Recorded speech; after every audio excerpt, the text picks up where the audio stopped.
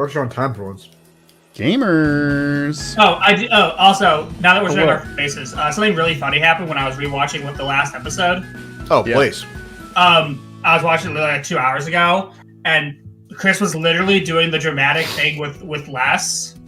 Yes. And I'm sitting there, I'm watching on my phone, and it literally goes, and Les opens her eyes. And try Taco Bell's 2 for $1 That's so good. It jumped to an ad, so it looked like Les's first words after not dying were advertising for Taco fucking Bell, so and I good. fucking lost it. Taco Bell Rules. DMs are open. The emails I was open. gonna say, You Taco Bell. literally could have not fucking timed it better with Les opens her eyes. And Taco Bell's new, and I just like fucking... The volcano quesarito is back. Dude, the volcano quesarito is pretty good. I'm not gonna lie. I'm like, Oh, oh, that's Les, a regular quesarito. Les, I didn't know you was a big Taco Bell fan. Chrono Wizard Les learned a new spell, Baja Blast. Hell yeah. That Will shit Ben is says like- let's that's score a a fucking brand legendary. deal. That's a legendary action. You can't cast counterspell on Baja Blast. No. It's impossible. We made it to this point. Let me I was gonna commit a Blaha Blastiker. refill my drink and use the bathroom. I'll be back in 2 minutes. Go piss, girl. Thank you. That guy loves peeing. Hey, did we all level up? Just making sure at the top of the episode. Yeah. Okay. Yeah. I did like half of it earlier this week, and then finally picked my spells like an hour ago. Ooh. Yeah, I realized that I did most of it last time, and I didn't remember that I did most of it. So I got back and was like, "Oh, I have to do like 2 things. Cool." I'm spoiled as a druid that I don't really need to pick my spells. Right, yeah. I mean, you have to pick I which can one take to them whenever I prepare. want. Yes. No, and honestly, that means I'm picking my spells more than y'all. But Yeah. but it also means You don't have the stress of like I have to choose the ones that I know. I just have to choose what I might use today. exactly. And then I can just if we're like doing a long rest or like between sessions that it feels like a long rest So- happens. What's the breakdown? There's 3 casters default classes that are locked into their spells, and 3 that can just kind of prepare as needed. Or 2 at 2. 3 Just and 2. cleric and druid. Yeah, just cleric and druid, I think. And so then it's And sorcerer, wizard.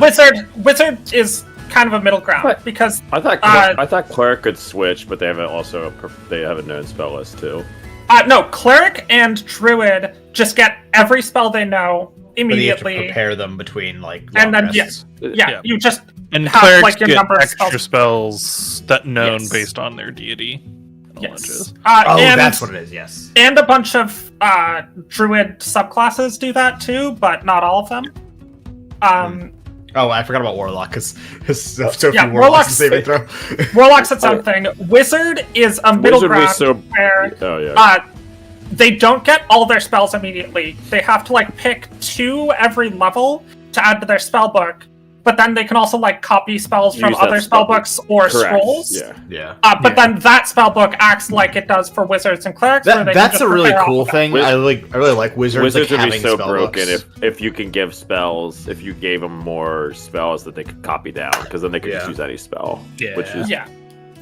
I think there's like But cool, if there's a wizards in the squad, the DM's like, no, I'll give you a scroll. Well, I think it's yeah. cool, Now and cool again. to do stuff with that, like the fact that they have a literal book of spells. But it's like that also like you got to dedicate a certain amount of like brain time to thinking about it. Just Yeah. And you also like you'll want a solid but not incredible like the DM or the adventure guide has to like dole out spells at a pace that is like reasonable but not you know. Overpowered.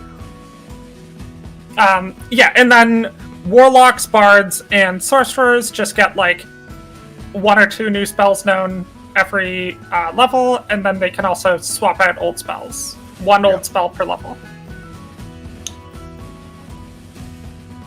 Which, frankly, like either every class should have that, or it should just be a thing of like figuring out with your DM. Yeah. Yeah. No, I was they just do. gonna say, Zach, that's They fucking do, cool except- shit. Thanks, man. No, Fucking sorcerers king can do that spell. too. King, yeah. It's just Zach, you can only I'm do not gonna 1 blow per you up, level but come instead on, of. No, Why? dude, come on, it's fine. Why is King not my bad, opinion. Chris? No, because I wore it when I had dinner with him yesterday. Oh, Yeah, no, you're not going No, outside. That's fine. fine. I mean, I did yesterday. Yeah, but you're not out. There you Like, go. But you're not today. wearing outside then inside is a lot different than wearing for a shirt all day inside then going out with it. Correct. Or That's if true. you're That's I outside- showered, Then went out with inside, Chris and okay? Vic. Today, That's I've been in all different. day. I'm wearing the same shirt. It's a great, and it's That's also fine. we had crazy we comfortable. had a variety of meat skewers. It was awesome. Shout out to Chubby Skewers. Got to get a Shout out to brand Chubby sponsorship. skewers. We're a member of the Chubby Club now. Yeah, I was part of the Chubby Club. I literally Fucking today app. opened my phone and I was like, "What the fuck is this app?" I don't remember down, and I was like, "Oh, it's the Chubby Club app." And their symbol is like this, like it looks like you're part of like a secret society. It is not the appropriate symbol for an app called the Chubby Club that gets you No, 25% it's like this off. nice At it. gold-leafed, like symmetrical logo. Yeah. Hey, folks. We're all here. We're ready to talk D&D. Folks, shall we? Let's. I'm ready. I think it's a fine idea. The year is 2026, and the only way to escape the waking horrors of the real world is to throw yourself into fantasy settings with whimsical characters and actually defeatable bad guys. Welcome back to Wow. Saving Throw, the award-winning podcast of Best Show at the 2020-26 Savies. I didn't rig shit. The people demand Saving Throw. That's actually true. Also, shout out to the 2,000 people that have watched the Savies. That's awesome. Hell yeah. Oh, I had a feeling people would like that, because like it's also like, as long as it's done for you, that kind of shit's awesome, like a Wrapped or equivalent. Yeah, it literally is just a rap that Chris also made a game show about. It's awesome. If you haven't watched Now we it, just need to go convince watch those it. 2,000 people who watch the Savies. We need to convince those 2,000 people who watch Saving Throw win the Savies to watch Saving Throw. Shout out to Chris. Chris's statistic he put up that was like, if 5% of our subscribers watch Saving Throw, we'd have like 7,000. No, that was Metal Bear. I mean, to be honest, it applies to both. Yeah. Well, Saving Throw was like a claimed 60% of people either have watched or will watch, and I'm like, oh, it's interesting. So 56,000 people watch Saving Throw. Oh, okay. Shout out to the 12 can't people that say- said they won't watch Saving Throw or The Endless Sea of a Curse. Fuck you, Chris. Fuck We them. hate your feelings. Gotcha. You can't say they like the Raft because they still like we have like best of series that are under 1,000 for sure. Oh, I know yeah. that for a fact. Well, that's what one of the awards was, best video under 1,000 views. Yeah. And guess what won? A best of Metal Bear. Yeah. It's rough. I watched that instead of the entire Metal Bear series. Hey, so- shout out to the best of That helped Deltarune me. chapters 3 and 4 coming soon. Wait, there is a best of that coming? Wow. Mhm. Carl made it. I just have to post it still. I'm Chris. I will be your dungeon master, and I will rig the awards next year if I fucking have to.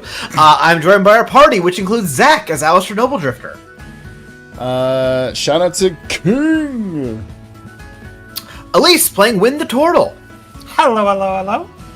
Prij as Ashbaugh Ramnorance, No. Shout out, Queen. David playing Jennifer Many Shields, and we have Jason playing Chiron Hemlock. Dude, I'm not gonna rig any election or anything, but shout out to the kings and queens out there. You're the real homies. Yo, hello, hello, hello. We jumped from rigging an award to rigging an election like that. Yeah, but it's a monarchy, so who cares about there's no elections. That's fair. I mean, same concept, really. Plus the downstream rigging and election rigging. There's an elected monarchy. You do know that, right?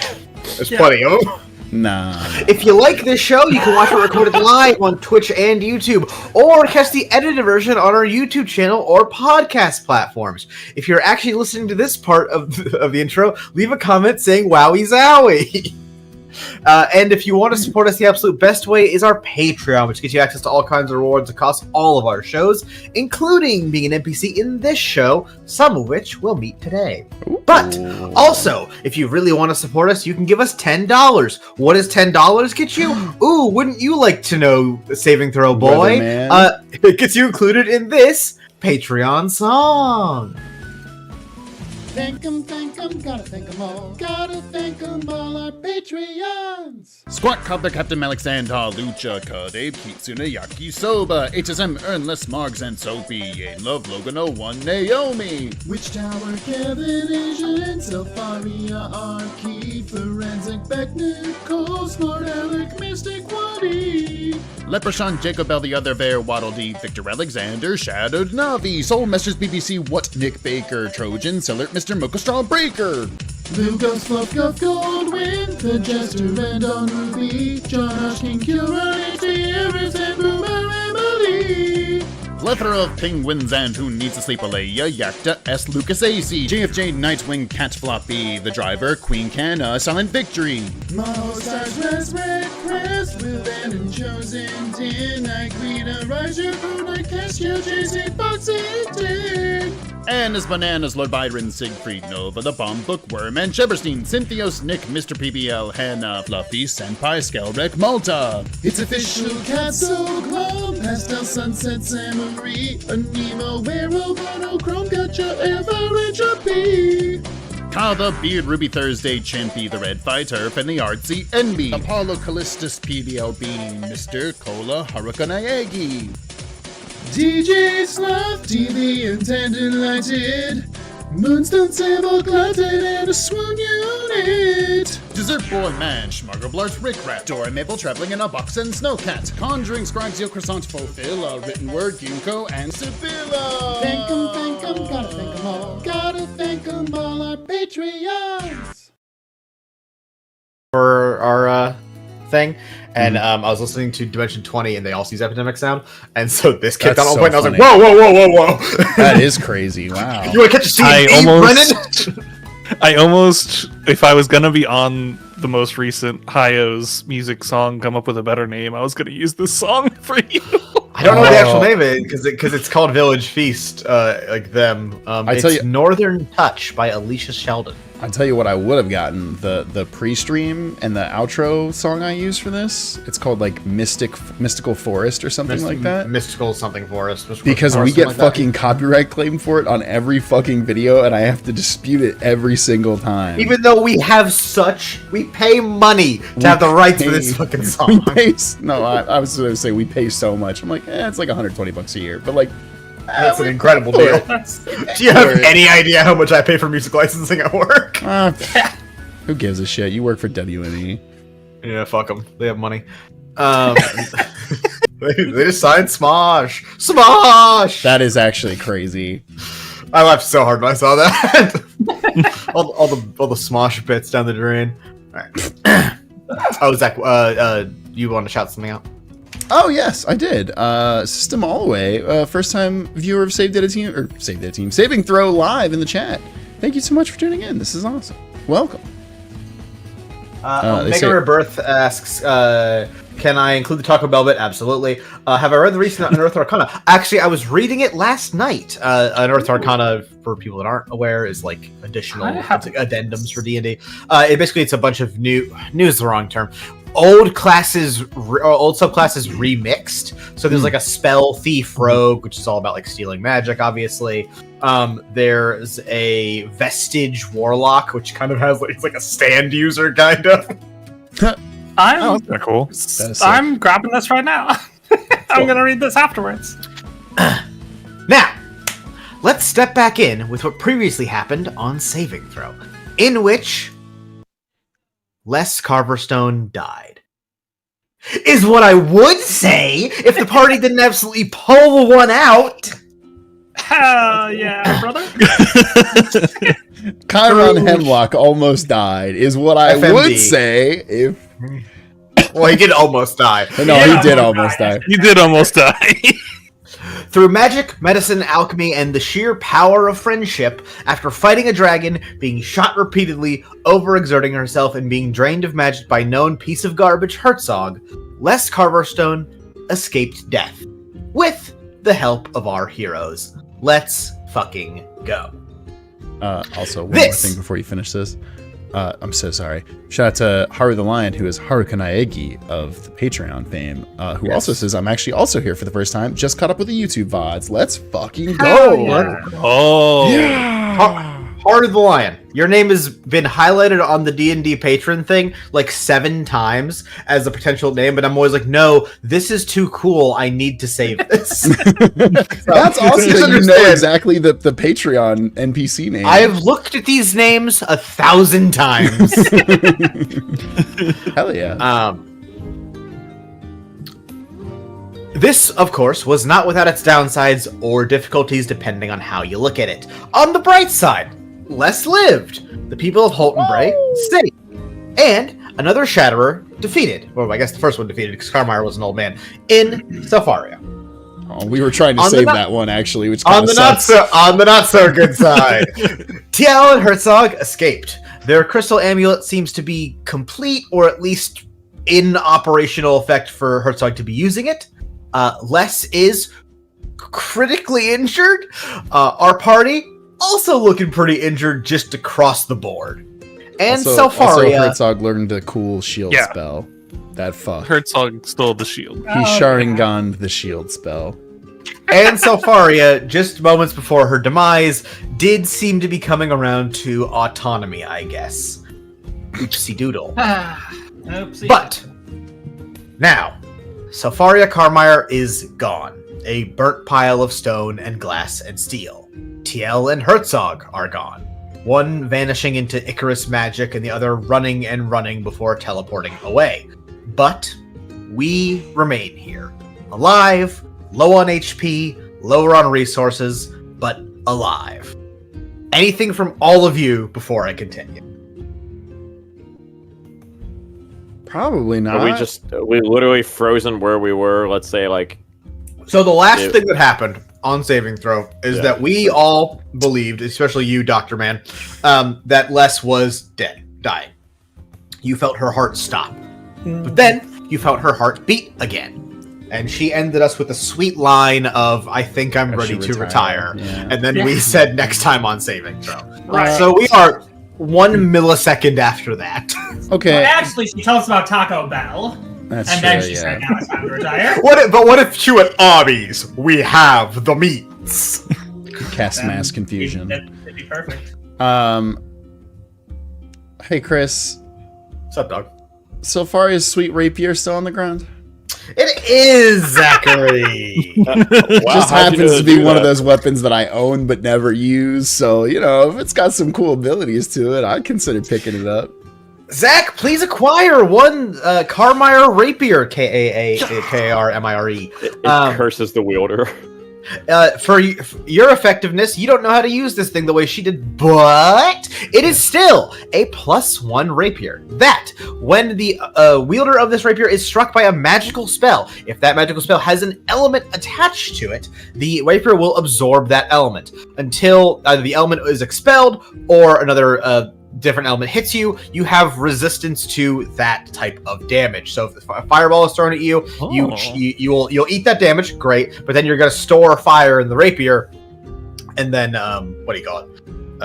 Yeah, I get. You want to? Can you drop that for me in the Slack? Just so I can. I copy it in can, my but I character sheet? gotta find it because I appear to have not like I like the outline thing in Google things, and I don't see it right now. That's cool. So that was off the top of my head. All right. That's hey, listen, that's a pretty sick item. So Yes, and then it expires after a long rest, though, whatever elements stored. Great.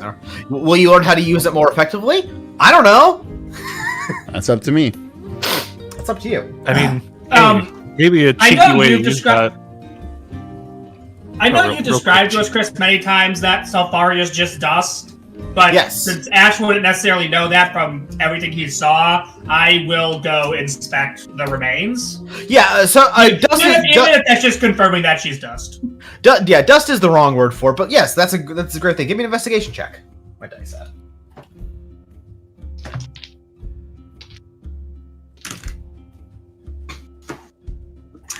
I'm too shooken up to be effective. That wasn't that one.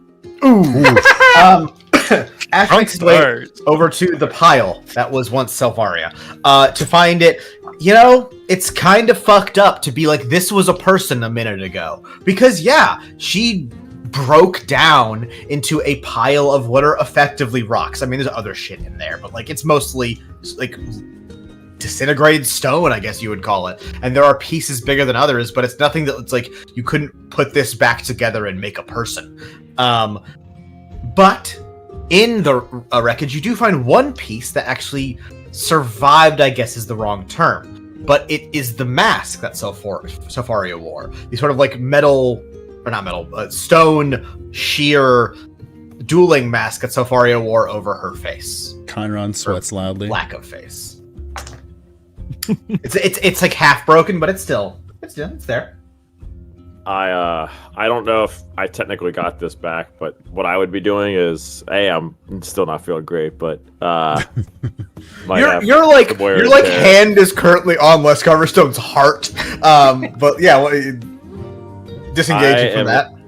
I'm gonna I don't think I ever clarified that I'm gonna do this, but I'm gonna take back the locket that I might have combined with her hand or something like that. Right, you wrapped her hand around your locket. Correct. So I'm gonna grab the locket, but in doing so, because I'm so fucking exhausted, if somebody wants to, I don't know if anybody else is around, you will catch a glimpse of what's on the locket maybe here. So that's the Chiron deep lore. Yeah. I mean, I was like there holding Les's hand, so yeah, as was Roa. Errol's also there. Chris, do you want to do this in your flavorful words, or do you want me to describe it? I don't know, up to you. Give me a perception check. Junver? Wynn's not here. Alistair, what are you doing? I think I was here by the time. Getting a sword. If I remember you were, correctly, but I you're did further cast away. a heal on her. Alistair and Junver, give me a... Alistair's picking up a sword. Boo. Oh, it's a good point. Listen, I'm fine to not be included in this. It's gonna be Junver, and then I'm also gonna have Errol and Roa roll, but that'll be a secret. They're not our party members. Exactly. I got a total of 19. Woo! Oh, Mr. Perception. Junver. As sort of, oh my god, Les lived. We all sort of like we all sort of go back to one, as it were, and sort of try to pull ourselves back from the emotional whiplash of we thought she was dead. And, people start to put their shit back, as it were, including Chiron, who takes that locket that he sort of entrusted to Les in her nearly dying moments and checks it himself before putting it back away. And then for the slightest of seconds, Junver, you sort of glance down, almost out of instinct, to see what the fuck is going on with that locket of his. And inside of it, you see it's a locket, so it's two sides. On one side is something written, but it's much too small for you to see at distance. And on the other side is a small, very small portrait of a woman. And the main thing you're able to discern with that 19, in a split second of looking, is that it is a young-ish, half-elven woman. And then as Karen, tucks the locket back in, your eyes sort of keep moving, and you catch the eyes of Errol Mar, who you were both looking the same thing down, and you go boop and look at each other. Oh yeah, gamers. Interesting. I love that it's canon that our characters are also just as equally interested in the Chiron deep lore as all of us. Well, because it's like, come on, you gotta know. And more on that in a mo. Anything else here as we hover around a downed Les? I guess that mask that is on Selfaria is is that just a piece of is that a mask, or can I Arcana check that, see if it means anything? Yeah. Give me an Arcana check. Okay, that's better. That is a 19. This is clearly a device, a designed magical crystal item. Clearly Carmire in nature, just by come on, fucking look at it. And also it was on Selfaria. It appears to be damaged substantially by the fighting that just happened and the fact that it was shot. But you suspect that with time and noodling, you might actually be able to repair this thing and figure out what the fuck it sort of added or did for her. Thank God he's Talking a to that clockwork sorcerer. Yeah. Pocketing that shit. Something survived. Time to tinker. Just need a tailor, soldier, and spy. Damn it, Prij! I was thinking about making that joke. Wow. Get Toby Jones in here. But all of that, I should say, was yesterday. Yesterday? Yes. Today. Damn it. Because with all of that fresh in our minds, we are all one by one waking up. And I've lured you into my sexy trap because it's time for the hit segment. I'm pretty sure we partied. In which case, I ask you probing questions about our party members to help build character beats, you absolute fools. This question comes from community member Waddles as, and it's perfectly appropriate because how does our party sleep? Are we restless sleepers, night owls, insomniacs? Do we sleep like a fucking rock? Do we have a feather that elevates over our mouths as we honk and shoo? Junver better. Alistair, go! I mean, half-elves have that weird thing where, like, they kind of don't sleep, they kind of just meditate. But I'd like to think... That's normal. Half-elves sleep normally. They just need less of it. Night elves... No, half-elves definitely sleep still. Okay, well, then I think... I mean, I was going to say, regardless, I do think Alistair does love to be horizontal, be cozy in the sheets. Just absolutely snuggling up. I guess technically if he doesn't have to sleep as much, he would do I think they can subsist off 6 hours as opposed to anything more. Okay, well then he probably does what I would do if so I'm a half elf? Nice. Facts. Yeah. I think that means all humans are half elves, because who the fuck's getting more than 6 hours of sleep nowadays? What fucking world are they living in, and can I join? I would use the extra hours to I don't know, tinker with guitar stuff or come up with new music. Write in my journal, because God knows I don't have the extra 2 hours in a day to have a journal. Throw it to somebody else. Elise. Yeah. Well, one of the fun things about being a turtle is that you've got a shell. Facts. And one of the few things one of the few times when uses her shell to go in is to sleep.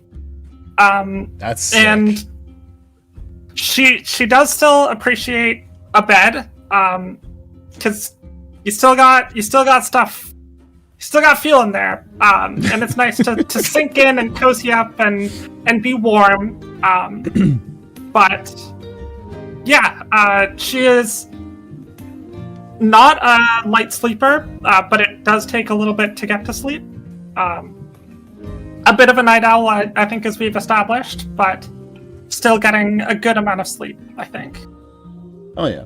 How about Jumper? You sleep in that armor? No. But he gets sleep on shields. I was gonna say, do I have an unsharpened buckler bed buddy? Who's to say? Not gonna put that out there in the world. But I think Junver is just overall a restless sleeper, and if he's in a bed that's along a wall, he'll definitely lay against the wall and try and get the cold feeling of the wood or stone or whatever to kind of bring him back to Grayton a little bit. Love that. He wants that ice, but That's the rest beautiful. of the world ain't that cold. That's beautiful, dude. I love that. Throw it to somebody else. Chiron, how about you?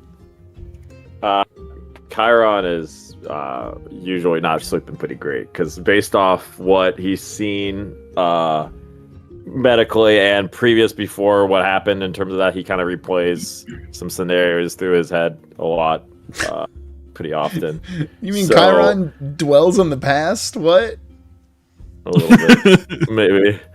But he replays some things that happen. So he that happens, and then I think the bandages, usually if he's in company when he sleeps, might stay on. But in terms of, which is also probably not great, he's like a heat pump basically. Then if it's hot or heated, I don't know. And then, but if he's alone, I would assume whatever Chiron is potentially shown. So with the bandages off and stuff, he does have to take them off and clean them every once in a while. So he finds anywhere he can sleep though. He can sleep anywhere because based off on being on the streets, you can just sleep on a bag of like rice or something like that as a pillow. You know, anything you could find, just that makes a bed. Pretty mobile with it, so. And Ash. So pre-clockwork, I would say Ash probably had a pretty normal sleeping schedule. Like probably stayed up a little late than would be healthy, but probably slept pretty normally and slept enough hours. Post-clockwork, and especially recently, his a bit like what Kyra was saying, his mind's much more jumbled. It is much harder to get a good night's sleep. It's much harder to fall asleep. He's staying up later, not sleeping well through the nights, but still forcing himself to get up at a normal time. So it's now probably less than 6 hours of very, very rough sleep at this point. And if he wakes up with something on his mind, he's getting out of bed and working on it for several hours. He's not just rolling over. He's going to be sleep for 2 hours, up for 2 hours, sleep for 2 hours, then maybe get up after that. All right. Well, then, however each of us does, we all find ourselves waking up, I should say, in comfortable beds in small but cozy rooms. Excuse me. Even those of us that normally would consider ourselves not the best of sleepers, just either through the fact that these are some cozy ass beds, or the absolute physical exertion of just, fighting with the strongest person we've met for an hour will do to you. We all find ourselves waking up. Golden flecks of light slipping through windows, and outside those windows, grapes. As far as the eye can see, grapes. Oh, that's good. That's good. As we all awake in the vineyard of the Carverstone family. The shitty vineyard. Yep. The shitty vineyard. The vines. The vineyard might be nice, just the wine is is bad. Yeah, the vineyard sounds like a really pleasant place. They just produce shit wine. That's fair. Basement toilet wine. Toilet wine at grand scale. From the the Carverstone vineyard is wine, not the best pretty fucking massive. The kind of old proper chalet built with plenty of time, love, and the type of money and acclaim one gets for saving the world. And this morning, which would normally be a quiet morning in a quiet town, sounds fill the once calm halls of the Carverstone vineyard. Outside of the rooms you were all set up to rest in, to heal, to decompress, and I'll note that you were all given separate rooms, people bustle around. Dwarves in particular, as the Carverstone family sees to a variety of tasks. Some home tasks, as you smell food coming up from the kitchen, and hear tables being set. Others, the tasks of the vineyard. Pails of water being brought out from the main house, wheelbarrows being filled with actual barrels. And lastly, a few members of the Carverstone family tend to the crowd. The crowd! Yes! As news of the clash between TL and Les atop the Holton Bray fortress spread like fucking wildfire through the town. And even as they pick up the pieces from the attack from Spawn yesterday, the people of Holton Bray still find time to come up to the vineyard. Some bringing gifts, flowers, food, some just coming to see if Les is in fact alive, or how bad it truly was. Kids run around the house and try to peek through windows. Roa Bell is outside attempting to distract them by playing a game of chase around the chalet. But for the most part, people wait outside in a long line, being seen by some of Les's many children, who try their best to calm the line of well-wishers and curious types, a line that, as mentioned, has grown long, even in the very early morning light that still burns a decent amount of red and blue. Just to be clear, so what? Les has like a shit ton of kids? Yes! More on that in a moment. Okay. Because moments before all of this, while everyone else was waking up, Junver. Ooh. Junver, you walk about the grounds of the Carverstone vineyard. You're actually on your way back to the main house. Because while you, like everyone, slept, you also woke up in the middle of the night. And worked on something where no one else would see you. Junver, what are you holding all furled up in your hands? It's a very large piece of parchment paper. Just in a roll. Some might call it a scroll. A scroll. And with that scroll, you're heading back to the Carverstone house, perhaps to rest, perhaps check in on everyone else as the sun has begun to rise over Holton Bray Valley, and well-wishers slowly awake, gathering in and around the Carverstone vineyard. However, as you move across the gardens and grapevines, a familiar sound strikes your ear. The familiar ring of hammer striking metal.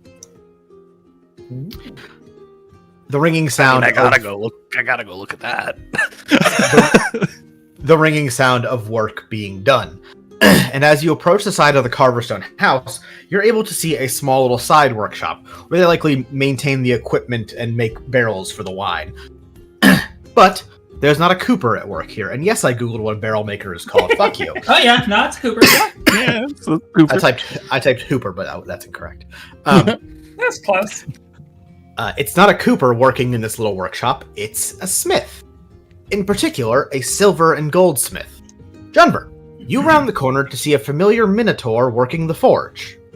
Langrim Greenale, the very same craftsman who you spent some time with in Rontmar, who you were decently sure was based in Rontmar. He is here, working on something. With thin strips of metal, he is tempering and bending into large circles. Junver. He calls without looking up from his work. You're up early. You're not in Rontmar. Junver, bored conversationalist. Wang response. I was just in town, visiting an old friend. It's what you do at our age. How? Rude to ask that question. Never mind. You get the answer to your question is you get the impression old.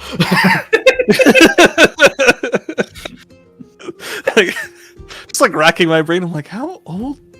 How long do minotaurs live? Well, I don't know like actual D&D rules, but I think they're like they're one of those like they can live like 300, 500 year type races. All right. Yeah. Less is, to your knowledge, at least 300, probably older.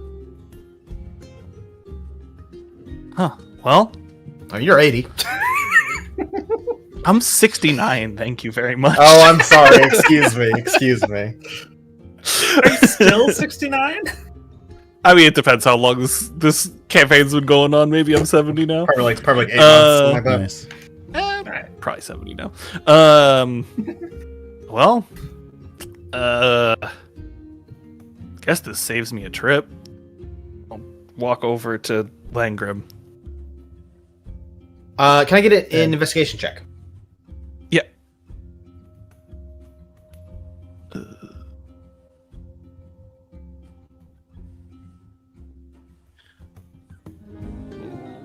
don't think my investigation's good. Nope, it's bad. 12.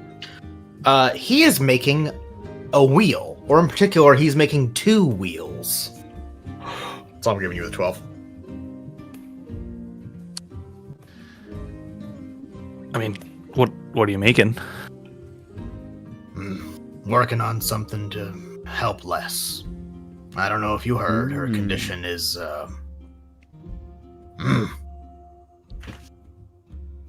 Long pause there as he sort of like takes a second and like looks like not steps back, but like looks back from what he's working on.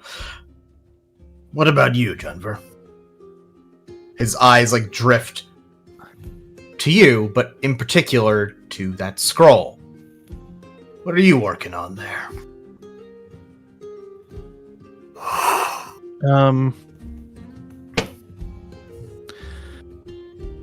Something I need your help with, but before we get to that, I'd rather help you with what you're doing first. He grunts again and looks over like the wheels. Well, All right. Grab a chisel and a hammer. Oh, and a lathe. Oh, and bring that adze over here. And and then very quickly you list is are long. being put to work. And you and Langram start assembling wheels. 2 of them, as I mentioned, with long metal spokes. And as he is sort of like tempering the metal to sort of bend it around into that round shape, he's like actively like heating it with magic and like, keeping it nice and malleable. And then, Junver, Langram says something unprompted to you. We don't make runes anymore. We don't write them from bare cloth. Not anymore, at least. It can be dangerous. And then he looks at you. You know that.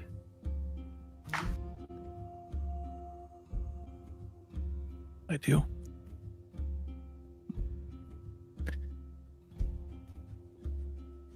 Langram's... Yeah, I was waiting to see if you were saying something or not. Same words. Sometimes the danger's worthwhile. Langram sets his small hammer down, and you once again wonder how those big-ass Minotaur hands can use a tool so delicate and fine. He strokes a bearded chin. It's not always about what you can do or what you should do. Sometimes it's about what you choose not to do, even if you have the strength.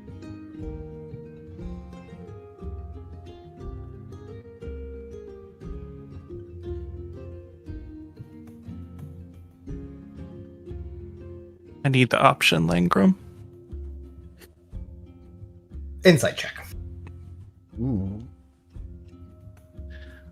What do I have on that?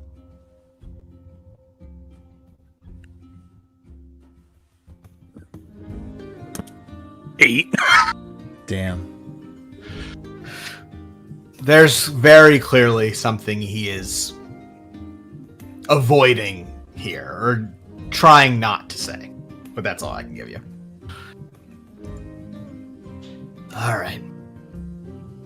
Let me see what you got. Jennifer, what's on that scroll? It's a rune. Yes, Really, it is. really big rune. It's not a recipe for enchiladas. How big is it? Pretty big. It's real big. It's essentially a big rune, and unlike a lot of the other runes, it's more of an art piece. It's not writing. It's kind of 2 runes fused together. Mm-hmm. One looks, there's not an exact translation for either of the words, but like one is protection, one is safety, and they're kind of just weaved together in ways that look more like calligraphy or like the runic interpretation of oh god, what was it? The like fancy text on the books that was in like Pentiment. There is a Illuminated text. Yes. Kind of like trying to get to that artistic level, but with like, giant runes. Yes. Right. Ooh. And on that, as you've presented it, Langram looks at it for a while, eyes sort of like scanning it over and over again. It's a singular rune, like it's not like it's that much. Like it's not an essay. It's theoretically one character. A rune would be a singular character in a magical incantation. But then he finally just says, "Won't work." And he hands the scroll back to you.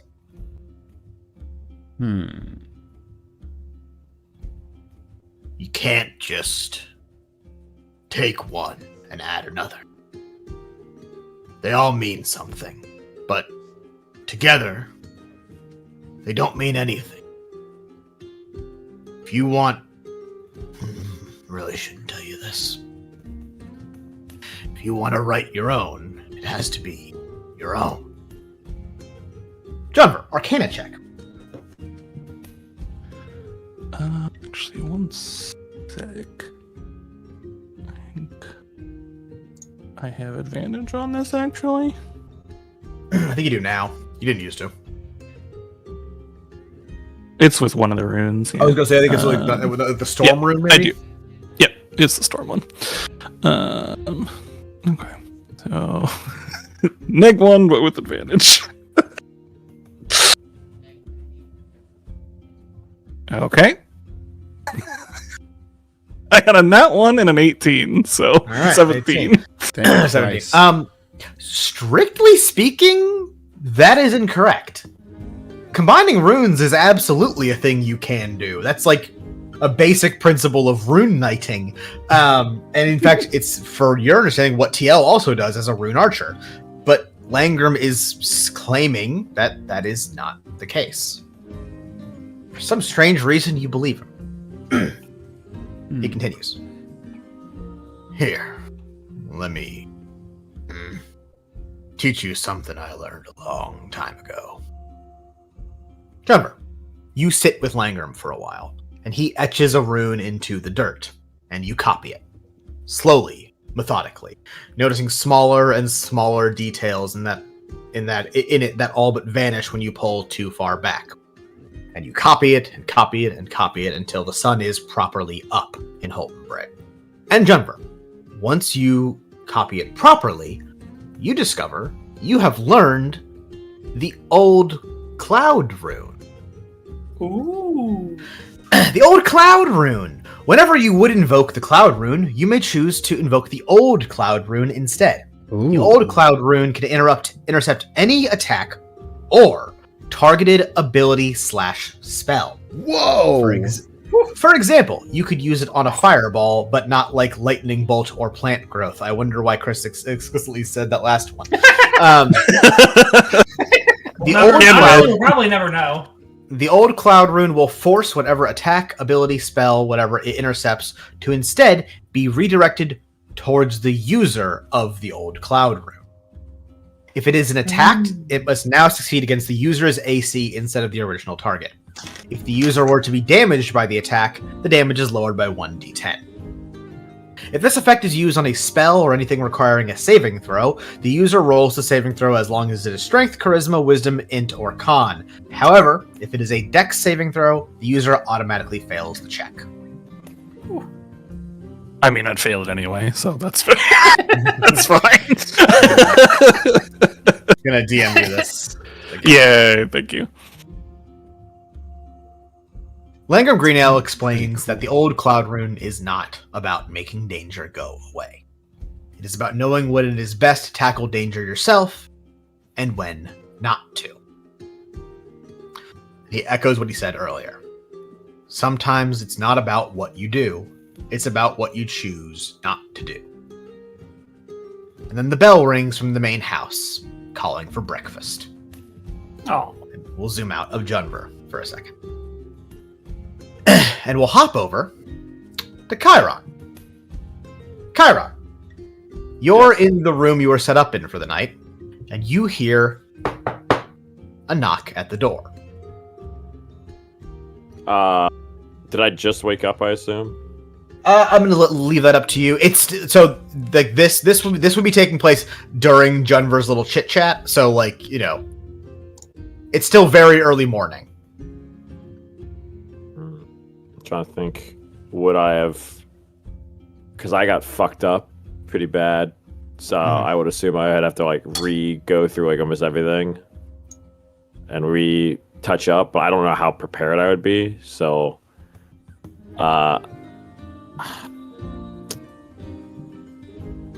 who is it? Errol. As it apparently is Errol Mar outside of your door. Errol, can you give me maybe, I don't know, 5-10 minutes? Yeah. Sure, I guess. And you hear the creaking of wood as he is apparently leaning on the outside like wall of your room. Okay, relax. He is relaxing. Yeah. He's leaning. Yeah, well, I thought he was like leaning in. Yes, as he's got his like, yeah. Doesn't leave. That's worth note. Yeah. Okay, Chiron has got to get ready to go. So, all of his old bandages are pretty fucking shot. They've been torn to shreds. They were diseased. Even though he's feeling confident that. Even though they're feeling confident. Yeah, even though they're feeling confident. Like Chiron, like I don't know if there's a fucking fireplace in my room. That would be kind of funny if there were. It'd be fitting. I'm burning all this shit. I'll say yes. They gave you last night. You requested one with a fireplace, and they were like, "Yeah, we got that." Yeah. This stuff needs to be fucking cleansed. I'm burning this shit. I still feel confident. Even though Chiron is burning this, and he isn't feeling like he obviously went through pretty gruesome stuff to his standards, at least the last time. Surprisingly, feeling more hardy with like when he has the bandages off. I would say he's feeling a little bit more resilient because it's probably the first time he feels good without him on. Like physically, he's like, this is like strange. He feels like, oh wow, like it kind of like empowering without them on. Because normally he feels different. I would say he feels obviously like more exposed and just like he just feels different with them out. Like he feels unusual. This is like the first time he like feels confident or like at least not as exposed without him on. Semi-comfortable. So that's something unique. Yeah. Still like obviously would prefer to have something covering him up. So that's why he is going to end up maybe not his actual like wear. He might only do like his arms, like put the cloak on instead of like his full body, just so his outer shell, if you will, is covered up a little bit. Chiron's carapace. Not the Chiron carapace is covered up. So just the outer areas, and then just any. I'll probably go with exoskeleton. We'll go with just like the happy, arms and like sad the face mask. and, like... Yeah. Arms. Okay. And then so it won't take too long. Then I answer the door for right now, so that shouldn't take long. Yeah, I'll honor the 5 minutes. So the door opens, and yeah, it's Mar. Notably weird looking without his hat on. Just looks wrong. That curly black hair, not compressed down to the usual hat hair look. Okay. Boss lady's here. She's asking for us. He says simply, but then lingers there for a second. Chiron, you notice Errol looking at you. Perhaps it has something to do with your different sort of wrapping, as we just mentioned, and perhaps just a bit closer of a look than you've noticed before. And he says, "Hey, Doc, can I ask you something?"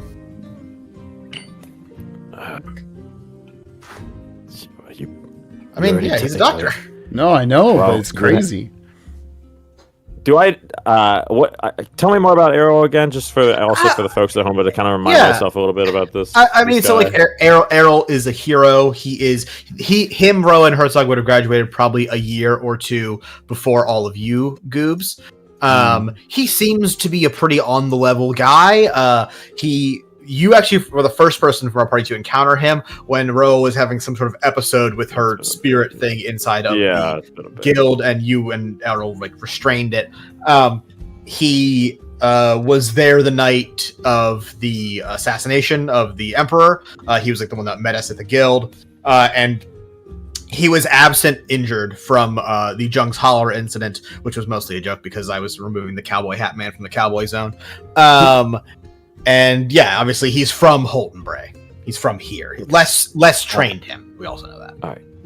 If you're asking about the blemish that's under the right side eyelid, I don't have any medical advice for you right now, Aramar. But if you would insist on anything else, what is it? He pauses again as if he seems to be unsure if he wants to ask this question. Where'd you get that mask? The one you always wear, the red and white one. Referring to the one in your character art, obviously. Yeah, it's because I'm wearing something else. It's if you insist. There was one poor younger boy. I don't know how young he was. He was dying, and I tried everything I could to save him. And it was some kind of disease, illness. I don't know what it was. Maybe just some kind of fate tearing him down until he just got pulled to the grave. I don't know what it was. I tried everything I could to save him. And he couldn't afford to pay me at all, but that's just how it was on the streets. And he just gave me whatever he had on him. And at the time, it was his mask that he just had. And unfortunately, like I said, he didn't make it. But yeah, most of my patients, they always stick with me whenever I don't make it. I try my best. And sometimes trying your best is not good enough. And I found that out the hard way. So yes, that is where I've got it. I didn't know his name. You never really find out too much about him besides just what's dealing or causing them pain and strife. But unfortunately, this is all I have. So yes, it is not technically mine, but yeah, I would like to think it's part of who I am. Huh. I heard about them, masks like that. And I heard about like doctors wearing them. I always thought it was something with keeping disease out, right, or something like that. But they do help. It's both. It luckily has an application outside of just a sentimental piece, if you will. Errol looks at you. His eyes are fixed on yours, so they rest behind the mask and the bandages. Does it make it easier, Doc? Is it just that it's easier that way when someone dies, when you let them down, when you can't help anymore, that they don't see you're afraid too? Insight check. Yeah. Oh. Oh, yeah. Always worried about those first rolls. Yes, wait. 26. Jeez. What the fuck? There's definitely a reason Errol is coming to you for this question. Like, and the other thing is, like, you're not sure of what that is. But the thing you are sure of is these are not questions about Chiron. This is his weird way of trying to confide in someone.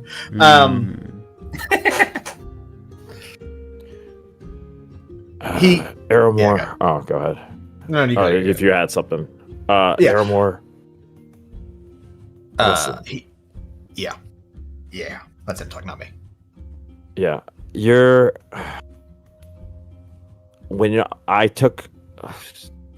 I know your blood type is AB, okay? We have AB in this universe? Okay. But if you have anything that is hurting you or anybody else, I will be happy to assist you in any way. And you can come up straight up and just ask me if it's something specific you would like ask. But the mask and hiding it makes it easier, yes, because now they can focus on getting better instead of figuring out who I am. They just focus on me being a helpful provider. So I always want to just be that beacon for somebody else, because that's what I owe pretty much the rest of my life for. Errol nods, but you can tell that he's lingering on a particular thing you said, which is that line about anyone can come to you.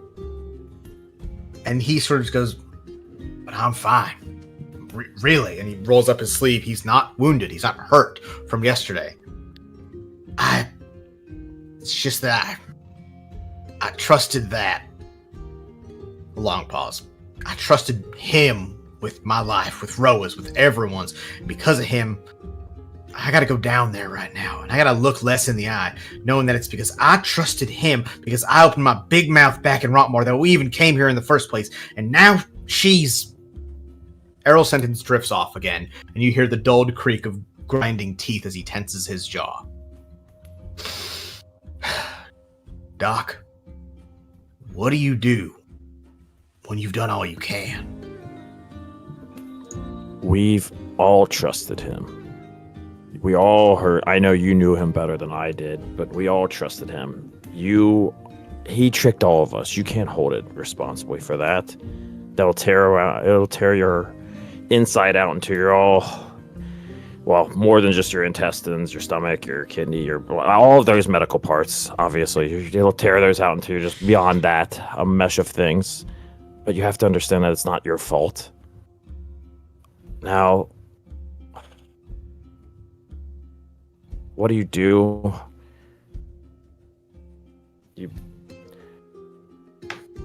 I don't know.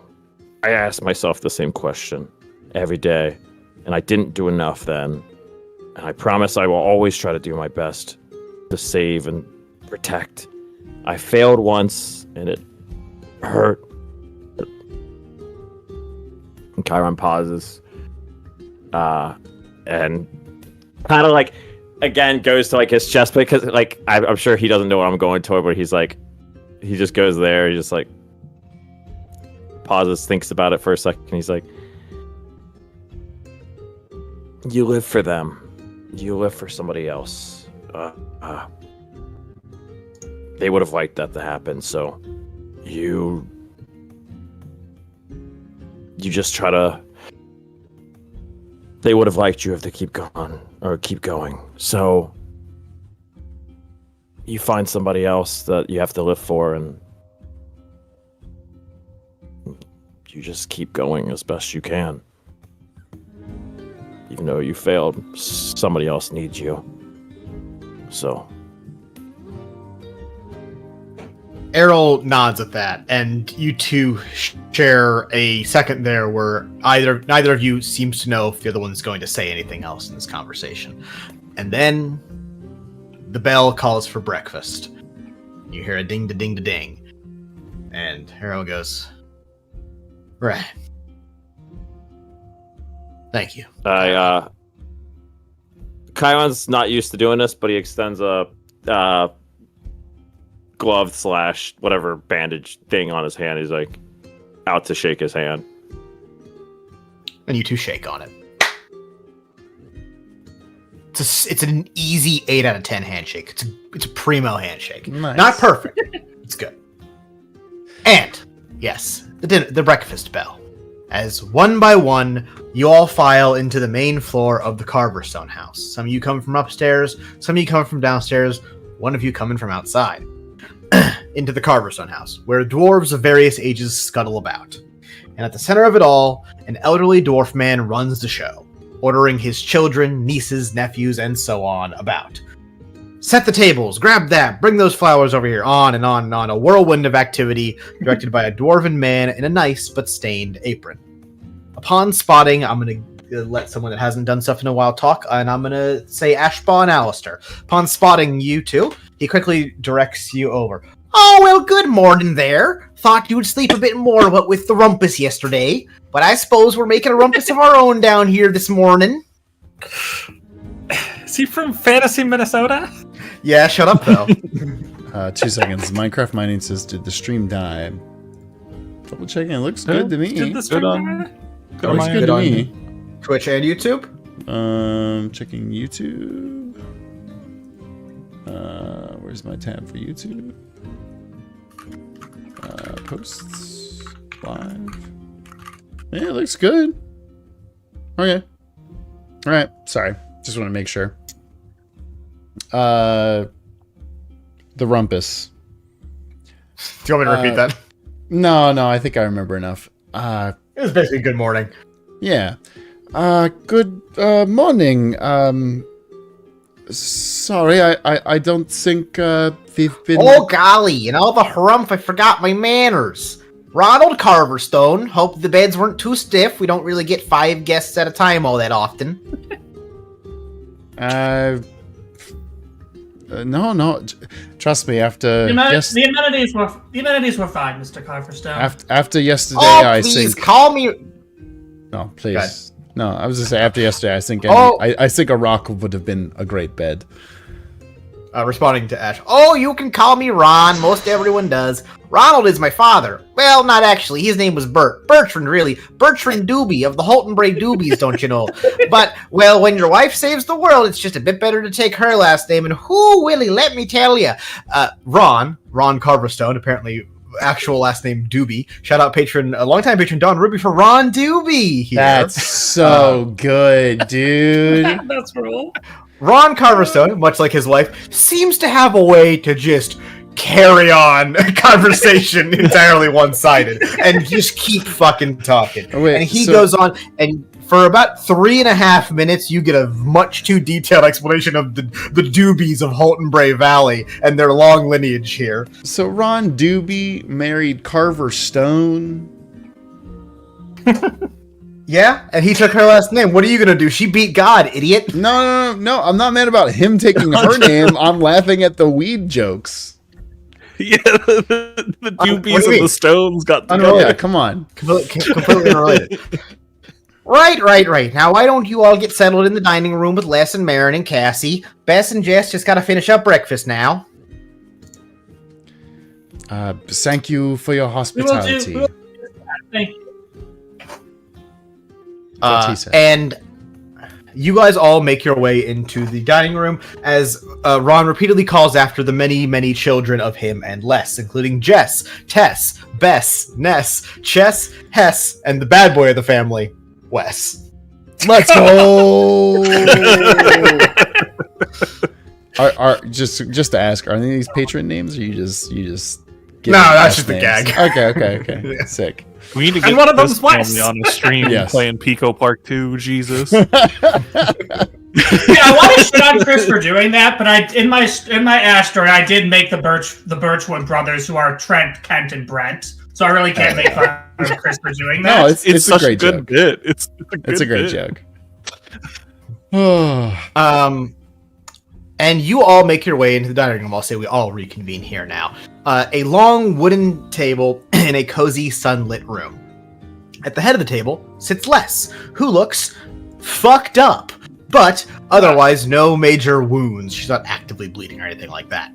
Also, Alive. at the table are the familiar faces of Marin, Darmay, Vessler, and Kassira, as all four of the guild heads have assembled here in the Carverstone family dining room. I mean, if they're here, I would probably say, hey, so I'm assuming you're here because the spawn issue was taken care of in the whole rest of the empire? Like, that's good. Marin shoots you the dirtiest fucking look imaginable as she is sitting next to her almost dead friend. And Vessler intercedes. Yes, it seems that as we stand currently, everything has returned to status quo, which we can all agree. Weird how quickly that resolved itself, right? Insight check, Alistair. Fuck. Fuck. It's been a very long time, but that's a nat 1 for me. Whew. Oh, hey, Vessler's here. Yeah. Damn, man. I mean, if there's a roll to have a nat 1 on, I guess I'm happy it's that, but fuck. That's fair. It's Go ahead, what? it's almost like the spawn were being controlled by someone. I say, not giving anything away. I was like, do we know enough to be like, hey, yeah, that is weird, Win? Like, I forget what you did and didn't tell us from Win's big day I don't out. think we learned that much. Yeah. If we don't know, then obviously I can't ask a question. Wynn gave us the high. I just re-listened to this today. Wynn gave us like the high level what happened with her brother, but did not tell us about any of the RLA Marin stuff. Was what we were told. So I think I'm assuming that y'all means we heard do about the know- singing part, but not the rest of that. Yes, but I don't think anyone else knows about the singing part who Okay. wasn't there. Okay. So then we wouldn't know that your brother has the ability to command spawn. Unless Marin Yes. told somebody else. And Marin would know, but Marin ain't Vessler told would- nobody. Marin ain't a fucking Yes. snitch. Yeah. Great. So Vessler would not know. Marin was too busy not going to therapy, so I don't Vessler think... has been kept in the dark on a lot of things. Well, Good. Yeah. On that last note about it's like something was commanding them all or something like that. Darmay speaks, or much like Vessler and Marin were thinking on last time, something along the lines of something shook them all at once, and they just attacked the nearest thing. That's one of the most intermediate that was Marin's going theory at the end of the last episode. sure, Yeah. I think even if that was the case, like... I mean, hey, that's something we should still... Sorry, it's breakfast. I don't mean to get into the whole, battle strategy here. Good At morning. that, thank you for saying that. Les says exactly. God damn it! It's breakfast and I'm tired. Everyone, sit down. My house. And breakfast is brought out. I nearly Good. died yesterday. I don't need to feel like I'm gonna die today. Same. Please. I did too. Stop. Get in line, Sonny. Sit down and have some damn eggs. And breakfast is brought out. Wave after wave of breakfast. Eggs, bacon, sausage, hash browns, rolls, toast, Let's pork belly, fucking risotto, go. steamed Dungeness Risotto? crab. as you learned, oh man, these dwarves know how to fucking eat, baby. And of course, They even know for how to breakfast, make everything except wine. and of course, even for breakfast, copious amounts and cups of Carverstone wine are served. Great. Junver is housing breakfast, by the way. And like, look, In like, a way look, you've never take seen him eat before. You take a sip. It's Like a not shonen good anime wine. protagonist. It's clearly bad, cheap wine. absolutely. But when you can have a gallon of it, you're not going to complain. I mean... Yeah, no, that's very true. Especially after everything we've Now. been through. This is the part where I ask you all, as everyone houses their fucking breakfast, what do we tell everyone assembled here, or more accurately, is there anything we don't shit. want to tell or talk about? That's right. Shit. I do have to darken the mood. Uh-oh. Turning to Marin. Actually, wait. Yeah. Sorry, the Um, music shift that you did, Chris, was perfect. Very good. Thanks, Doc. Not to darken the mood, but did Herzog have a house or living area at the guild? Vessler is, during this whole conversation, taking notes out. Writing stuff down. Quickly, and like repeatedly shaking his head as he's looking through several pieces of parchment. He'll answer that question. This music's like not going exactly where I want it to go volume-wise. Okay. Well, unfortunately, no, we discovered this morning, we knew this, but we pieced it together this morning that while he did not maintain a quarters inside the guild, he had an apartment in Rontmar, and by the time we got there this morning, it was, well, I would say abandoned, but that's actually not the correct term. Someone had already been in there and turned it over. Damn it. So, most heroes live inside the guild barracks because it's just it's free housing, baby, and they feed you. However, you don't have to. If you want to get an apartment in the city, you're more than welcome to. Herzog, for some reason, which I guess would probably seem weird because he's the mute guy. Prior to this, everything he does seems kind of weird. Chose to have his own private place. And this morning, I guess, as soon as we found out Herzog bad guy, Vessler sent a bunch of people over to go turn the fucking place over, to find out that it was already turned the fuck over. Yeah. Well, all right. Well, fine. We'll talk more about that later. We'll talk more about what to do with that later. Then, As we're going, I'd happily eat some eggs. You unhappily eat eggs. Look, also true. it's a dire time. You have a frown on your face when you eat the eggs. That if anything, that just says how dark it is right now that we're sadly eating eggs. Win, go ahead. I mean, yeah, like Ashball's eating a distant cousin potentially. Like, who knows? That's Jesus. fucked. God. Not all birds. When were you saying something? I don't know if you all heard this, but referring to like the new people here, but he was speaking in song. He was a warlock, which we've had some suspicions, but no evidence of a connection between the cult and the Shatterers. And I think this is... Win did not communicate this to anyone last time. Win, did you tell them this after the fight, or is this the first time the whole table is hearing about it? Well, I think everyone else at least heard or didn't hear, but saw him speaking. Oh, also, you guys all would have seen Eldritch Blast, which you would recognize as a warlock spell. We saw the Eldritch Blast, if nothing else. And Leo cast that in Junk's Holler, so you would have you know what that is. Okay, so I don't think me saying this reveals that like I know song. I just saw him saying something, and maybe I didn't hear it. You know? Okay. Or Marin I can hear it. You know? Aghast at this information, and is just like fully stops like mid bite, and is just like, what? He was a warlock, and he was using the song the whole time, and I never heard it. Well, we didn't know either, considering how much we've spent with him before. He was not, as far as we know, doing so before, or at least he was concealing it very well.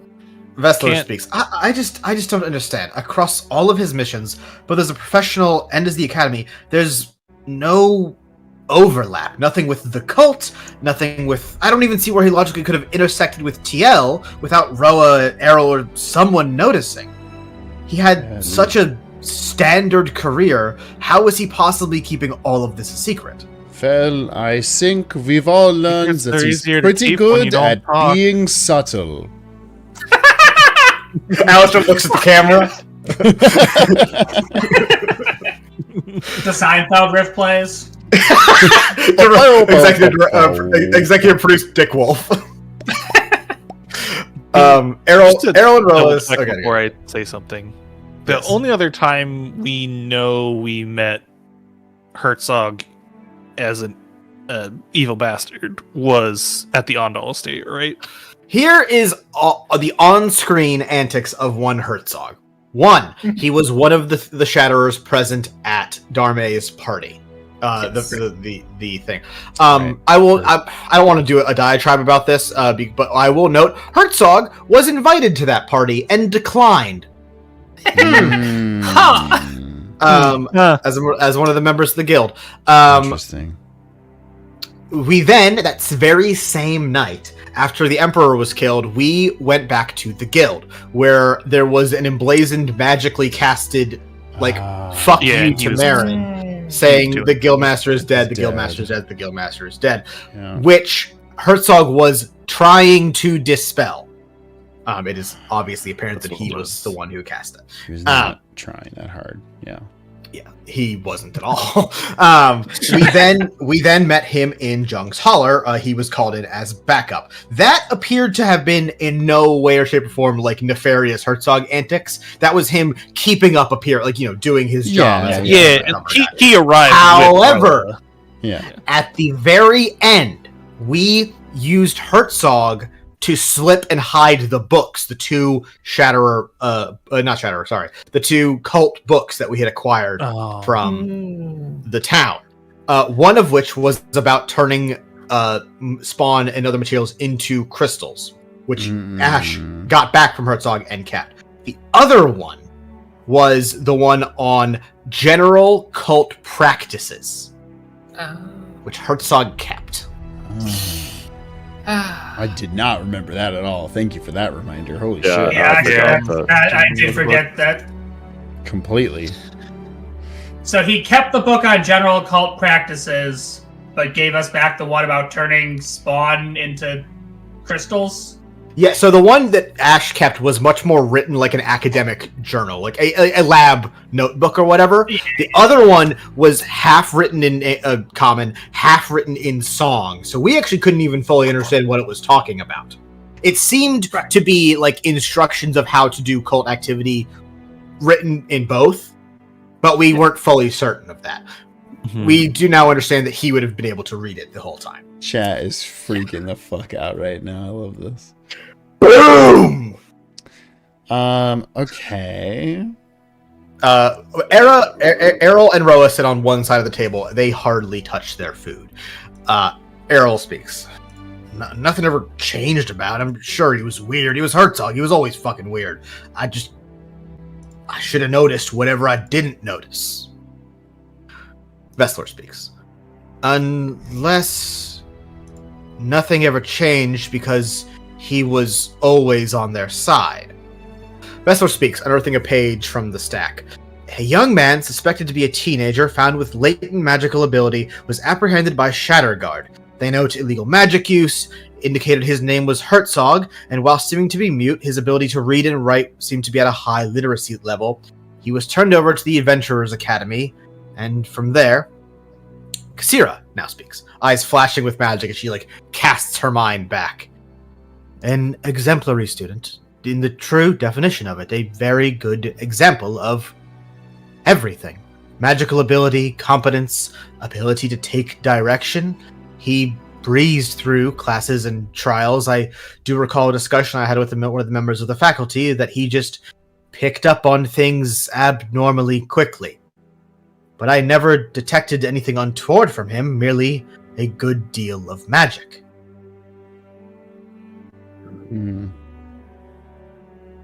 Indeed. Well, I think it's safe to say he fooled a lot of us. If only I would have analyzed all of his pieces individually. And just shakes, I don't know if Alistair's sitting next to Chiron, but I want to pat his shoulder. Ash, you were saying? I guess. Errol Roa, did he? I apologize for having to start a questioning session here at breakfast. We can obviously wait to do something more thorough, but just were there places you knew he frequented? Anyone else in the guild he spent a lot of time with? Didn't Rowan know something about it? It seems like, again, we don't want to assume, but it's worth operating under the assumption he's been a double agent from the start. So yes, we need to dig as much as we can to try and see if he was sloppy in any capacity about leaving us a clue. Roa speaks. Well, I mean, no. If anything, Herzog liked his alone time. Like, after a mission or whatever, he'd usually... Oh, god damn it, he was going off and doing evil shit, wasn't he? He would, go off and, take a few days off to himself. He, would joke about going to the beach sometimes. That's a joke. Take me to the beach. But no, Roa could. You also know the ancient chants. Roa and Errol both have the ability to communicate with Herzog telepathically. Okay. Yes, I do. Yeah. But right. As I will say, and this is something that is actually important, so I'm just going to flat out tell you, what we learned last time is that his telepathic communication is not cult shit, because Wynn could not overhear it. Yes. Right. Yeah. That's a separate thing. Yep. Darmay will speak. Here's what I believe we have here. Just based on... Who'd you say speaking? Darmay. Based on everything we know, it sounds like he's not any of these things. He's not a warlock, and he's not a wizard, and he's not a sorcerer. I believe Herzog might just be able to do any kind of magic. Which, and she looks to Kasira on this, which would make him at least at the level of an echelon of magic, if not your level, Lady Kasira. I mean, we haven't mentioned the whole shield thing, the giant shield magic yet, right? I thought we would have. If we have, Yeah, there's let's no mention reason to that. keep that hidden. Yeah. Well, I think we were getting to that, but it wasn't the first thing we got. I'll loop back to that. Vessler is once again still taking notes on all this. Okay, so in addition to that, we suspect that he has access to a wide variety of spells copied from all of the things he's seen as a hero, in addition to his ability to now cast Dame Protector Carverstone's Bulwark spell. Albeit a substantially worse version of it, if it seems. He's trying to lay that on like it's a plus. He's like, come on, look at the bright side, guys! It's a shit version. Vessler will now ask, and what was this about this amulet necklace business? Oh, I mean, what we saw, it absorbed magic. Mhm. Like the main reason they even showed up there was to kill that giant spawn and absorb its magic Yes. into the And crystal. it seemed that killing the spawn was like a big get for the crystal because it was huge. At big. that point, they were cool to pass it from Salfaria, who was handling it, to Herzog, but it was still absorbing magic because when Les was near death, it was sucking. Still magic took out. some of the magic. Yeah.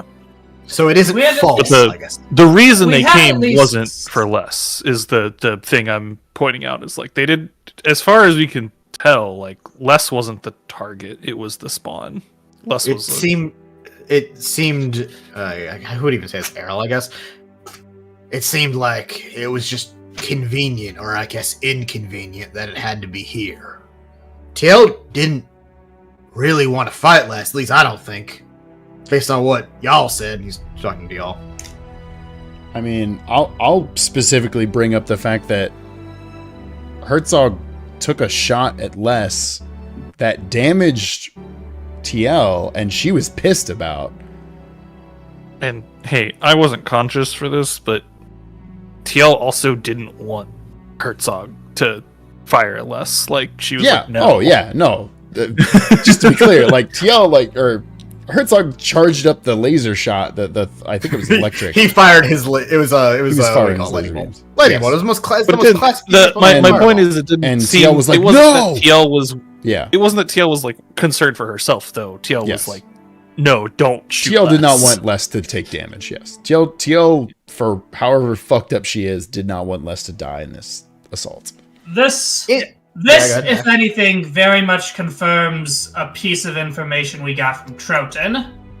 If you recall, Troton declared that there were only, I believe, 2 true Shatterers. This continues to lay potentially an avenue for us, and something that Miss Jadestone also proved. They do not all have the same goal, and at times are all very likely and willing to backstab and injure one another. Fessler Very notes interesting. on that. And I wonder just how many of them believe they're the number 2 in that 2.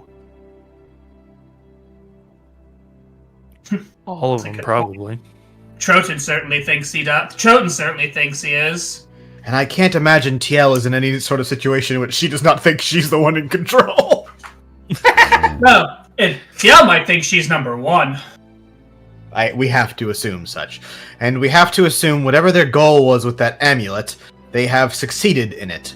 Especially with your note of Herzog's ability to duplicate magic, and that he, I guess seemingly, tried to abandon TL there by teleporting away without her.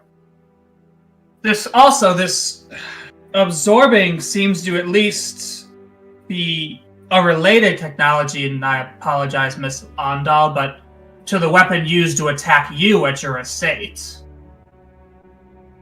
And worth Maybe note, not- it maybe is not the the- exact same necklace. Okay. Okay. Fuck.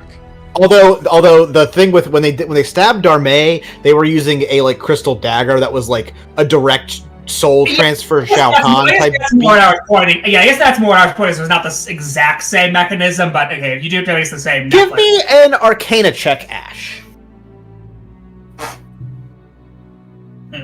Good roll. That's 25.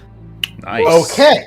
Upon like sort of as you're talking it out and as you're thinking it out, you make the connection to it as almost like stabbing Darmay was like using a fire starter, like using like a match to start a fire. But once it was going, now that crystal is like doing this either on its own or at the behest of whoever is controlling it, but it doesn't need that direct of a connection anymore. It seems to have like it's just that much more juice. Right. Okay.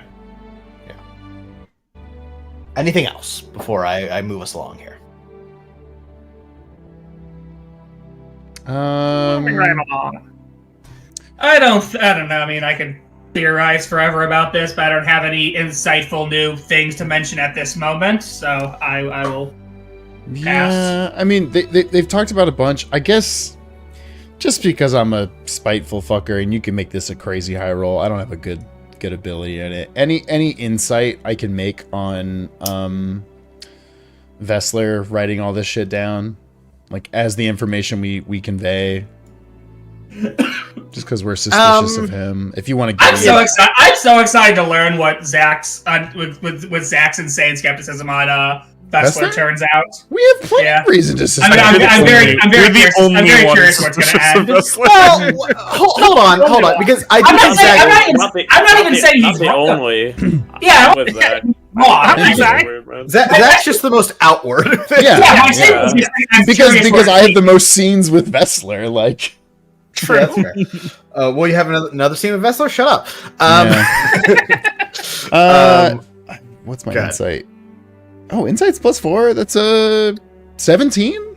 It's okay. It's good, but like I mean, like, you know, he doesn't seem to pause at any moments that seem sus or anything like that. Like, you know, other than knows, like if he's a liar, he knows the fucking line he's got to toe right now. This piece of shit.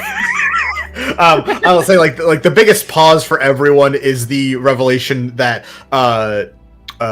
Herzog was apparently a warlock, because that's obviously like big news. Yeah, it's huge. But like, I mean, for the most part, like when he's taking notes, it's the exact same as how he is at any given meeting. Nobody else reacted crazy to him doing the shield, the big shield. Oh yeah, so I mean, we sort of like said that in a strange way. Yeah. On all of that, the immediate, I'm just gonna listen to your insight check. Yeah. The immediate reaction to a lot of things here. His ability to duplicate magic. Kasira and Darmay both look at that from like an analytical, where, you know, wizard brains, to people where it's like, well, that's like the craziest thing you've ever fucking said in life. What do you mean he can copy magic? At the mention of Les's bulwark being captured, Les is like not.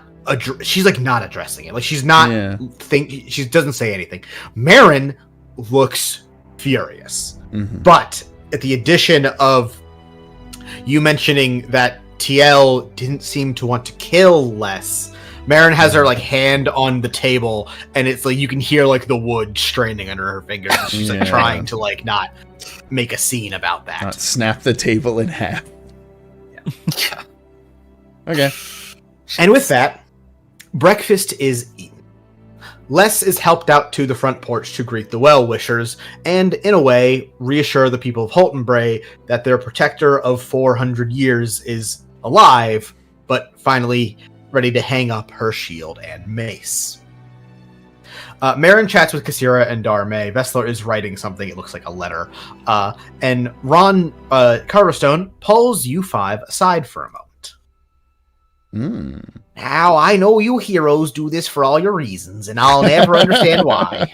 Heck now, Les even helps out with the Stantons on the other side of the valley, and those guys are real dicks.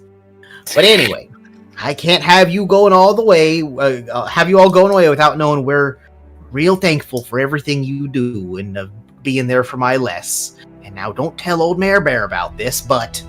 And So Ronald good. and Ron Carverstone / Doobie slips you all a small pouch each. Ooh. And in that pouch, Sweet. 300 gold each. Oh, fuck. And a joint. Fuck yeah. Hell yeah! I mean, you $300, can't tell me that's that your- Ronald Carverstone does not smoke weed. Fuck Tell me you. that. Look, his wife goes off and like fights Ronald dragons and shit. He's Doobie got to have a Carverstone. way to decompress. This is his coping mechanism. Yeah, Exactly. he had a joint that he'd saved for generations before last night. Oh, the Doobies have been rolling up in this valley for thousands of years. Yeah, you get it. The doobies have been rolling up in this valley. That's so good, dude. Thanks, man. And in his thanks and well-wishing, and despite your simply best efforts to say no in the politest way you can, you all find yourselves sent home with a crate of wine each. A crate of Carverstone wine bottles. Fuck. Oh, All right. incredible. All right. Darmay and Vessler also try to get away without taking wine. Vessler claiming she needs her Darmay saying she needs her hands to cast, which is true. Vessler is being like, "Oh, I have my cane. Oh, I can't carry it." So Ron just makes Marin carry 2 more crates. That's hilarious. Marin's like, "You gotta learn to just stop fighting it." That's so good. Before we seemingly Go ahead, get Denver. teleported away, Chris, can I talk to Langram super quick? Sure, he's out there. In the time you went inside and ate breakfast, when you left, you guys had completed 2 wheels. He has built a wheelchair in like 35 minutes. Oh, That's incredible. crazy. Fair to him, the wheels are the hard part in a wheelchair. Yes, that's very fair. But it's got like cushioned seats. The whole thing. Good. What's up? Is there a forge or a fire nearby? I assume yes. No, this yeah, actually there'd be a forge. I don't really know barrel making. Yes. I mean, you need something to bend the iron for the outside. That's true. Oh, that's true. Yeah, good point. Good point. Yeah. Yes, there's a forge. So I will walk up to the forge and take the rolled up parchment and toss it in and burn it. And just say, I'll be more careful, Langram, but I'm still going to do something. I think I know how to do it. The Minotaur nods at you and gives one of the usual grunts in response. But then as you're walking away, he addresses you one last time. It wasn't that bad. He's referring to your drawing of the rune. Nice. But that's it. There's something more important than what I wrote on there. And I'll leave at that.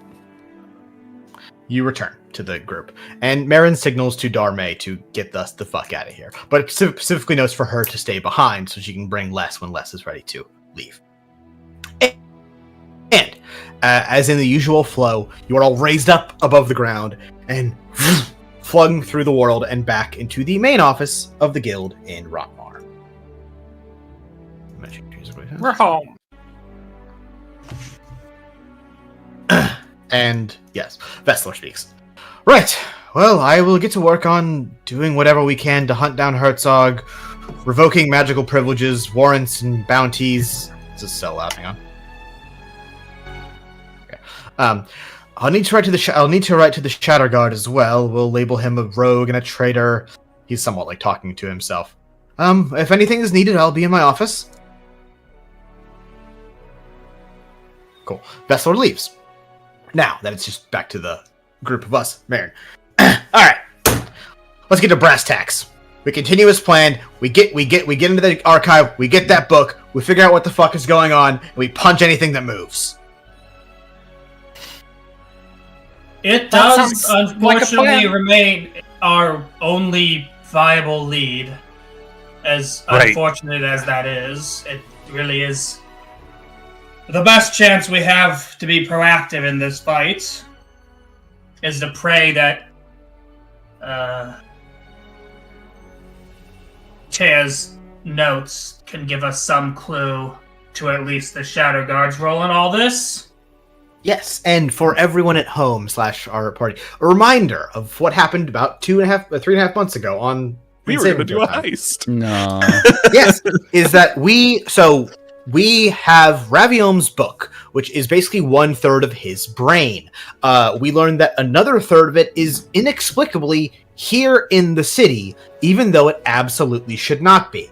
And that's suspicious. We also found out that it is inside the Shatterguard Archive, a highly secured building where they keep, the evidence and shit like that. It's also just like records and everything. It's the main bureaucratic office. It's the Library of Congress. So it has, levels of security and shit like that. We will revisit what we're actually going to do there in a second. Other thing is that the original reason we were going to break into this place was just Ash, and it was because Nora Fleur, sister of Taya Fleur from the very first season, was like, hey, I'm almost certain the Shatterguard killed my sister, and I have a distinct feeling that she hid basically all of her evidence inside of a a mission report in the Shatterguard archives. Yeah. So, we will come back to that very, very shortly. But before we can do that, we have a bit of clerical stuff to do. I remember why I don't use this fucking track ever. It's so goddamn loud. I mean, I can always balance it on my end. It wasn't It's loud for me. Loud. I have a lot of shit turned down, so. Yeah. But before that, we have to handle the usual clerical stuff to set us up for this big arc maneuver. Firstly, I'm going to say that's going to be it for the day for me. Everyone will disperse. Yeah. And we'll go about our usual downtime thing. We have, 11 days or some shit until the coronation. More than that in a moment. Fuck. Dog. Firstly, let's talk about level ups, because everyone is level 10. Oh boy. Yes. Let's start in reverse order from last time. So, Ash, level 10. What's it look like? Alright. Really only 3 things of note. Thanks to my meta magic, I now get 1 more meta magic option, which means I had lost distance spell to get subtle spell a couple levels ago, but now I'm getting distance spell back. So that just adds 1 more way I can alter my magic. Mm-hmm. And then distance spell, just you either get to double the range of a spell, or make a touch spell have a 30 foot distance. Subtle spell, by your definition, you have to spend a sorcery point on it. Yeah, all my meta magic is 1 to 3 sorcery points. Now that you have both unlocked, I will say subtle to line up with how it works in the universe, i.e. with Herzog's. I will say subtle spell is a default. It is always on by default. Ooh, that's very nice. Really overpowered. Thanks. Got you, baby. Yeah, that's very strong. Yeah, I guess I'm never getting counterspelled again. There you go. And then the only other 2s of note is I get 1 more cantrip and 1 more level 5 spell. Cantrip's a kind of funny thing to get at level 10 because it's not the most important thing. But you never know. I just grabbed and light. I just grabbed real quick. That reminded me of something. Zach got that cool rapier, and I meant to say this when he got it. But if we're ever gonna fight something that has a known element, just get one of the casters to hit you with a cantrip of that element. Oh, that's smart. Keep that in the noggin. You took what for the cantrip?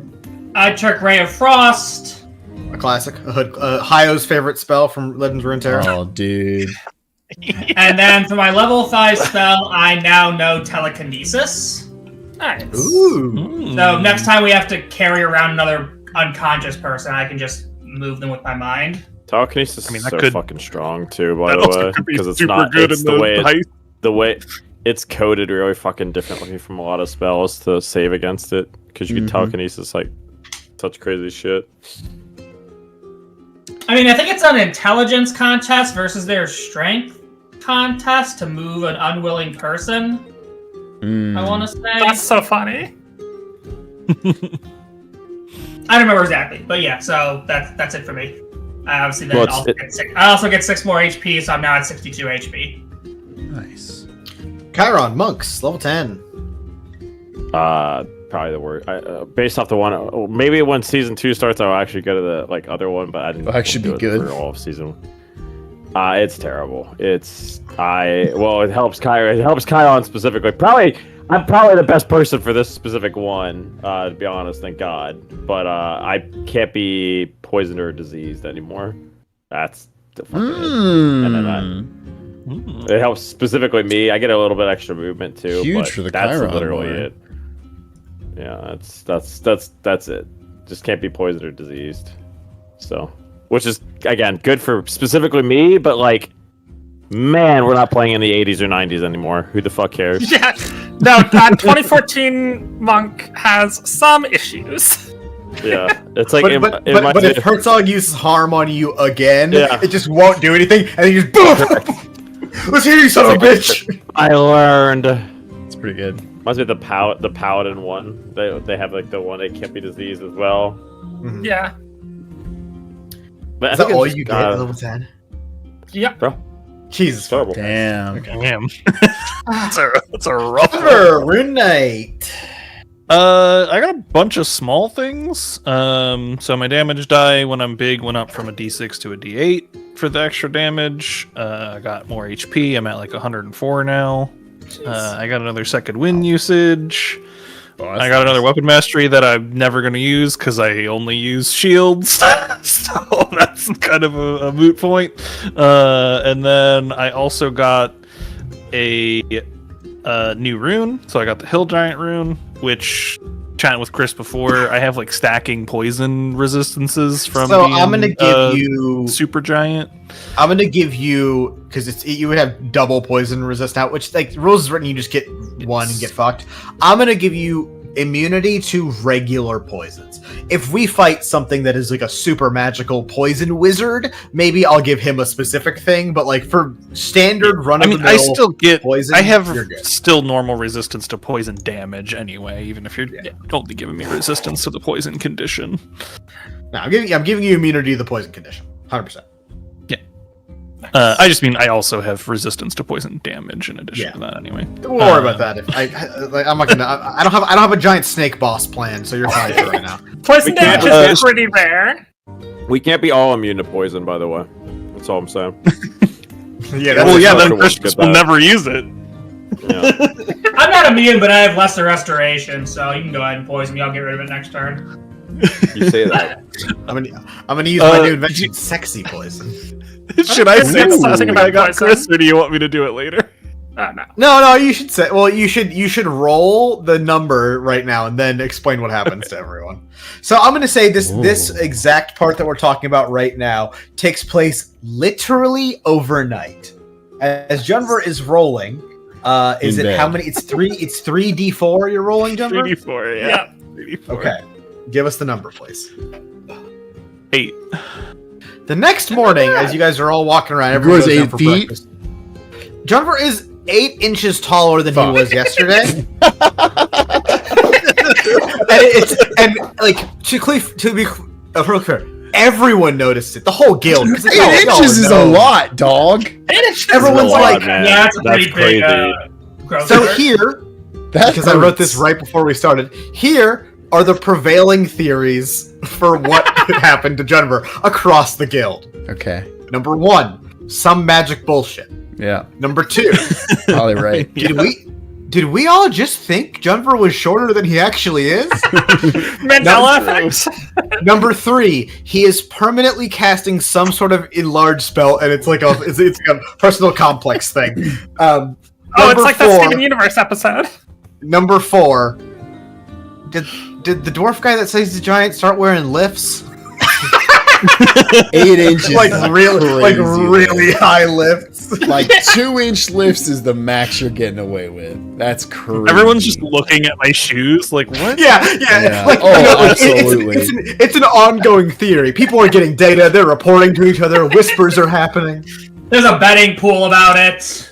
I can't believe running it. Who else? There's a member of the 27. guild whose name is Cal She, that is opening bets on. Fuck you, Zach. Oh, I'm man. glad. I'm glad that Make went sure to over. go on the end of savings are on Calci.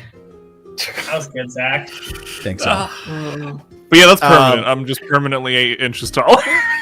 That's really interesting. John versus pulling a Patrick Star from the SpongeBob movie. Yeah, you got the big heels on.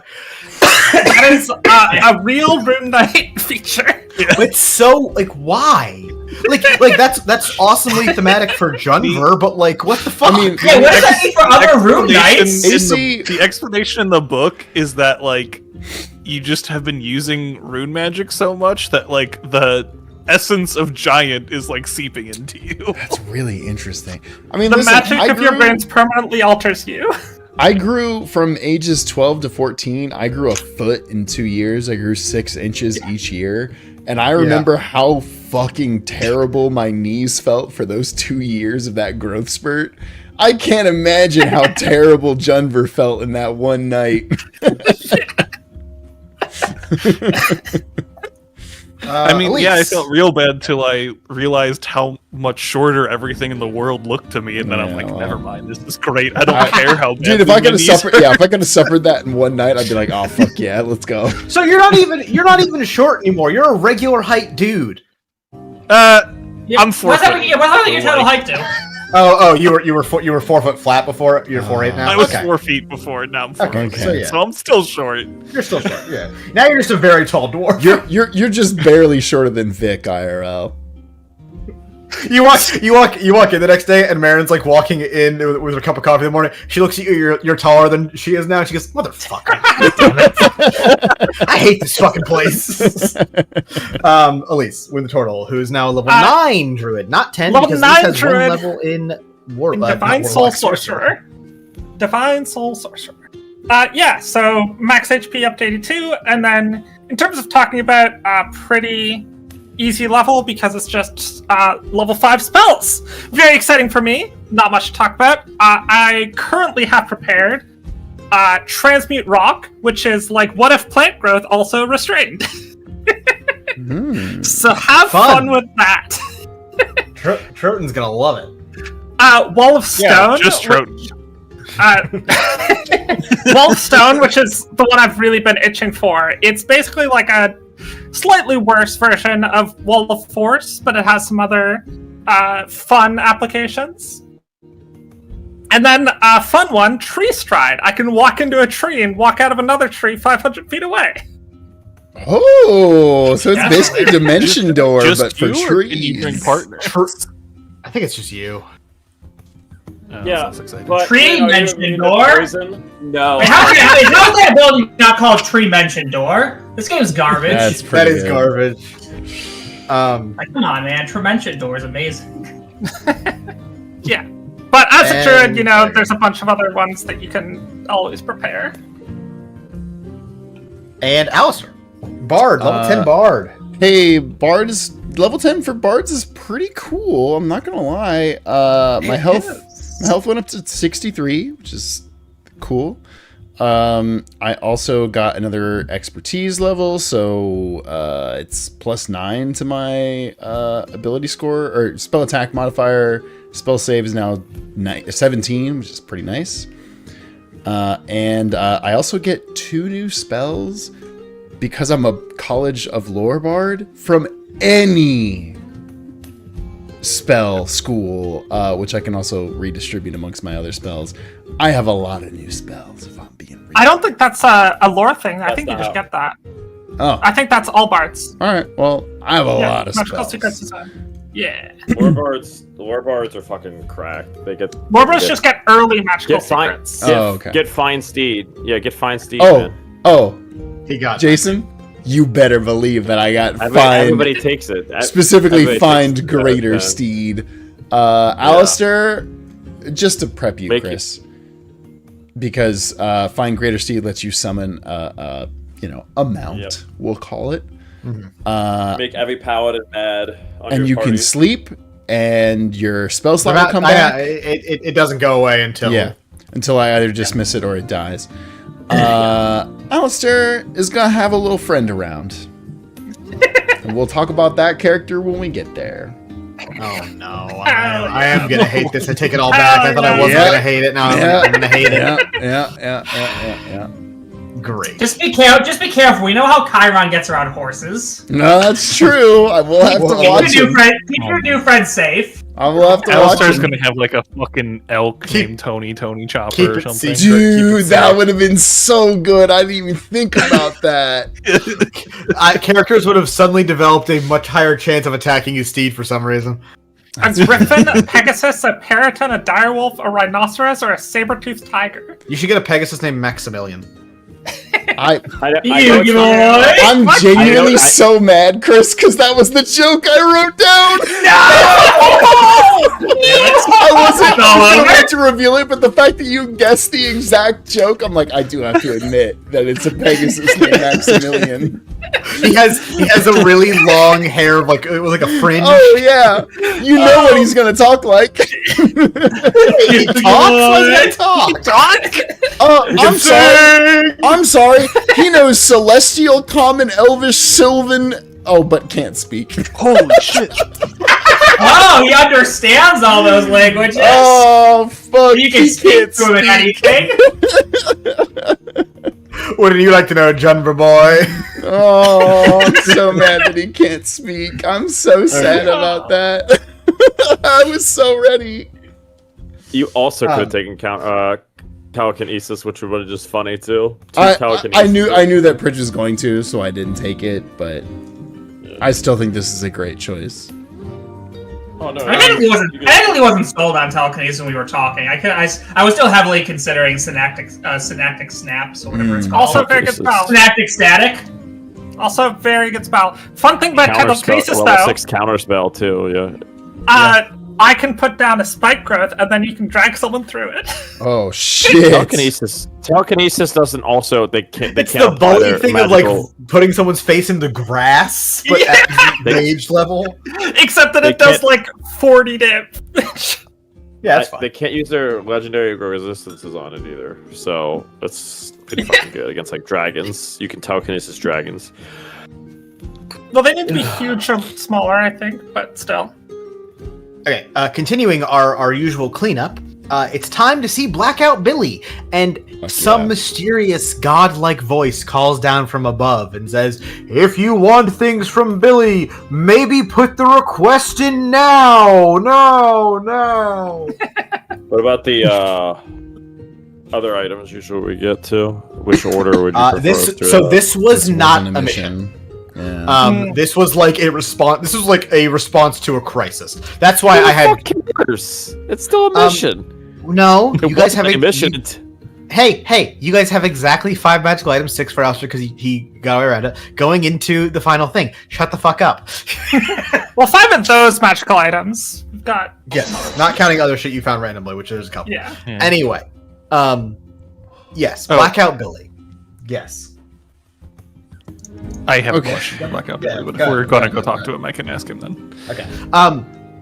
You all approach Blackout Billy's bargain bazaar to discover that he has a trap door beneath his shack that you've never noticed before, and he suddenly emerges from it, covered head to toe in what looks to be like ash or maybe like coal, and he like quickly discards a pickaxe down the thing and hovering up. Hey, fellas, what's going on? How you doing? Hi, Blackout Billy. I'm not even gonna ask. Trust Billy, me, you don't want to know. I don't. You're right. You're right. I really don't. Huh? Oh no, this is great. This is my natural musk. What can I do you for? Hey, you're back. You want those halfling juices? They're still fresh. Yeah, how much was the jar of halfling cum again? they're fresh halfling juices, I'll have you know. I thought he already had those. No, he couldn't afford them. They were $600. Oh, fuck. I recall us making a joke how you were halfway to something when you rolled 2 nat 1s last time. We did make that joke, but he hadn't bought them. We just said it. Okay, yeah, we were just making a joke for joke's sake. Because I had to buy other things. How much? That's fine. I just want to make sure my memory wasn't going insane.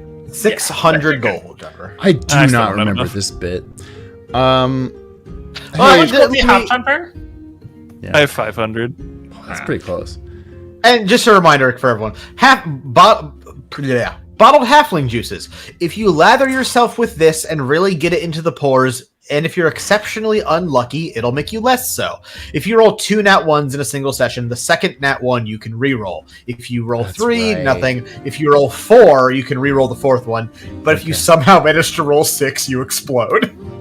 Okay.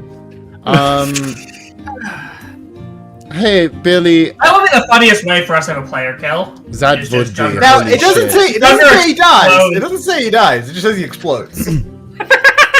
And they are pressed halfling juices, so you know. Billy, I'm fully aware that this would probably be. Listen, I'm friends with this Aromar at this point.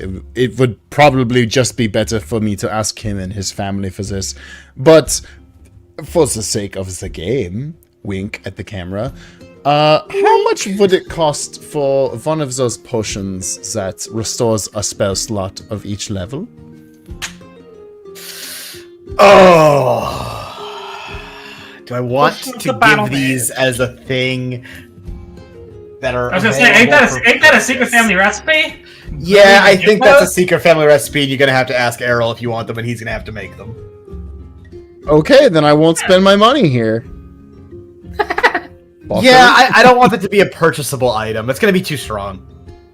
Listen, I have 300 and almost $400. You know, I'm just trying to. I thought Blackout Billy would be an economical entrepreneur, but I guess he's not. Blackout Billy. He can't. It's like.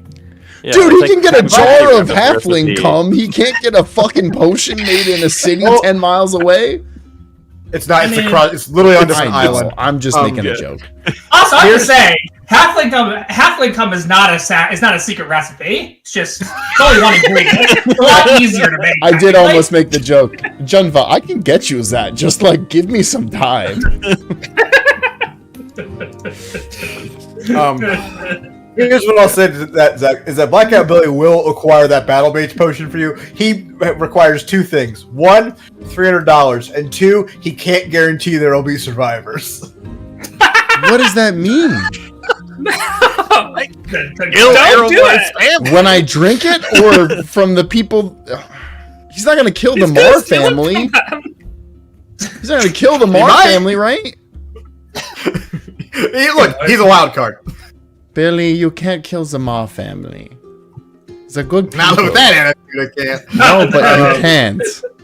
Is anyone giving Jennifer money so we can buy this halfling cum or not? Well, I need to know what I'm trying to buy.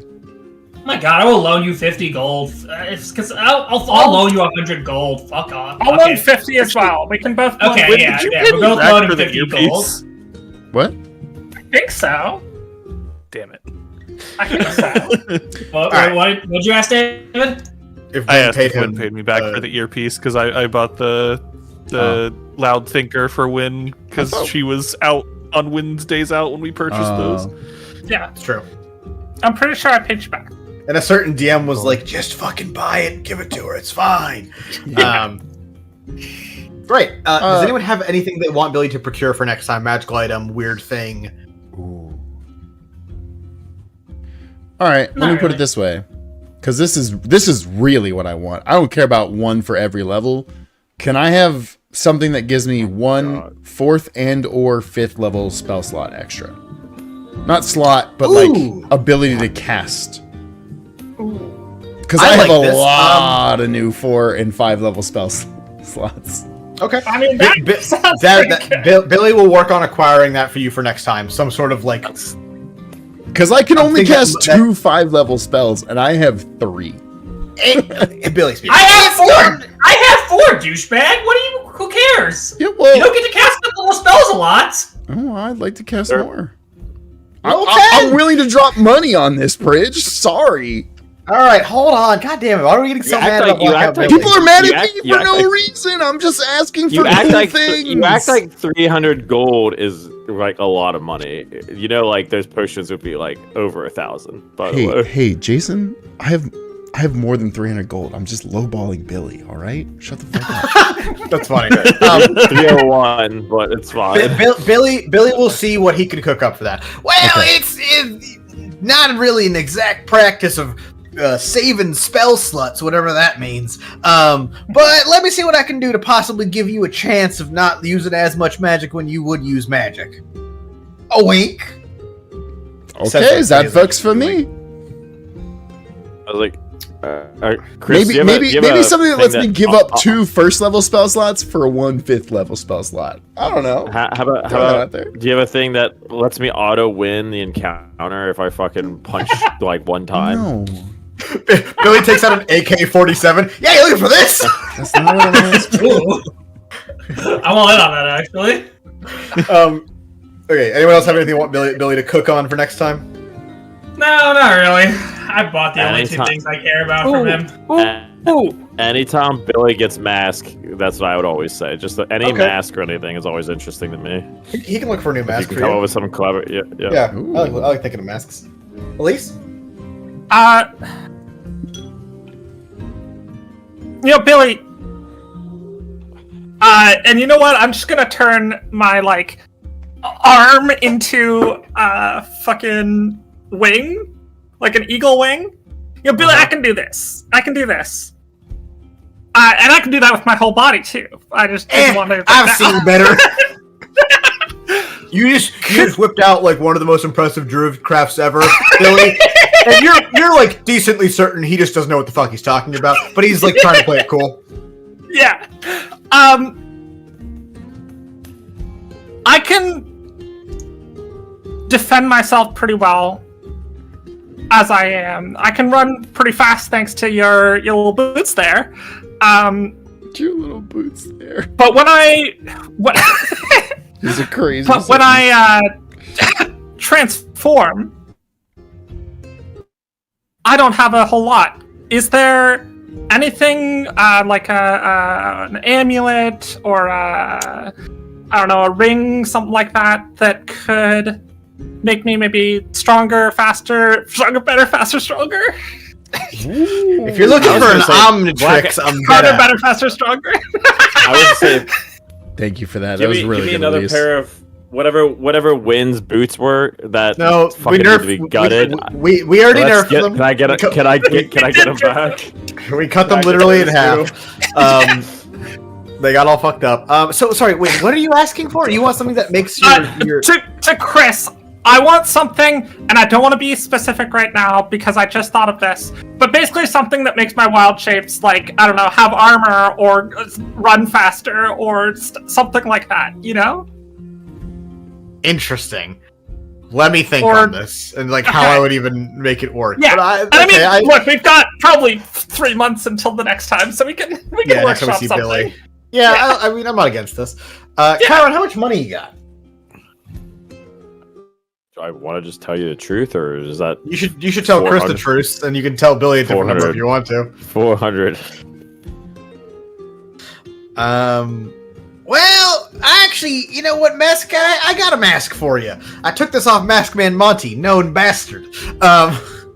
And he produces a mask that just looks to be a dude's face. This here is the mask of that guy's face. This mask. It's what's on the tin. Is he ugly, or is he a good guy, or does he have a? It's like a dude with a big mustache, kind of a big nose. Rather than that, relatively normal looking. The mask of that guy's face allows the wearer to don the face of anyone they can currently see.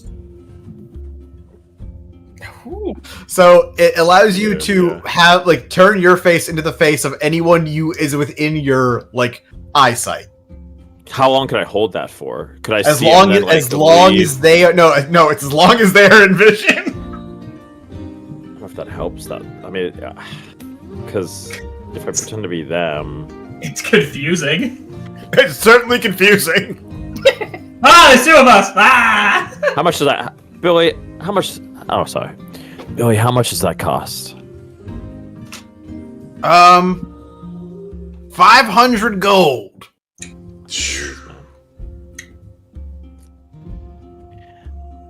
I put on blackout Billy's mask. Actually, it's 300. Actually, it's 330 gold. Oh wow! Wait, hold on. I instantly strum a fucking bardic inspiration. Yep. Hold on. You can keep bardic inspiration. I like it's strum great.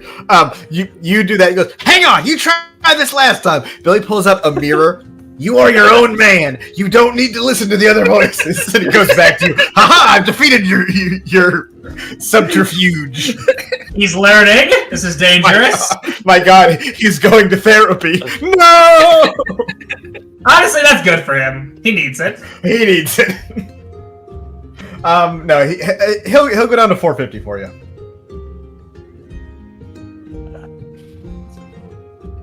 How much did you have? It's 400. 100. Oof. I mean, I think that means I'm not going to be able to buy what I want, but I'm happy to give it to you, Chiron. Well, yours is going to be a next time. I got to figure out what. Yeah, I'll give you the 50. You might be for able- this. You might be able to also wear it too. It might help you because if we're going to the It's true. heist, Yeah. I can let you Listen. borrow Would be good this. for Heist. I'll give you 50 I gold. can- Okay, I'll let you borrow it for the heist because I'd probably be sneaking in, like climbing somewhere, as Sure. opposed to, I would assume, not going in the front door. All right, Because talking so is not I'm my at, strong suit to get into the 335 door. gold then, instead. There you go. Okay. That's 0. And with that, Send me that, Chris, when you can. yes, I made it up as we are talking, so I'll have to write it down. But yeah, I mean, it's a mask that you can, if you see a guy, you can be that guy. Just your face, by the way. It's not your whole body. Okay, and then one last bit of clerical stuff before I'm gonna say like that's gonna be the cut, and we'll go to what will be end up being the second episode here. Alistair wants to scry because he hates me. Yeah. Duh. I'm trying to think how many shots I want to give you here. Okay, so also here's how I'm gonna tweak scry a little bit for you. That's fair. Which is I'm not taking anything away. I'm just making it a little more streamlined for you. Which is like that's I'm fair. just gonna give you a number of scries for each thing, like each whatever you call it, like amount of days. If but this makes a difference to you, yes. in our level up, I technically have 2 5th level spell slots, so I technically could cast Scry twice a day. Totally understand if you want to like limit how much you want to give me. I understand this is like a boring, weird thing to do. Yeah, here's what I'm going to say is I'm going to give you a certain number of scries, like free, basically just free, in between events. Mm-hmm. And here's how these are going to happen: is that I'm going to say you attempt to scry X number of times, Yeah. and and X number of them succeed. So it's just going to be like, oh, we had 10 days off, and 3 of them succeeded, or something like that. It'll be more than that. But you get what I'm saying. And then what that'll be is that'll never affect your thing going into an individual day. Okay. So you'll always have that in your 5th level spell slot. Cool. Who would you like to target with Scry today? Oh, so I'm just picking one person. If you want to do multiple, it's fine. So my big 3 before we go into this next sequence are going to My be big 3 are One Piece, Dragon Ball. Thank you. And Thank you. Naruto. Correct. My big 3 are TL. Paul Obviously. Pierce, Ray Allen, and Kevin Garnett. Nice. TL is obviously the number 1. Paul Pierce. Drake Prince- He's got a Kendrick. massive Prince dong, Alec. by the way. Is huge. Yo, yeah, that's right, Jason. Yeah. Prince Alec is huge as well. Okay, so especially TL, because it's his the coordination. Prince. And I mean, I feel like Herzog, like fucking. Yeah. What the fuck? Because Yeah, this that's what motherfucker tried to fuck kill that TL. Like, what the fuck? Like, we don't know who the big bad Oh. is. I had one thing, maybe before you do the scrying, Zach, that You I can wanted advise to talk someone to the scrying. party Sure, about. yeah, I'm open. I talk with y'all. I just wanted to talk to the party about this now that we're not in front of the authority. Yeah. What if Herzog isn't a warlock and got Eldritch Blast from Leo? I think that was. Oh. Well, we know he knows. Very good sense. I mean, Here's a question that I have for all of you. Wind, have you communicated to all of them that you are able to hear the song now? I don't think so. oh. Interesting. Then yes, you have no way of knowing that he is also speaking in the song Okay. to an extent. Okay. You would at least have seen him mouthing words. Yeah, And but then like we don't know spell- fucking shit about shit, Win. Come on. That's true. But that's listen. That's your choice. That's. But I think what was it? Darmay said about him not being like a wizard or a warlock, but just being like a special thing. Darmay's concerns seem to be much more vested in, like, I think she thinks we might be thinking too small potatoes about this. Like, he might be a whole nother bitch. Yeah. That's what made me think about it. Is like, and even if he has always been able to speak the song, or he just recently learned it, because we also don't know what the limitations are of the things he can learn. Maybe he can also learn to speak the song from that, because we don't.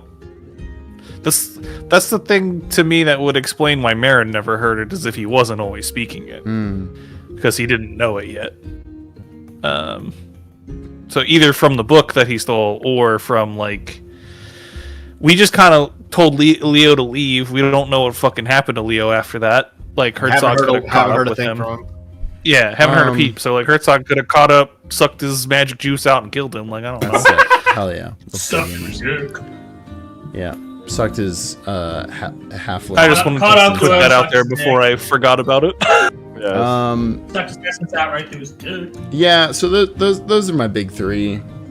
Okay, where do you want to start? Let's start TL. She's the number one, obviously. Okay, and she has to roll like a 17 or some shit to resist this? She does have to roll a 17. I think it's wisdom. Let me double check that. Pretty please, D&D. Wisdom. Yes, wisdom saving throw. Set plus 17. You succeeded twice. Fuck yes.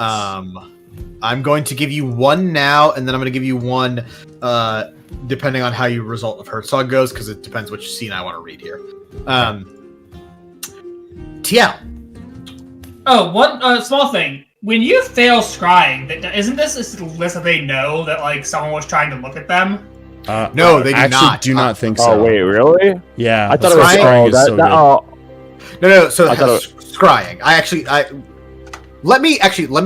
Let me read these first, and then we talk about scrying, because things will change. Or they won't change, but they'll make sense.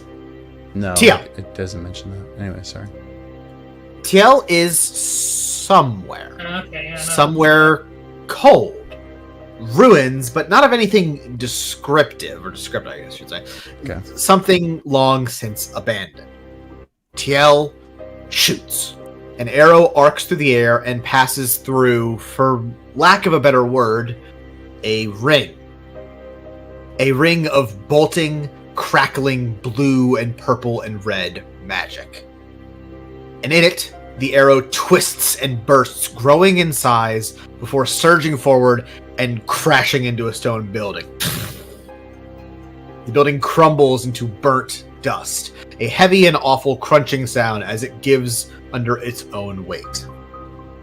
And Alistair, you see Herzog. Eyes, hands, and amulet glowing. And he's gotten another hat, the bastard.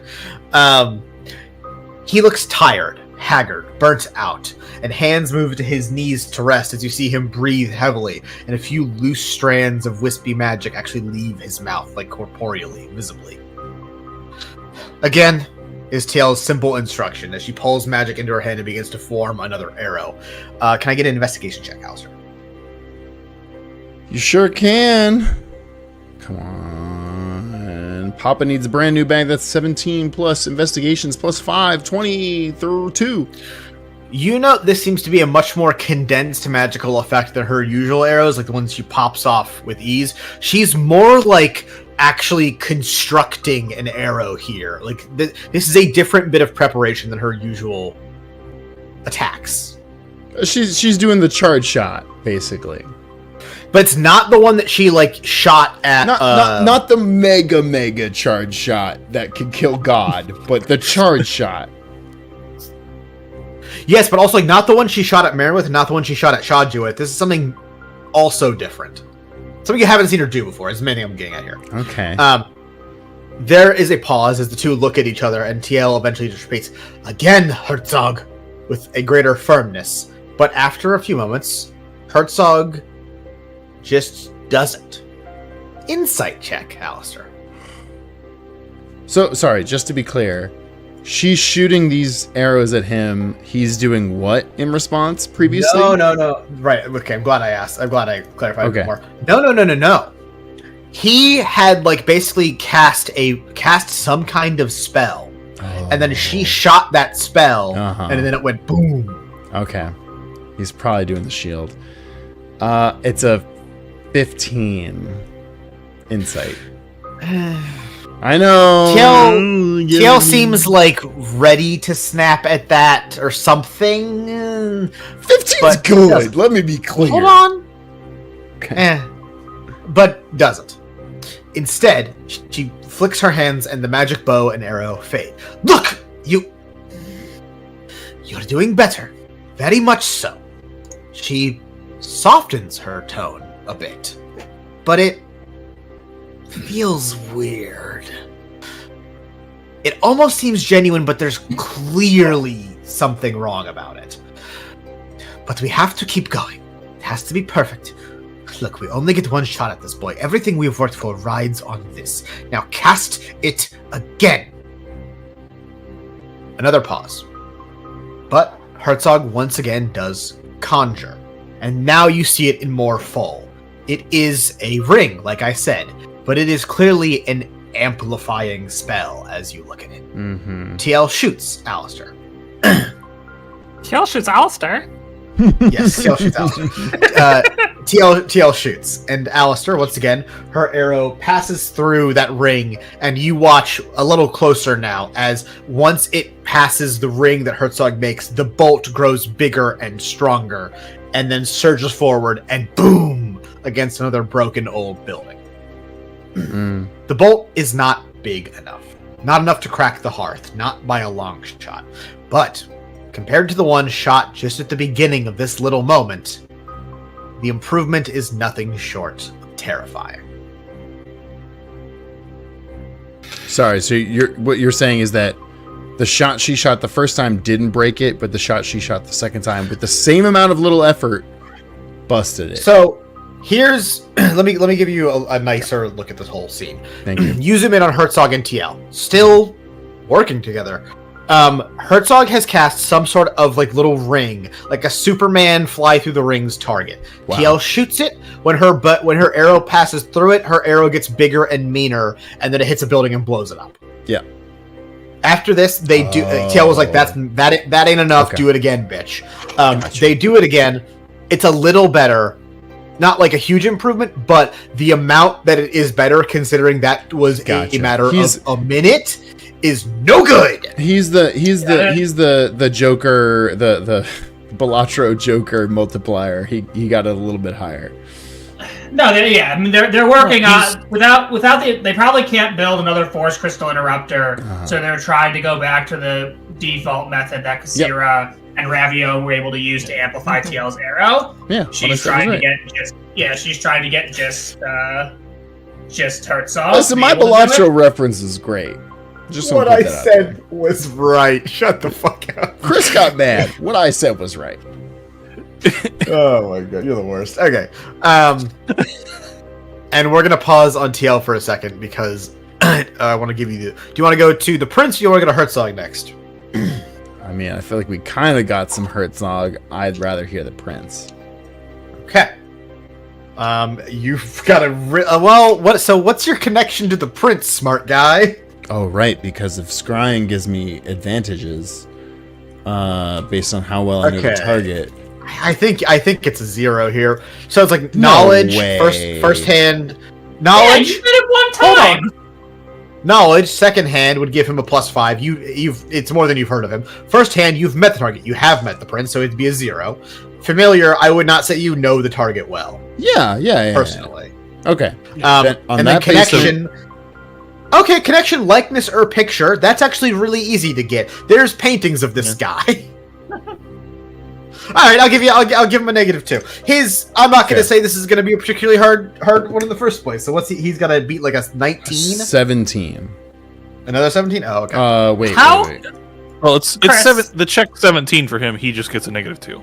Yes. 17. I don't want this to. Well, he got a Wisdom. 4. Oh, well, fuck this guy then. Elise? I don't want this to like influence, but how common? Oops. This is more of just a question. How common are like 9th level casters equivalent? There's maybe 100 alive. Okay, Damn. so this is not something that like people would like be warded. 100's even like too high. Maybe 50. Yeah.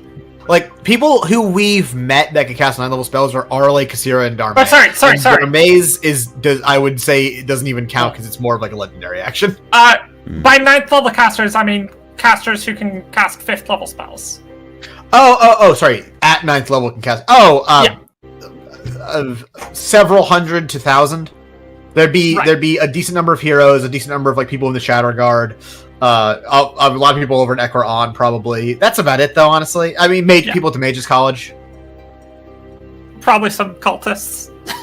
Definitely some. Some cultists. Like of the ones you've met, Leo, I don't think was a high enough level to do that.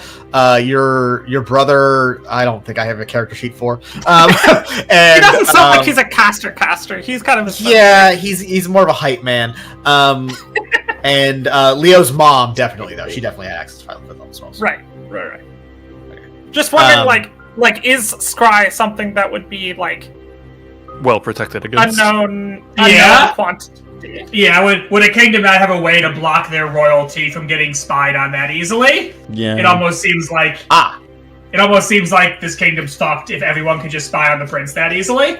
That is a very good I would point. say it's not everyone, no, but like you guys, Yes, we're like high level adventurers, I'd say. So Yeah. And it's also like worth note on that. Just like I think that we haven't talked about a lot because it doesn't affect us obviously. But the Shadow Guard's main job is to go against like unapproved magical use.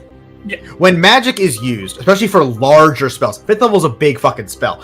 There is a noted like the people who like sit whose job it is to monitor the hearth can feel a disturbance in the force type beat. And like that's the kind of shit that they would notice. I would say to Lisa's point, yes, I would say that pretty often the prince would have some sort of like, you know, he's got Shadow Guard guards who literally guard him. That's their job, guarding.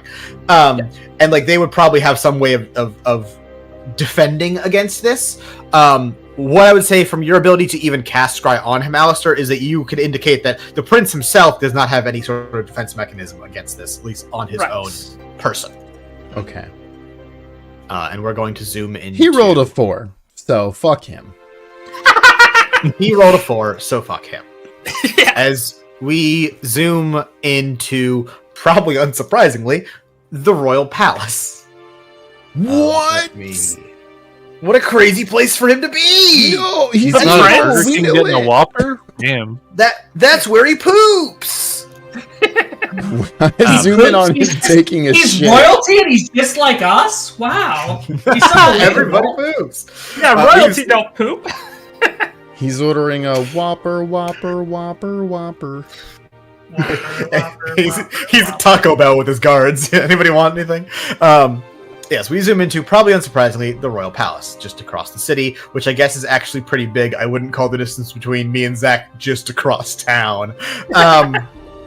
Considering it takes me more than an hour to get to where you are, yeah. Whatever. We zoom into the Royal Palace and into the bedchambers of the Crown Prince Alistair Ront, or Alec as he is more commonly known. His chambers, befitting a prince, are pretty massive. In addition to the actual bedroom, he has like a large sitting room / office set up just outside, with a writing desk, a chair, a few couches to sit on. You've seen rooms. But the prince doesn't sit.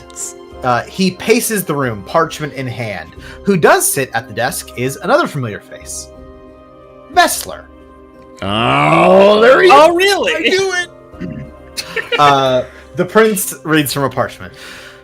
With that, I hope to lead with the same fervor, the same honor, and the same duty to you, to us, to all of Justinia, that my father did, my grandfather, and in the same vein as Emperor Talor as he... Oh my fucking god, this is not working. He throws the paper down. Arno, this is not working. We need something. I don't know, it lacks something. The ending is just so dull. Vessler stops writing and looks over at the prince. Insight check, Zachary. Not my name, but I will do that for you nonetheless. Yeah. Insights. That's a +4. 15 again. Fuck. It's not bad. It's not bad. Let me be clear. It's not bad. Vessler is tired. That's the main insight. They're in fact both tired. You suspect they have been at whatever this is for an extended period of They're time. doing speech writing bullshit. It's Ben Stein and Richard Nixon. Who gives a fuck? Do you like? What do you want? What do you want from me? You chose to scry on him, and I wrote you 1,000 words about it. Like, get the fuck off You my did back. not write 1,000 words. Give me more. I'm copying. I'm seeing. Hang on. Are you pasting? 1,023 words, motherfucker. I'll read them all. For scrying? No, god damn it, just for this scene. Hold on. Vessler speaks. Well, it is rather dull, Alec. It's a coronation. Yes, and I'll already have thousands of people looking down the bridge of their noses thinking I'm unfit to lace my father's boots, let alone wear his crown. I need to... I don't know, inspire them or something. The prince finishes with an exasperated sigh, plopping himself down into a seat and letting his head roll back. Is it too late to make Adelaide do this? Shout out. Shit. God damn it, where's the patron name? Shout out patron Malta for Adelaide, the sister of the prince. Oh, okay.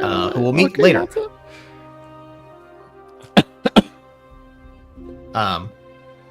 Vessler speaks. You want to step down from the crown before you've even gotten it? Alec. Why not? I certainly don't care for it. I'll be like a sexy runaway bride. I hear the city of Vessa is lovely this time of year. Vessler shakes his head at that. Oh, Vessa is terrible most times of year. The hospitality is awful. And the two share a small laugh, but it doesn't last by any measure. They the gay? Prince sits forward. Chris, are they gay? They're fucking. They fucking. Chris, They're they're fucking. gay? The prince continues. Alistair, keep watching? Want to have some gay sex? Like we do all the time? Why, yes, Mr. Prince, let's have more of that gay sex. And then everyone looks at the camera.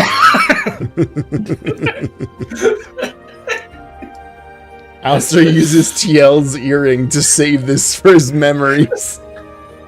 Yoink. Wow. They got a record feature on the scrying orb.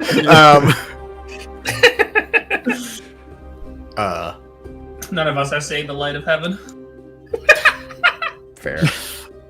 The prince speaks. I'll assume your eyes and ears haven't found our rogue hero since her attempt on Lady Carverstone. Unfortunately, nothing. No, we've turned over Herzog's apartment to find nothing much of interest. Really, we suspect someone from their side got there before we did. The prince speaks. Which one was Herzog? The silent one. Big hat. That's how rhymes it. Wizard or warlock, evidently. Right. Well, I guess I'll just have to go through with the coronation with Till of Kinmar and Herzog of Warlockery, and everyone in the Empire looking right at me. Great. Vessel clears his throat. You're in an unenviable position, but it's the position we often find ourselves in. I think it's what makes us worthy of our jobs, really, that we adapt and make ourselves able. Giving up is an option, but not for people like us. Prince sighs. I just want to leave the people with a reason to not... Excited's the wrong word for it. To be not scared, not afraid that we're dealing with some unbeatable monster and shadowy figures we have no means of stopping. I don't want them to see a scared boy unable to put a stop to the same things that killed his father. Alec pushes a hand through his hair. Sorry. Oh no, I don't mean to. Alec, if we avoid the word father around one another, I think it's going to make things a lot less awkward. Or I don't think it's going to make anything less awkward. There's a tension to Vessler's voice there. Insight check, Alistair. Just the what? It's not bad. It's a 16. It's one better. I told you. It's not bad. There's a tension to Vessler's voice there, and you recognize it. It's the same one he had when he snapped at Marin when you met Vessler's shitty brother. You gotta but give me he a little softens more now. Context than that. When we went, so where Troton is currently being held is the Imperial naval base in Rontmar. We went in there to learn that it is partially run by Vessler's brother. Okay. Also, Lord they're both Lord Vessler.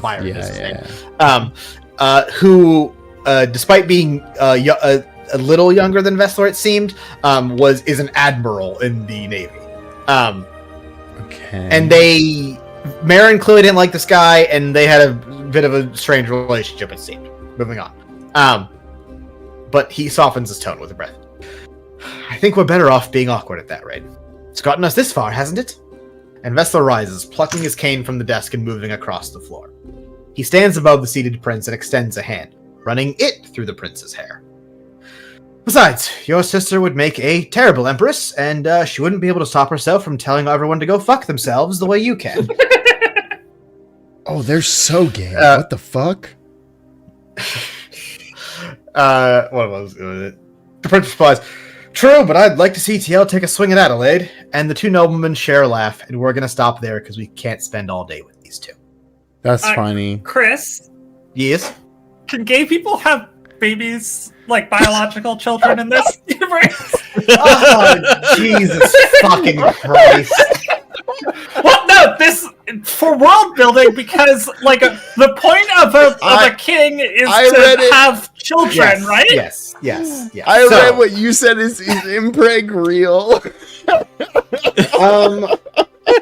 I didn't even think about it like that. I'm gonna make a controversial world building statement here that even though I've said that there is no homophobia and there is no racism or anything like that in RAIM, I will say that no, for biological humans, they still have to follow the same regular anatomical rules. So no. No science babies. Is there a magical means for it? I'm going to say broadly no, outside of some incredibly strange magical circumstance. Right. So to answer the question I think you're getting at, which is this kind of relationship above board considering that two men in RAIM could not have a child and that is a king and a nobleman's whole job? No. Yeah. Okay. And I will say, I can't remember who it was, but someone made an allusion to the rumor that the prince and Vessler are very close, that kind of close. Uh-huh. I believe the term boinking was used. Yes. Damn. They gay as fuck. They don't. They're boinking. Daddy, though, we learned. Alistair blushes as hell while he ends this scrying session. You go hit the end call button. Yeah. Okay, I'm gonna give you. We're dragging the scrying section, so I'm trying to. That's fair. Here are the next two things you get because it's going to be one success against TL and one success against Herzog. That's all your scrying wrapped up here. So the TL one, because I'm gonna give you the Herzog one last. Okay. TL is in a tavern somewhere, and she is disguised. She looks like a regular elf, decked out in what you would describe as hunting attire, maybe traveler's attire, something like that. But she's cast some sort of illusion spell or some sort of glamour to make herself not look like TL. Okay. And she is asking around at the bar, asking various people if they've seen a dragon, particularly a dragon with green scales and a stony exterior. Y'all seen Chadia? You see my dragon friend Shaja? You see my friend Chadia? She was trying to help me do some terrorism, and then she turned into a dragon, and we could not fucking find her. It is very weird. Turns out when people just fly away, it's a real pain in the dick to find them. Can you please help me find my terrorist friend? I'm assuming it's not enough to even make me roll and what the location of this bar is, stuff like that. It's a dark tavern. Yeah, God fair. knows where. That's fair. here, actually, there's a bit to get here. Give me an investigation check. You sure you don't want to be history or? No, I don't think you know like that. 17. That's higher than I've rolled. Still good. It's still good. 17 is really good. I just want to be clear. No. Heck, we're spending an hour on you 17 trying. is Shut really the fuck good. Like here's the main thing you get is this is definitely not like a fancy establishment by any means. It seems to attract a sort of like rough sort, possibly a criminal tinge to the activity going on here. But the main crux of the thing you get is that TL is asking of a pretty large variety of people, even in some instances paying for information. But most people are coming up with no. Okay. And lastly, we will zoom in to Herzog on a ship, looking at Rontmar in the distance. And he's also not alone. He's here with TL. And the remainder of the people on the deck look to be members of Troton's warband. You would recognize these as the kind of soldiers you fought in Adelmar. Right. Herzog is... Sorry. Jesus. When we got on the fucking boat and the sky in Adelmar, and Troton had soldiers that were shooting cannons and shit. Okay, sorry. Great. Yeah. Cool. We also, just as a context, we know that during his time in Ekron, Troton went from a regular-ish hero dude to a actual warlord who had a decently sized army and was ransacking cities for money and for pleasure. And he was quite good at it, is what we've gathered. Okay. And this is over years, though, so you know. Yes, Herzog is here with TL, and he's clearly casting something. TL is speaking again.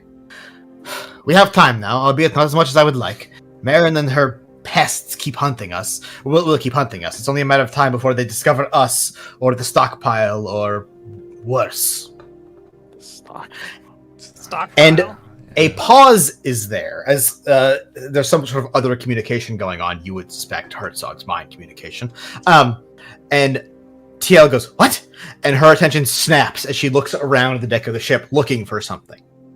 But, Alistair, it's not TL you're concerned with in this moment. As the eyes of Herzog stare directly at you. Bitch. Or, more in particular, the invisible sensor you're currently looking through, because that is how scry works. Can I have an Arcana check? This bitch is about to start scrying on me. I'm gonna take up another hour. Sorry, what investigation you said? Arcana. Arcana? This is also a +5. That's a 19. Your mind instantly goes to, balls, the concept of true sight exists in this universe, doesn't it? And then he extends a hand and snaps, and your scry ends. Okay. Let's go! Good job, Herzog! Fucking get him! I'm sorry. I don't take enjoyment in taking time away from y'all. I'm just trying to do a good thing. We got information there. Okay. Yeah. And with that, we will pull all of the scrying section to a close, and let's ramp into the second part of this. Let me piss. Oh, Yes. okay. XOXO. Sounds good. I mean, if that's the case, I'm also going to take a chance to step away from the computer. Take a chance on me. Take a chance I'll have on some me. Actually, I'll take 2 seconds to read some donations really fast. Ugly Crying Raz Radcrest gifted $1 saying, "Chris, the end of the last episode was done so well, and I love you and your show, and I hate you so much." Raz Radcrest also gifted $2 more. One saying he sounds like Chip Haney, which is Les's husband. And another $1 saying, "Is Zach adding a horse with a knife to the party?" That would be incredible. I wish I had done that. But that's not what I am intending to do. I'm adding Maximilian the Pegasus. I'm gonna be back. Jason, you want to tell a funny story? I guess I have one, yeah. A couple Hell just yeah. like funny things. I mean, if not, I'm Speaking of sure several people haven't heard your well, Christmas stories. So. It's also good that we mentioned the knife thing because it's obviously from Kirby with the knife. I have a funny interaction with that. Kirby's pretty popular in Korea, surprisingly too. One of my students really likes Kirby. He likes Meta Knight Kirby. He knows like all of them. Draws Supersonic. He loves Kirby and Sonic. He's 6 years old. This guy's in non-English is really good for knowing like Sonic and Kirby. And we're going over space in class, and like like where space is. And I was like, okay, so like guys, space is far away, or whatever. Does anybody know anything else like in space? Like any words that like star, planet is what we're trying to get at. And they're all raising their hands, saying various things. And one of my students raises their hand and goes, "Jesus is in space." I was like, okay. Yeah. And then I shit you not, the next person, that guy, the next person, he goes, "And Kirby's friends." Yeah, no, So it gets it. And I was like, oh, so Jesus and Kirby's friends are in space in the class. Yeah, no, this kid absolutely fucking gets it. Yeah. Yes, teacher. Shout out to Space Jesus. Let's go. Jesus and Kirby's friends hang out together in space. That is science if I've ever heard it. That's kids just saying that is funny. There was one. We talked about the girl who's a little bigger in class. I feel bad. I love her. She's probably my favorite student in that class. She can be kind of mean sometimes to the other kids, just off rip. But sometimes she gets it back dealt to her, which is also I think fitting. You can't don't talk shit unless you're gonna get it. But we were talking one day about like who's a strong man in class because like I think the word was strength or whatever. And one of my boys goes, "I'm really strong, just like my dad." And he's like, I'm a muscle man." I was like, "Oh, you're a muscle man? Like, are you stronger than like me or like the other like one of the other guy teachers?" He's like, yeah. And the girl who's bigger goes, "Wait, you're really strong? Can you pick me up?" And I just see them in the back of the room. He's like, "Okay, stand up," and he's trying to pick up this girl. It's not gonna fucking work at all. And the guy says to her, "Is like, I'm sorry." I'm sorry to the girl. The girl looks so sad when he couldn't pick her up. He couldn't pick her up. He just apologized. Poor girl. It's so good. They say the damnedest things, man. Whoever came up with that title, "Kids Say the Damnedest Things," was entirely true. They do say the damnedest things. Kids be Just crazy. kids saying stupid stuff. Yeah. What's in space? Jesus' friends.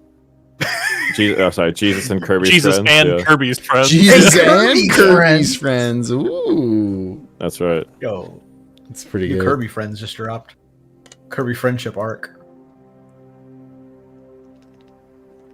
I mean, the girl who said that like studied in Korea, so that makes in Canada before she came over here. So I think that makes sense why she would say that.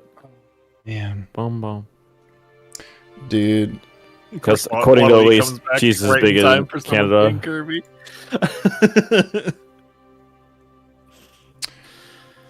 Chris, What's up, man? you're gonna be a bastard in the next several streams of this. Yes. Damn it. I don't want to lie to you. Of course he is. In what context? No, All the just ways. Just any. I'm just trying to ask. Yeah. Just trying to cover my Okay. bases. Welcome back, and yes, it's time to get into the big stuff. But before we can get into the big stuff, I have two smaller pieces of business to handle. One involves Ashbaugh Ramnarants. Hi-yo.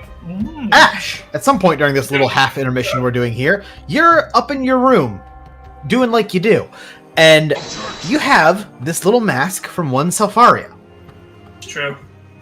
Would you like to learn more about this? I mean, I'm gonna try. Can I get 3 checks from you? Investigation, Arcana, and nature. Okay. Thing. Alright, alphabetically. First one's Arcana. Okay. That is a 15. Okay. Can I get the investigation to go with that? Investigation, much better. A 19. Okay. And then nature is going to be just a... Well, actually, it's still a 13. So the 15, first was 15, 19, 13.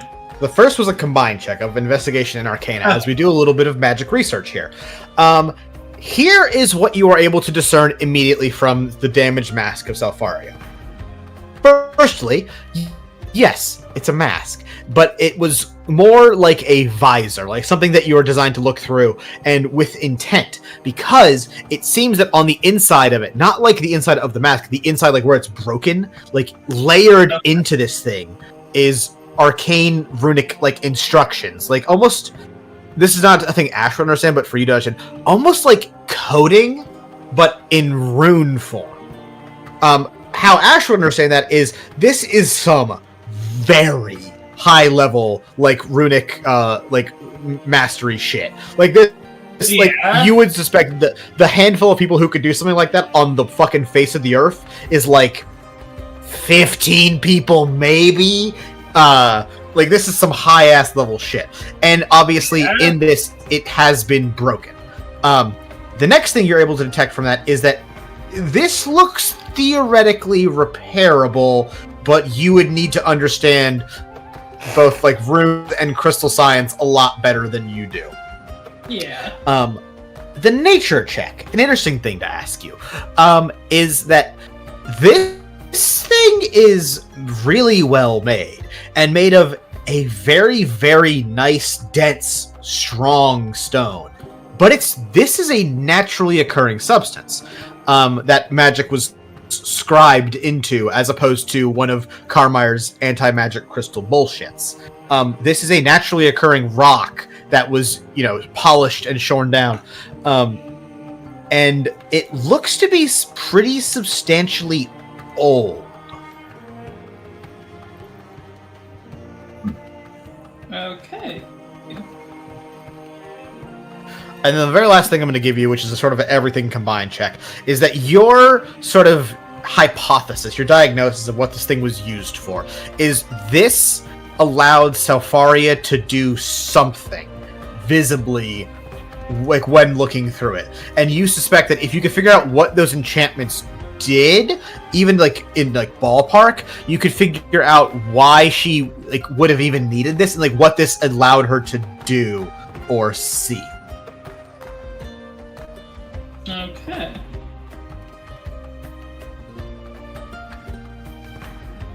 And with that, a few days pass, as illustrated by that rat bastard Alistair using scry several times, because this guy hates a denouement. It's a really good spell. I'm sorry. No, I know. I'm sorry. I'm trying to make a more streamlined thing, because it's it's just it takes time. Yeah. Sorry for Because it's 10 fucking minutes, just like ridiculous. Yeah.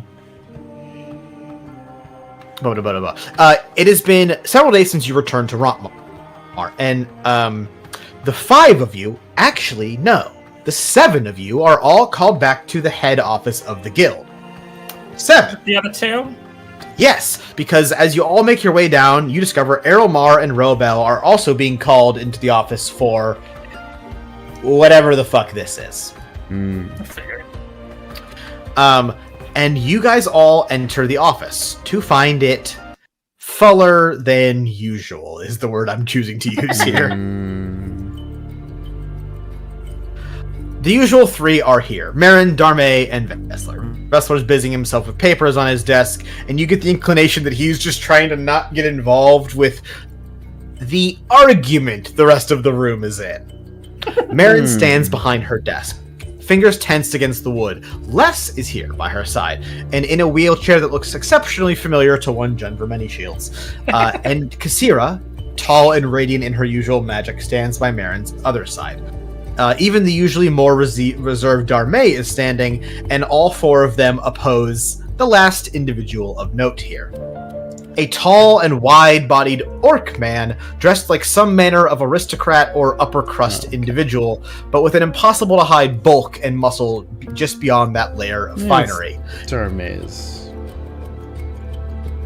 Can I have a history check from Alistair? Oh. Hope I'm not a racist.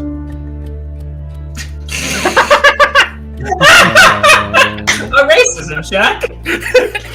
Alistair flashes back to watching One American News. No! It's an 18. Phew! The man stood before you all is well recognizable. Hell, you passed a painting of him on the way here. It's the last of the living heroes we've yet to meet. Emil Dole. Emil Dole. Shout out longtime patron Naru Kayangi. Let's go! Shit. I am tired of having this fucking discussion. Is the first thing you hear out of the orc's mouth. Yeah, me too. But here we are again, Emil. So get the fuck over it. Marin is, as is her wont to do, arguing with someone, and she turns to see you. Oh, good. You're here. You tell him. And she points to you. Emil Dole looks over all of you, by comparison, much younger heroes. Marin continues. Tell him what she's like. TL. She's a bitch. Oh, she's a bitch.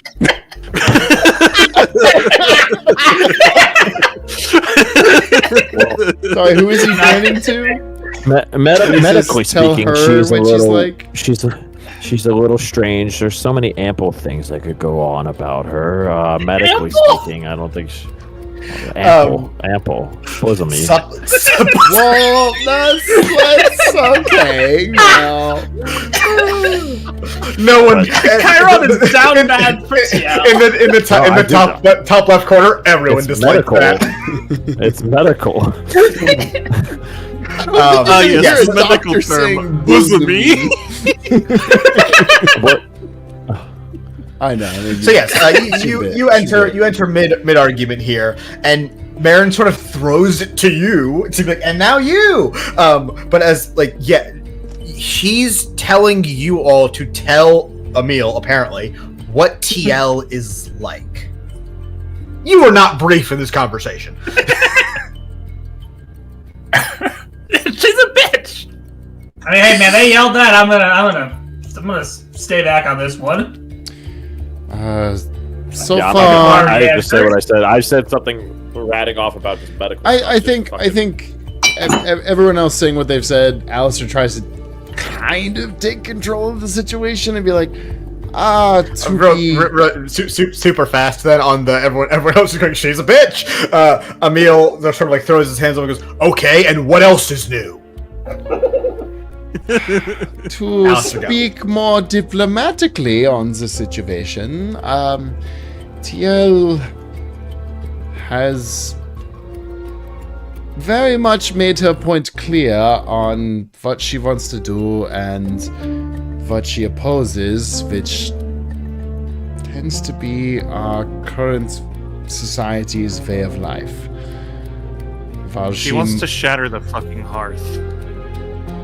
Yeah, I mean, I'm not gonna defend that. She does. TL. Emil takes a pause at that. Something about what you said. It clearly shook him from this hard opposition stance he's had to whatever this is. I'm just gonna say it. And you sort of get the inclination that as you say it, someone that isn't Marin and co, it has a bit more reality to it. Roa steps up and speaks. She's like the strongest thing we've ever seen, but is also a bad guy. And, I know that, we're supposed to be really good about handling that, bar in general, but it's like being told you have to fist fight Santa Claus. Fancy Santa Claus.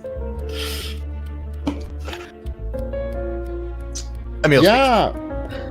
Well, if that was supposed to make me feel bad, then yeah, congratulations, I feel bad. Well done. Now what?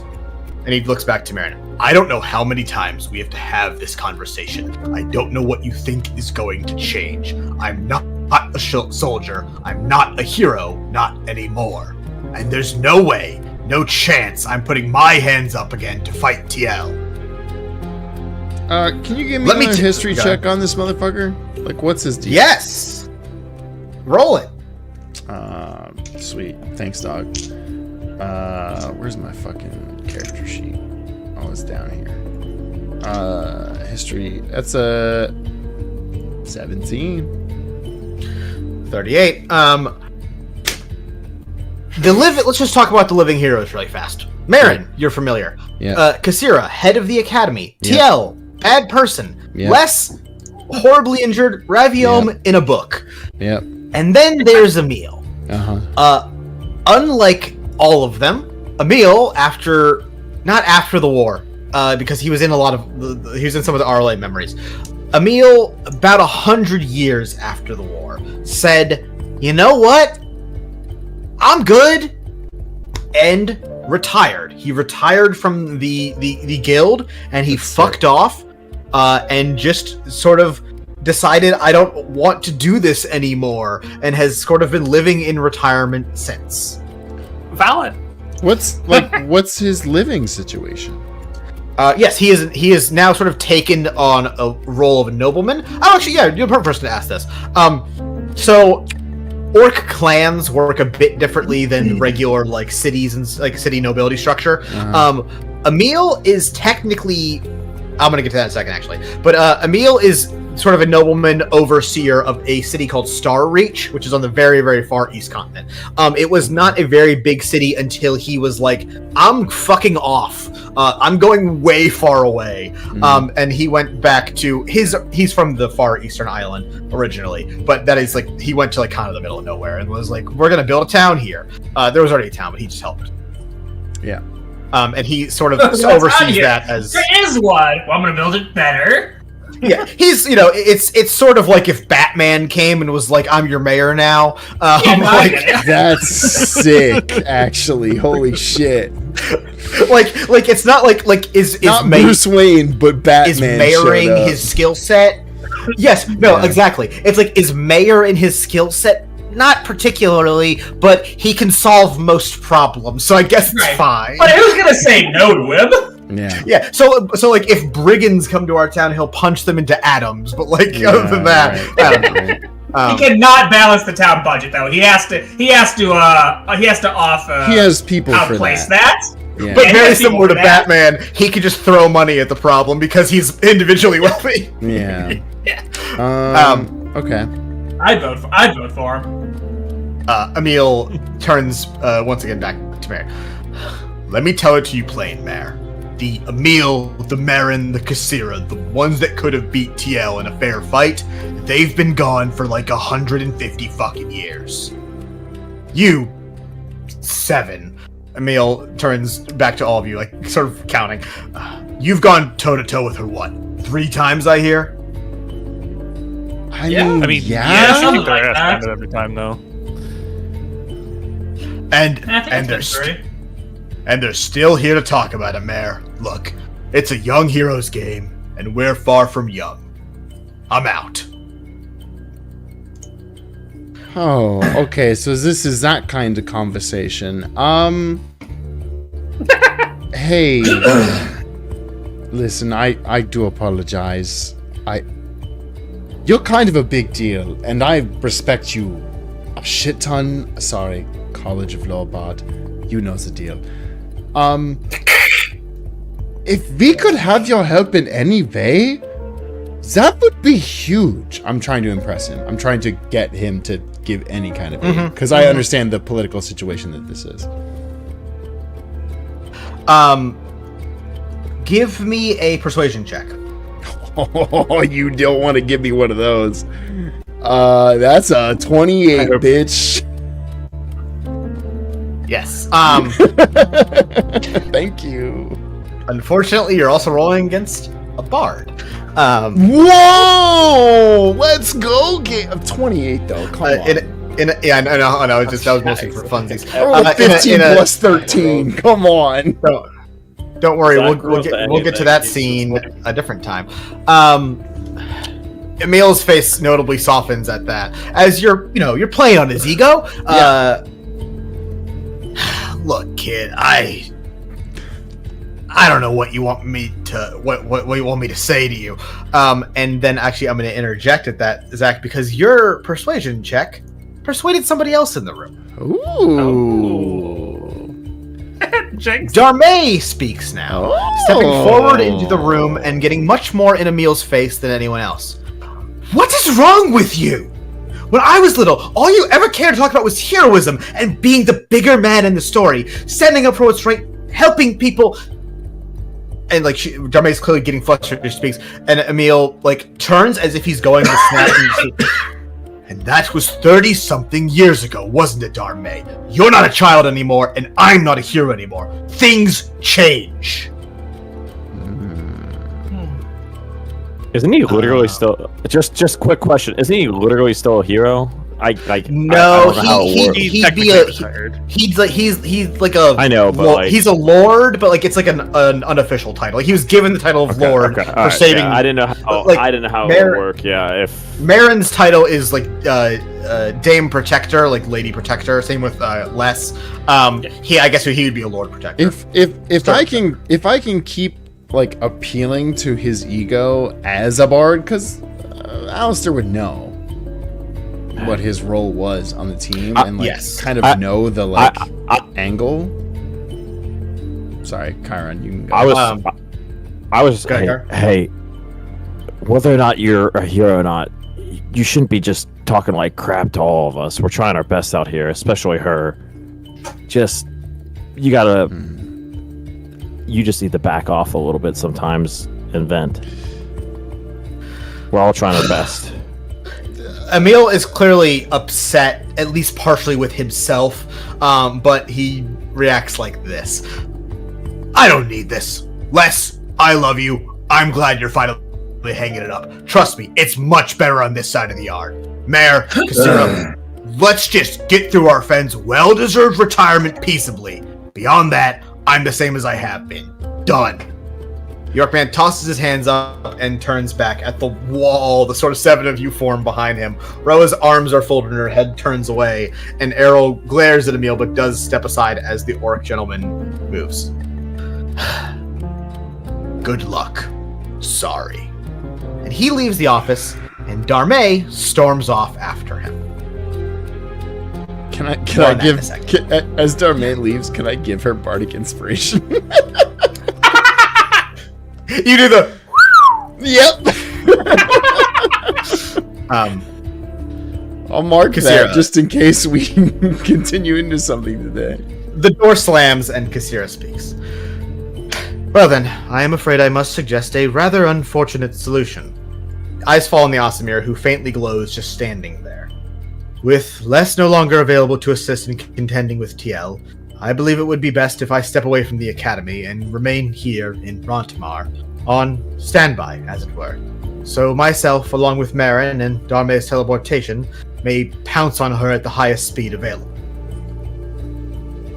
Vessler perks up at that, setting his quill back in the inkpot. And what of the Academy under those circumstances, Lady Kassira? Well, the faculty will be able to watch over it for a time. Academics will slack quite a bit, especially in the area of magic studies, but I believe it would be in our best interest, were that the case, to temporarily shutter the Academy rather than leaving it a rather vulnerable spot. Sorry. Can I Vessler and Darmay raise my hand in the room? Yeah, go for it. Jonver? What is it that you wanted Emil to do? Did you want him on the front lines fighting? Everyone sort of gets awkward at that. And Vessler speaks.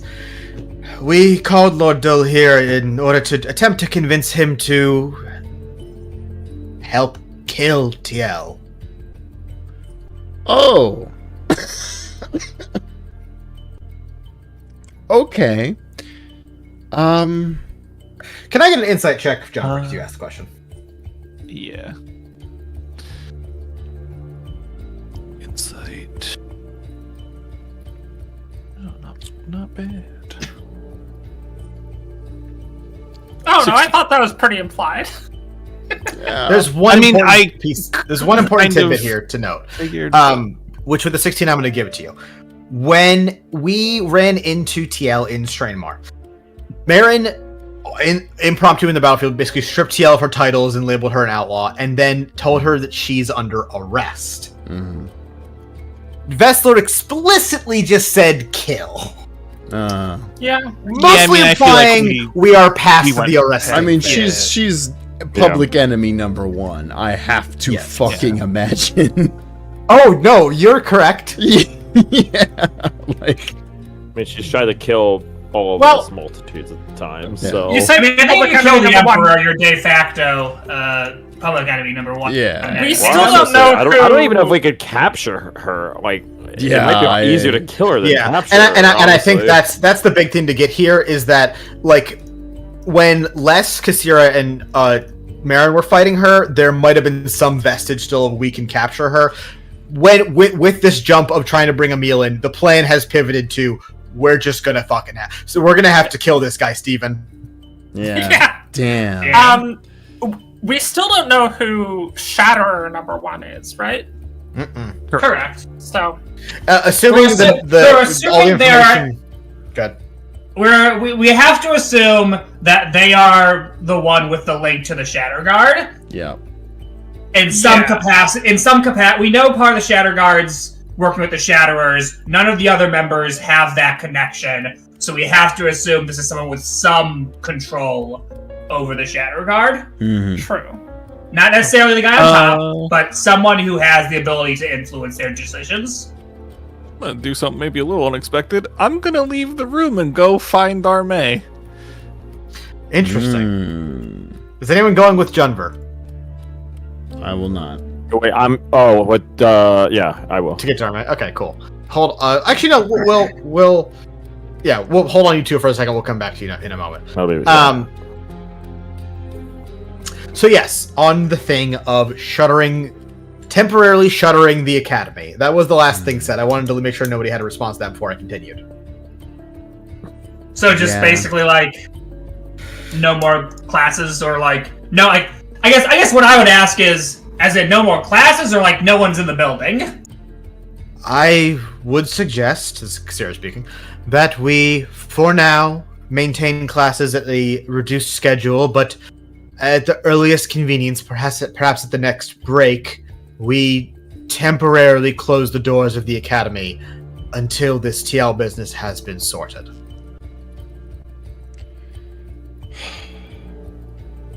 That's...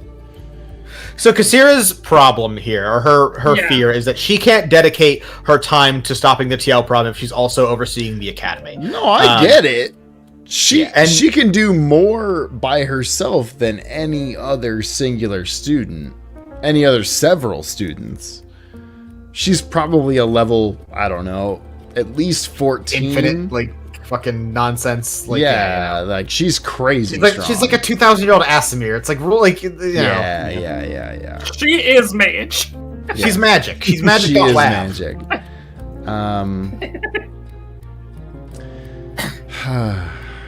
I mean, I'm not really in a position to fight that. I mean, obviously nobody can teach as well as you can, but and trust me, I think we have all learned that practicing in the field is a better teacher than any classroom, but is that supposed to be backhanded? No, it's a compliment. Genuinely. Like, but I think if you believe you have set up the next generation as well as they can be, then sure, we'd be happy to have as much help as possible in the field. And obviously, we'd love to have your help. Oh my god. Oh my god. Oh my god. Oh my god. Vessler will speak at that. Lady Kassira, And you believe with you present, we can stop TL? Like a huge lilt of, come on, buddy. Kassira does not answer that question. We will jump outside. Sorry, to be clear, have I conveyed the information that we know that I know that they're coming on a ship and that everything they've said? I didn't clarify this to you. I'm sorry, I should have. They were sailing away from Rontmar. They were looking at Rontmar, but sailing away. Okay, well, I'll still convey that information, but that's on me. Sorry. Back to you guys in a second. In the hallway with Darmay and Emil. Emil! Darmay's voice carries down the hallway, boots stomping in pursuit of the ex-hero. Uncle, turn around! She snaps again as the orc man does not turn back around. He got unked. She extends a hand and light magic sparks from it. In speed, you're unused to seeing from Darmay's usually tentative magical skill. A shimmering wall of white light magic appears in front of Emil, blocking the entire hallway of the guild. God. He places a hand against it and finds it solid. Insight check, Junver. And Kara, fuck it, both of them, why not? He's happy. He loves it. Again, Darmay at some point has a plus 26, D10 to something. So. I got a 26. Thank you, Zach. That's pretty terrible. I got a though, man. 15. That's really good. Oh, He seems okay with the 15. nice. Get his ass, Jason. He seems obviously surprised at this display from Darmay. Chiron, you catch a bit of like shock, a bit of pride, and almost a bit of like fear in his face at her ability to actually just fucking whip that out. And with a sigh, the orc turns back, opening his stance and like his arms. What? What is it, Darmay? What do you want me to say? Say, I want you to do something. If you want to say something, say you'll stay. You'll help. You'll fight. I am done fighting, Darmay. Emil snaps her. His tone is much harsher for a moment, and he shakes his head again, seemingly annoyed at himself. I'm nearly 300 years old, Darmay. Our kind don't live this long, let alone in this hero business. I'm tired. My bones hurt. My muscles ache. I can't tie my boots without pain anymore. I'm not cut out for it anymore. And fine, I'm selfish. I'm a coward. I've given up, but I've got too many chapters in my story to be writing new ones. I'm firmly in the epilogue, and I want to be done. So what? The Uncle Emil and all those stories you told me, that's a different man? That's a hero who disappeared out east, conveniently right as I stepped into the guild, right when we needed him? And what happened in all those stories, Darmay? We won, yes, but what else? In every story, another of my friends dies. Croft and Reka, Ella and Mishk, Hav and Cade, dead. All of them.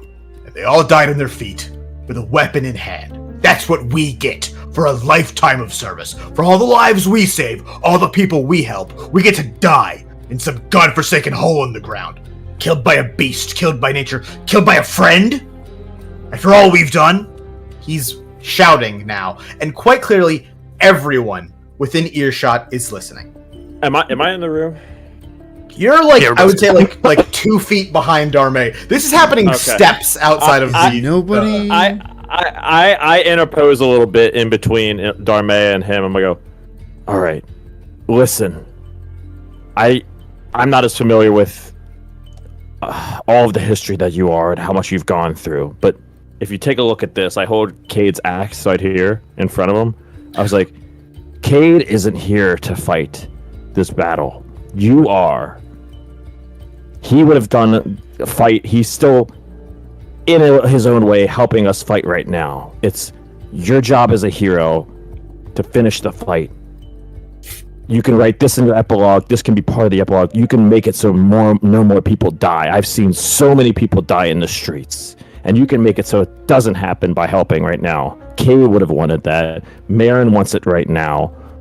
You can do this, and Darmay is right.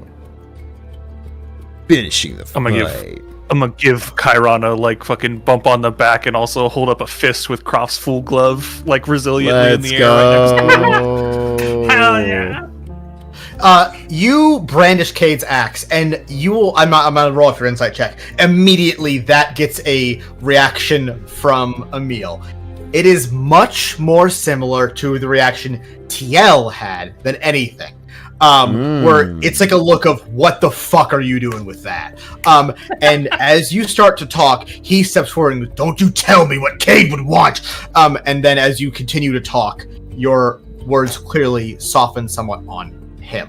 And when you do the same with Croft's full glove, Junver, he sort of looks apoplectic, like he does not know how to react to this information.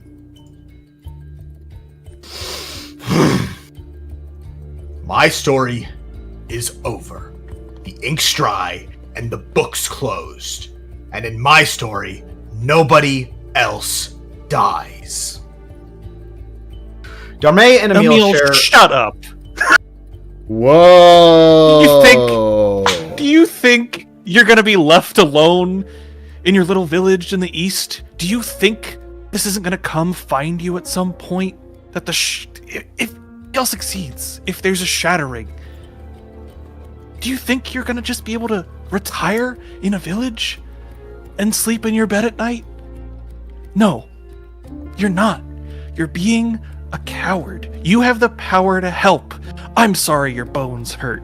I'm sorry every morning you wake up is a reminder of how old you've gotten, how many friends you've lost. Do you want to lose everyone else around you now? Persuasion check, obviously. Fuck. I wish I gave it to Junver instead of Darmay. You can give it to him. Darmay's out of things to say, so I should add my thing is now D10. D10. It's just fucking sick. It's a +6. But are you immune to poison, Zach? I'm not. Are you? It's +6, Junver. Come on. It's a 1. All right, so +7. Come on. +7's pretty good, Junver. You got this. Oh, fucking damn it. Junver, lie. 10. Junver, lie. I can't. Okay. Obviously. Okay. Emil, when you tell him to shut the fuck up, looks like he wants to throttle you. And for a second, you're like, "Let's go, big boy," because you're like, kind of want to see how this shakes out. And for a second, you see like that flicker of rage cross his face, like he's actually going to go into a rage and wallop your ass.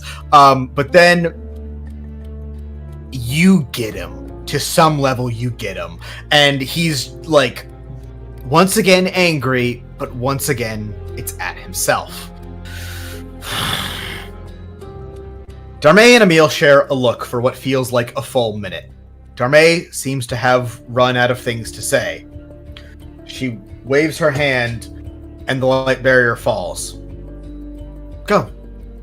Go, then.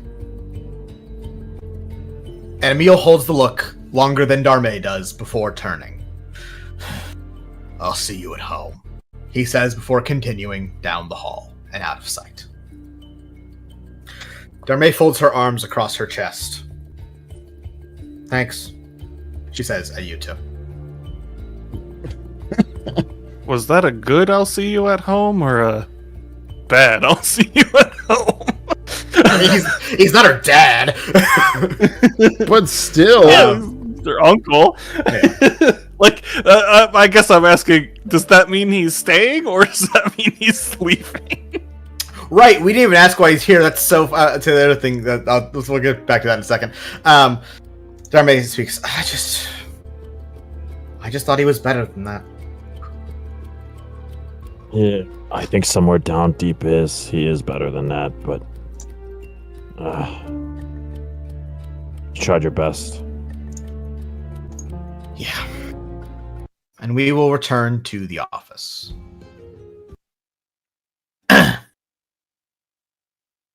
Here's a question I have for our players. Hi. It's time to talk about the fucking heist. Uh-huh. Hi. Yes. And this is gonna be a bit of a narrative break because I do just want to get this straight out of the way. Yeah. Here is the heist as it stands. The 5 of us, plus Nora Fleur, all need to get into the Shatterguard archive. Uh-huh. Currently speaking, the plan is to just do that. And we have Marin and Darme who are in on it. Uh-huh. No one else is in on it. Is there anyone else we'd like to bring in On it? on the heist? I will also note that during the heist, yes, the plan is that Alistair has to also somehow be at the coronation because he told his dad he would be there, unless he wants to just blow off his dad, which I'm not ruling out. I will also note Vessler, Marin, and Darme are all expected at the coronation, no doy. Do they have specific positions at the coronation? So they're the 3 heads of the guilds. They represent the guild. Great. Okay. Vessler's also obviously there as one of the heirs to House Vessler. Darme is also there as part of the Ondal family. Marin's just there because she's Marin. It's like you're not gonna not have Marin at the fucking coronation. No, I know She's been at that. all of them. I know that. Let me I clear. mean, Also, Emil. powerful of an image can Kassira conjure? She's element magic, and it's purely like mostly big booms. I looked through her spell list. She's like 90% offensive spells. I love that. She's the anti-Alistair.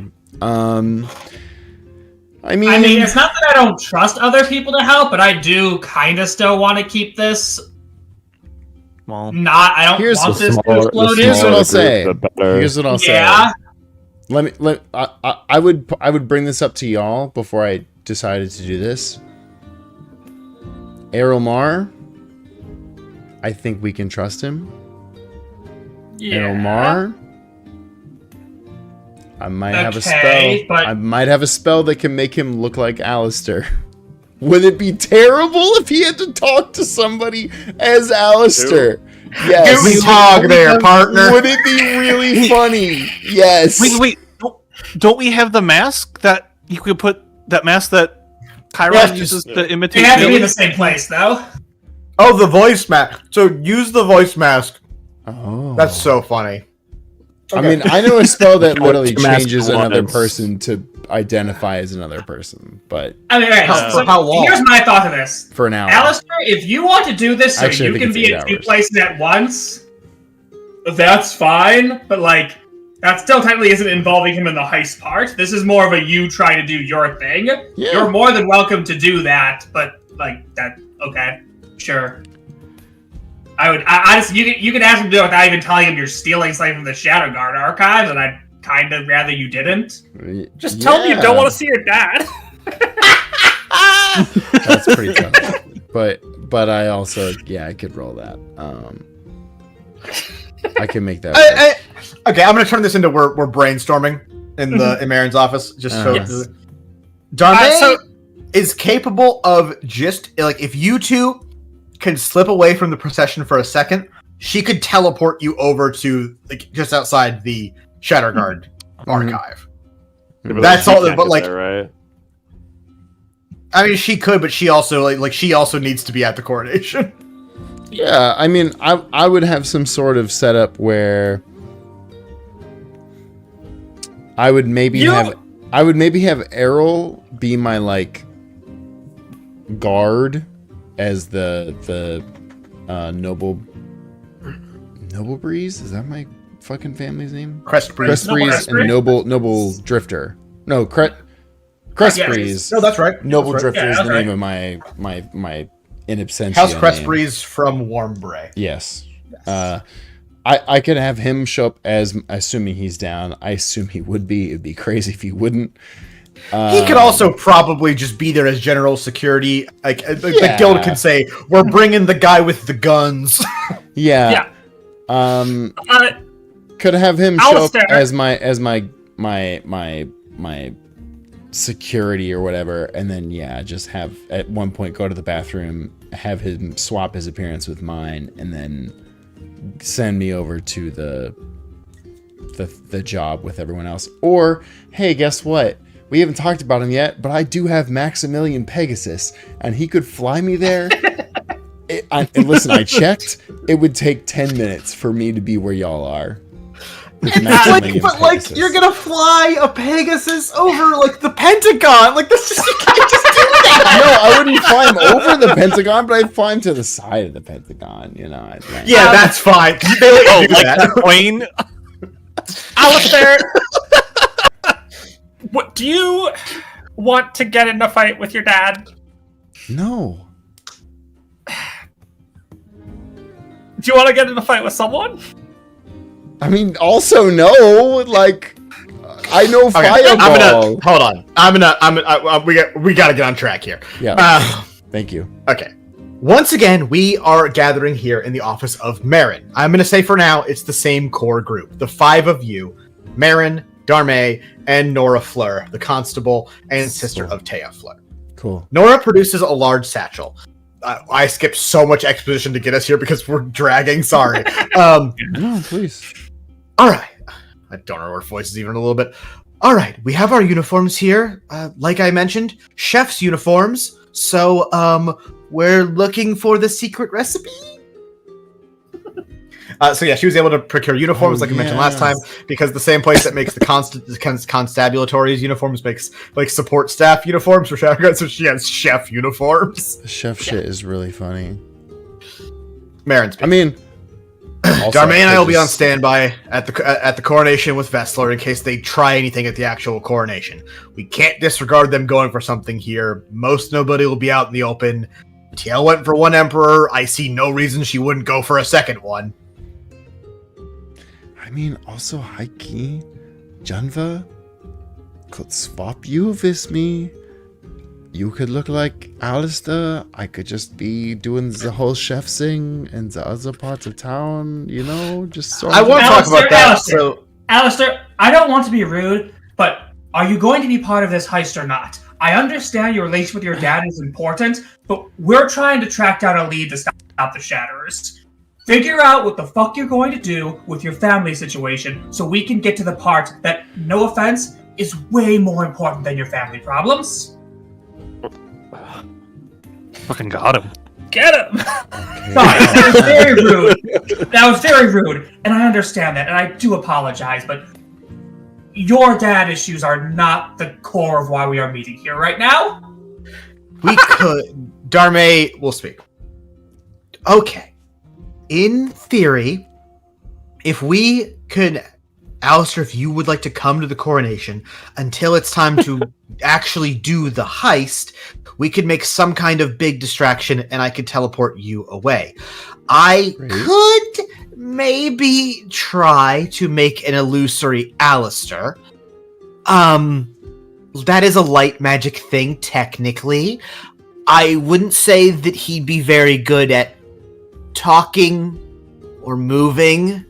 I mean, the thing is, she can make an Alistair mannequin, is what I'm telling you. If there's someone else, a human that we could trust, I could make them look and sound like me. Errol teleports into the room. Howdy, partner. So I said yes, someone that could look and sound like. No, that's great. I love that. You say that spell of yours works for an hour. You have an hour. Okay. Yeah, it explicit. Actually, it lasts for 8 hours. So fuck you. Oh, he's fine. Is there a range limit on this bitch? Is it concentration? See here. Seeming is 8 hours. Okay, wait. It says 30 feet, but give a target you choose within the range, an appearance, clothing, armor, equipment. Yeah, you make them seem 1 foot shorter. Yeah. The spell lasts for the duration unless you or your action dismiss it sooner. The changes wrought by the spell hold up to physical inspection. No, it doesn't. It doesn't mention anything about it. No concentration. So as long as I walk away after, I feel like some people would rule that as I have to maintain 30 feet. I don't agree with that personally. I don't think it's worded that way. So I'll give it to you. This will work. Yeah, Okay. I would honestly also read that. Hey, listen, you have to be at 30 feet to cast it, but then after that, it has. It's a 5th level spell. It better fucking work, dog. Yeah. I'm on board with this. I will note this. Yes, this does not change his voice. However, if Chiron will lend you the mask of voice stealing, this could absolutely work. He will just sound like Alistair. That's so good. He'll just happen to say howdy in a German accent a lot. That earlier.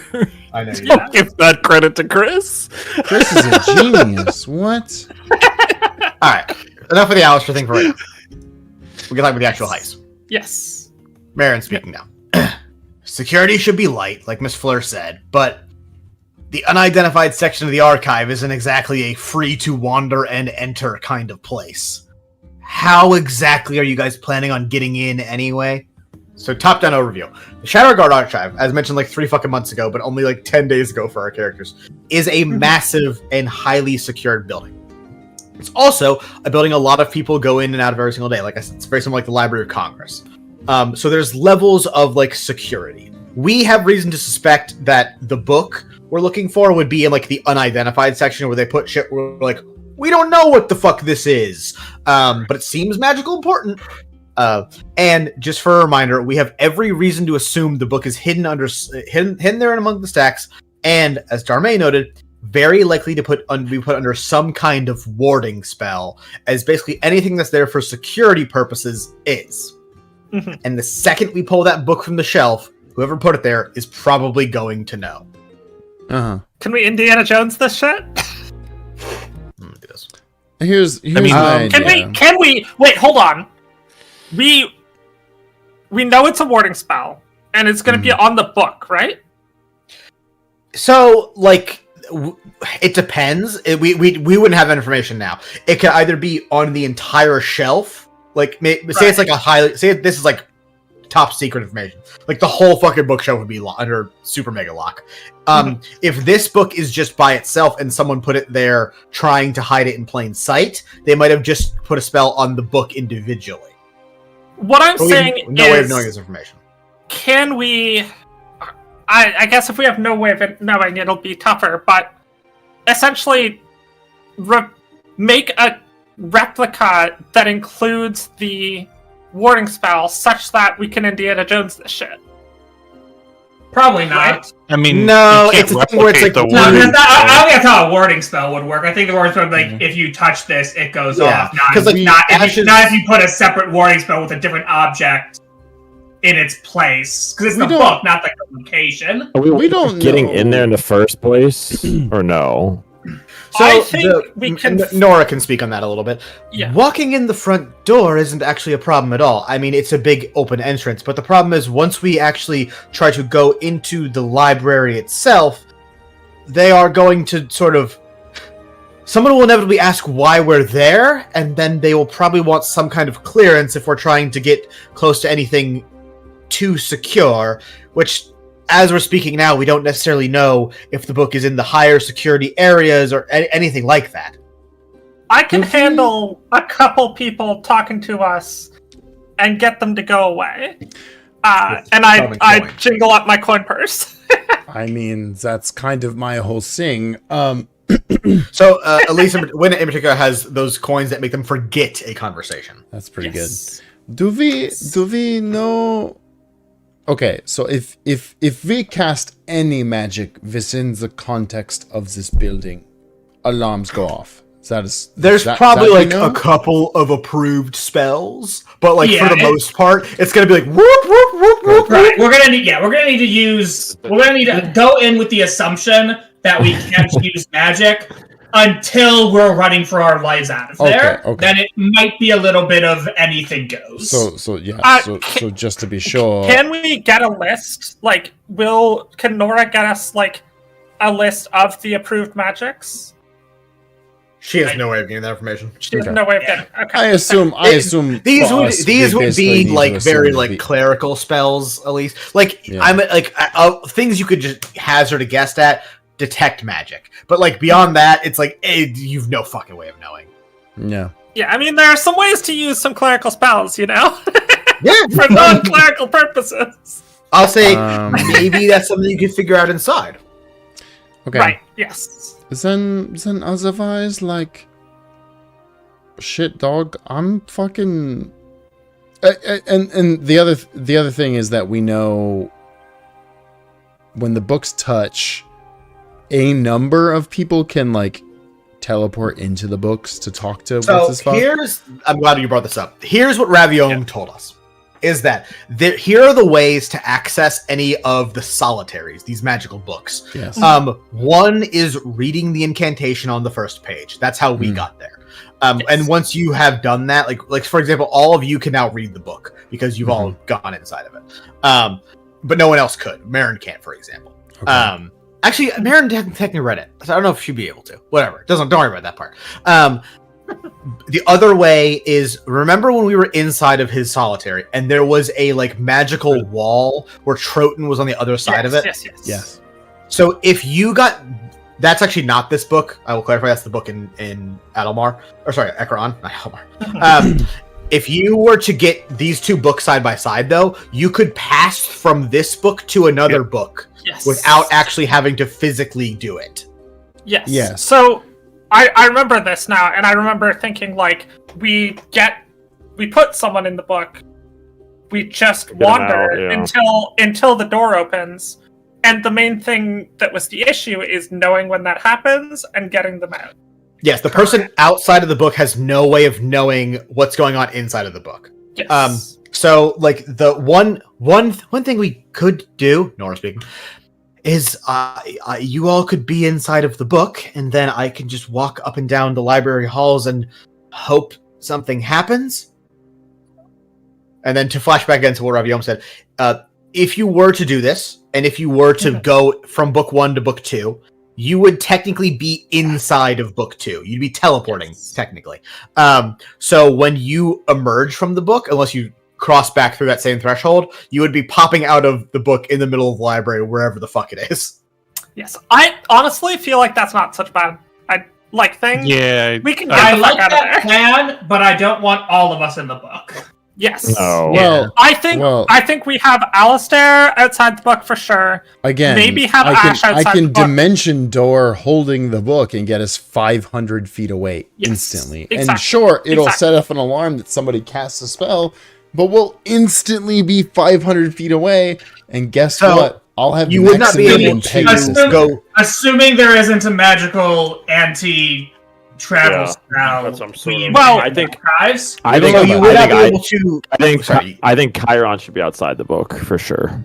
Because You would not be able to go you can't go through the roof with Dimension Door because there's a barrier on it, like magical barrier. But you could go like inside, like you go like, across the floor or whatever. You know what I mean? How many 4th level spell slots you got? You can go to the door, step out the door, and then That's kind of what I'm thinking. Yeah, like, you could do that. There is, which means I think we should have, because Dimension Door takes 2, only 2 people outside. So probably Alistair and Chiron, or Alistair and Ash. one problem. Just want to throw this out here. Great. Wasn't there a bunch of like bullshit inside of Raviom's book Oh, we can handle that. without all of you? I mean, is it going to be a problem a second time? we don't know. Each solitary is its own thing. we'd Oh, that have to solve sucks the ass. stuff. What if? Hear me out. Some crisp. What if we bullshit. all go in, but we don't necessarily all come out? So, like, all of us are in the book, but we only send Alistair and Chiron outside of the book once we solve the puzzles. Right. So that we're still not, like, all outside trying to sneak around a fucking library, but we have the 2 sneaky and deception-y boys out to get us out. Is what I'm thinking. Yeah. Also, Nora speaking. Also, that would actually allow us to split up in a sense, because if hold on, like if I keep walking with the book with you originally went into, We could and go out that way. I won't have any way of knowing where you are. But if I get far enough away, you guys can pop out of the other book and then just take that with like you say, two of you. That's what I meant. Yeah. She's just agreeing with you. Yeah. So basically, that does get around the problem of Nora doesn't know when you're inside the book. My only veto is, Taya, I'm not letting you do the infiltration part alone. True. I would Nora. appreciate that, Nora. Yeah, I would appreciate that, considering I'm committing a lot of crimes here. One of us is staying outside with you in a chef disguise while you do this part. I'm not letting you do that alone. That's not what you signed up for, and that's too risky. Other than that, I'm fine. Outside of that, I'm fine if the rest of us are in the book. I don't want to be someone staying out. I with don't Nora. want to be the guy that says, "Hey, I have high charisma," but I do have high charisma. Yeah, and it's one bad roll and we all die. Yeah, well, I mean, that's I true. said it's Yeah, not he has the lower worst than chance. everybody He has the worst else's. chance of having a bad roll. Yeah. Yeah. We can rely on things that aren't rolls, which is just, again, speed, running. Yeah, Do but we- if you're using speed, the plan failed to get in. Like, Do we Just have to get access in or to get the out? book right now? I think if I'm What being about getting in real, right now? I think Chiron should stay on the outside of the building because he has the climb up walls and infiltrate windows ability. Whatever it is. I'm also the only we might have to go through the puzzles in the book again. I'm also the And- only one. Yeah, who but can I'm use but I'm besides saying John but I'm Richard, saying who we can use full skills. Hold on, let Without- Kyron finish. Yeah, I can use full skills without having you Magic. can't use your magic. Yeah. No, I None of you understand can use that. it. It also I'm- gets What if around we get? the Junver problem because Junver actually can't carry all his weapons and shit in. Yes. I'm saying we can use the magical earpieces to be like, Chiron, it's now, and Chiron instantly bumps in within 10 seconds, and then he's there. That's what I was thinking. It's I'm just, do just we saying know if we- the magical earpieces work across worlds? I don't know that we do. They would not. They would not work Okay, across that- worlds, and but much. like if I was the person holding the book with what's your fuck? Nora. Nora, thank you. Shut And up, everyone you else can- is in the book, Nora. except for Chiron, who is outside of the building. I could be like, Chiron, we need you. Boom. Chiron's in within 10 seconds. If there's an emergency, but also, hey, Chiron, we're all going in the book. Pop in right now. Boom. It's still Sorry, we Here's can. we needed like the whole party to solve all the fucking puzzles in the book before, Yeah. and not to be meta. That was basically a whole session, and that's a whole Yeah. session of a person not doing anything. Yeah. Hold on. So- The other thing is, can we exit the book we have at will? Now that you've solved it, yes.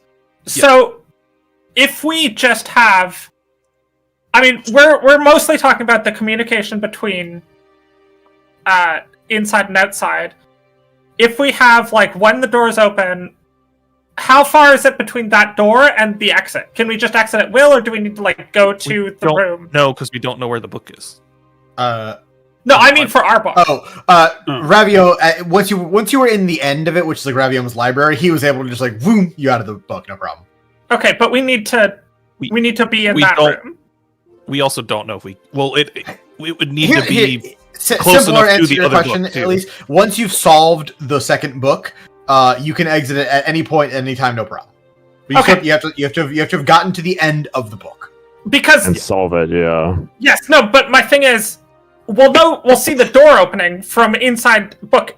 We have book A. We're inside book A. We're trying to get to book B. Uh-huh. Mhm. We're inside book A. We see the door open. We see at least one person go through, and we know that it's there. We have person A pop out and say, "Now, this is They the one." can't pop out of book B because we. They have don't to- need Oh, to no. pop Okay. out of book A. Okay. They So pop out of here's- book A from book A. Allow me. So Nora is walking up and down the halls with the book. Uh-huh. Everyone, just for simplicity, everyone is inside the book, just for me to Yes, understand sure. what Elise is trying to say. Yes. We reach a point, Nora's walking for 10 minutes. The door suddenly opens. One of us goes, "Ah!" We jump out of the book and say, "Nora, stop!" because here's it's near us right now. It's near us enough. Yes. Yeah, okay. Exactly. Yeah. And then everyone we're can We go. pop out of our book. We don't need to pop out of their book. Like the book we're make trying to clear, find. too.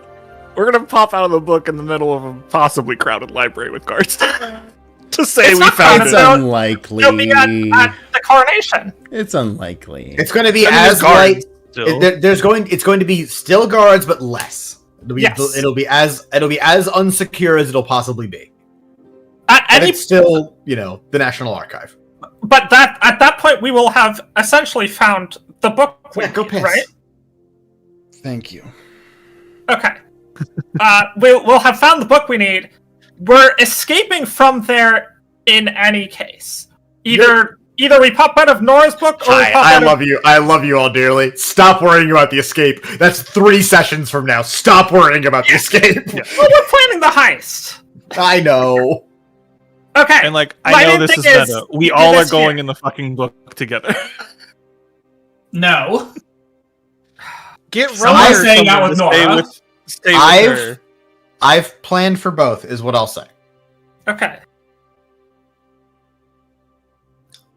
What I'm saying is, once we've found the other book, we can take that and our current book and get out and do it somewhere else. Because we're gonna pop out either way. We don't Yeah, know that's assuming that, we like, win, yeah. if one person goes into book B, we don't know that they can just pop back to book A and say we're in or whatever. No, they don't They'd have need to. They'd have to use the same methodologies. Yeah, but they don't need to. Yeah, we're basically saying we'll see the door open to book B, but no one has to go through it. Once we see the door open, we all leave. Someone leaves book A, tells us that we know that we must be at book B. We grab book and run.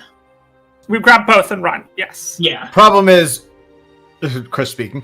Problem is, from what we understand, is that they have to be close enough. We don't necessarily know what that means. It could it could very well be that you stop and okay, there's 7 bookshelves around us, each with 1,000 books on. Right. Okay. That's fair. That's fair.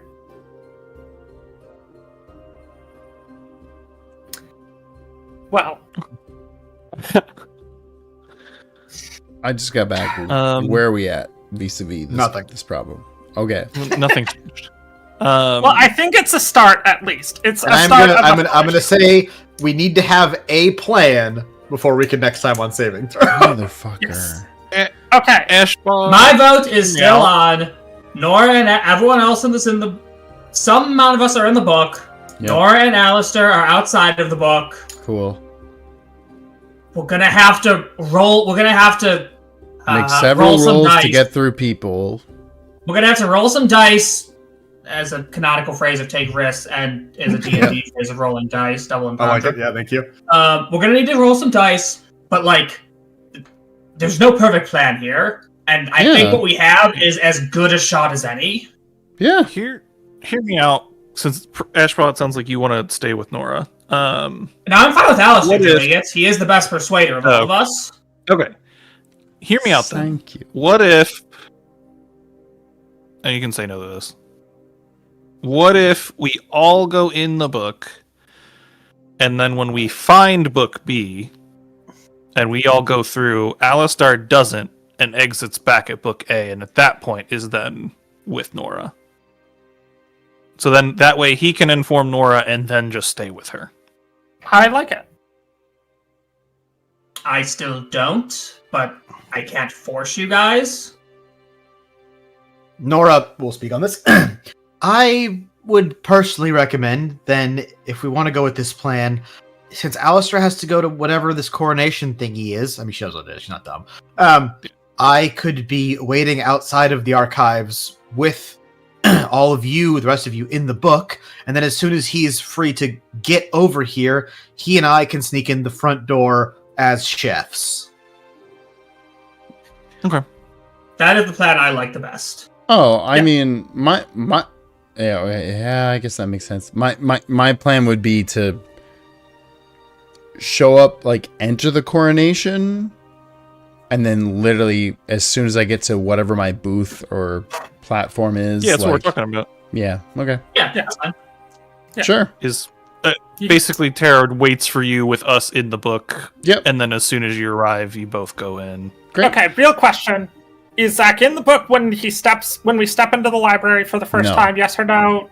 No. Nora's plan is no, because she doesn't think she's going to be able to talk her way through it. Yeah. Great. Basically, Not to be rude, but Nora couldn't even walk onto the guild grounds to talk to me without appearing suspicious. No offense. Also, I do want to He's not going to make it. He's not going to make it through there without help. Yes, and I want to give Ash's point of like not leaving Nora alone a really good note here of she is woefully underqualified for this.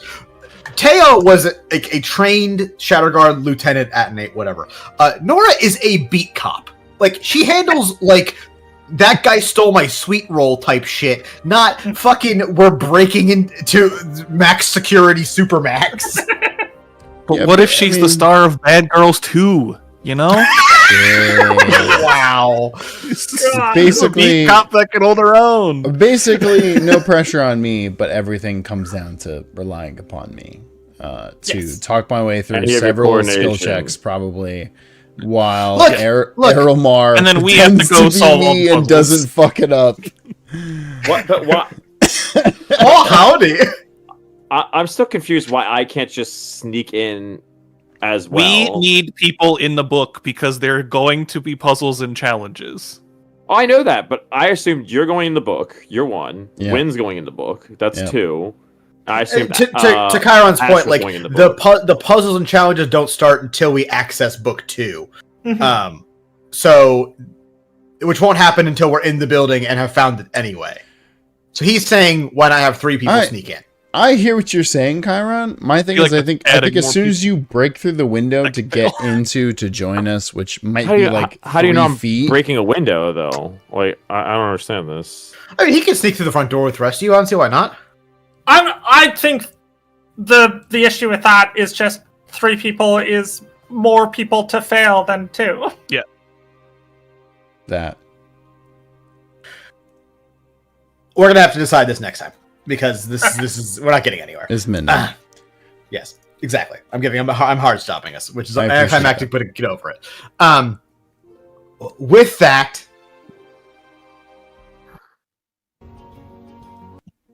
With that, and sort of going in with a plan that is very well thought out, but admittedly half-baked, because there's simply a lot of variables we don't know and can't properly prepare for. Would you say that we have the concepts of a plan? We have concepts of a plan. Thank you, Zach. And we all have to go to bed and wake up the next morning as we all don our chef's uniforms just for safety. And Alistair dons his Crest Breeze family attire. And the whole city... Yes, she got a special one. As the whole city wakes up for the coronation of Prince, soon-to-be Emperor Alakir Ront, and the rest of us wake up to do a motherfucking heist. Next time on Saving Throw. Alright. Let's go. We'll have some time before the heist starts next week, right? Oh yeah. I'm sure. Okay. Let's do an art. I have to have a seat with Nora before. We can have like a morning of briefing.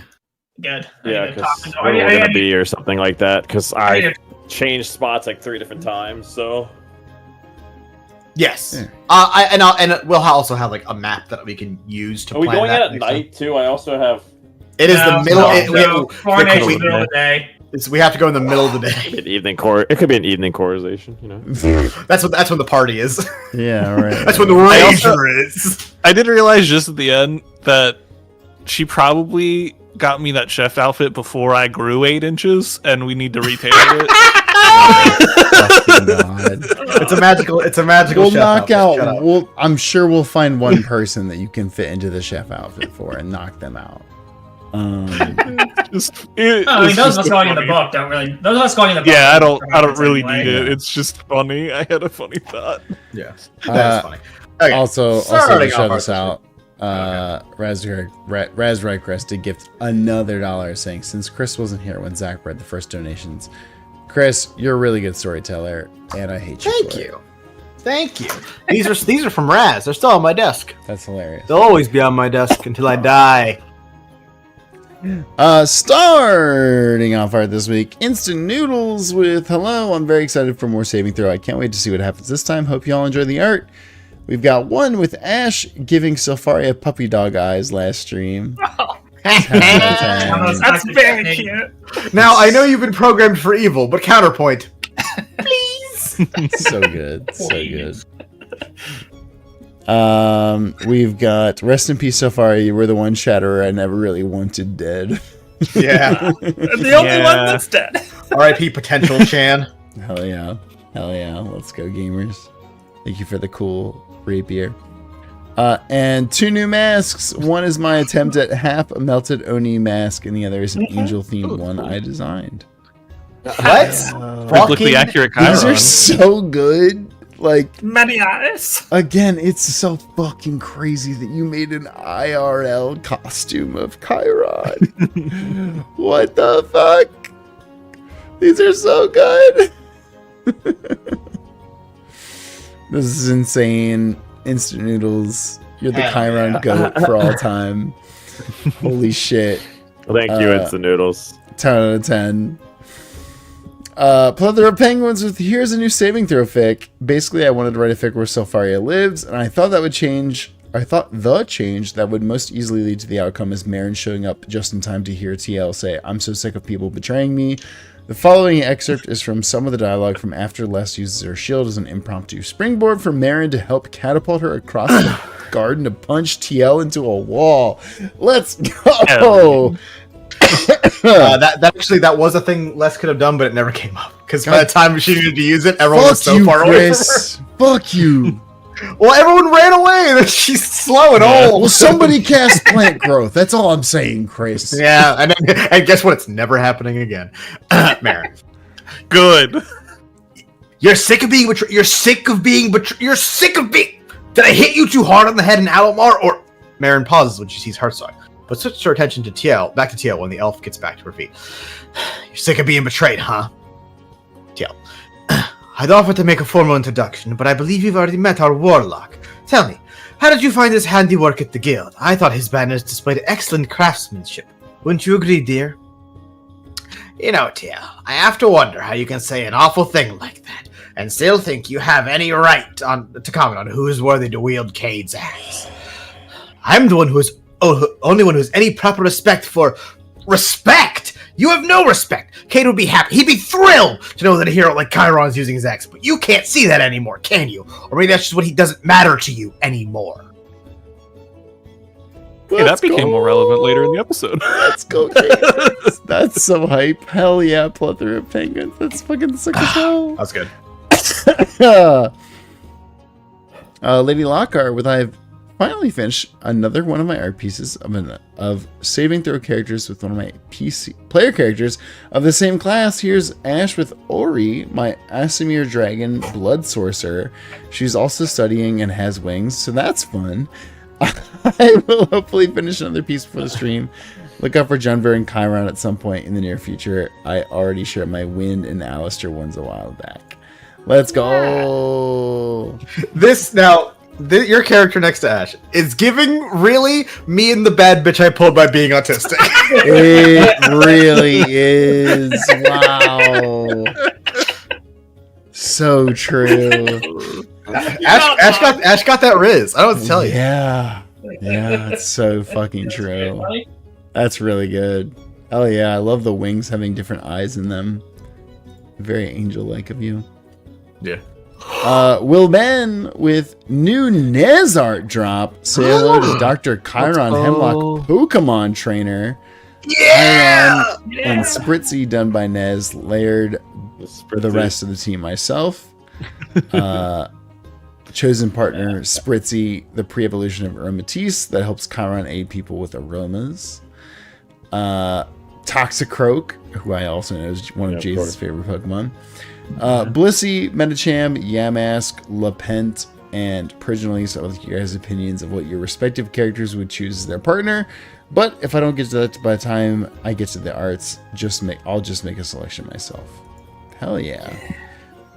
The spritzy on This there is is nice. so What mask sick. is? Who did the mask of that? I like that mask. So I think it's supposed to be the mask on Mask, but it's like broken because of Chiron. So it's got the bandages. That's cool.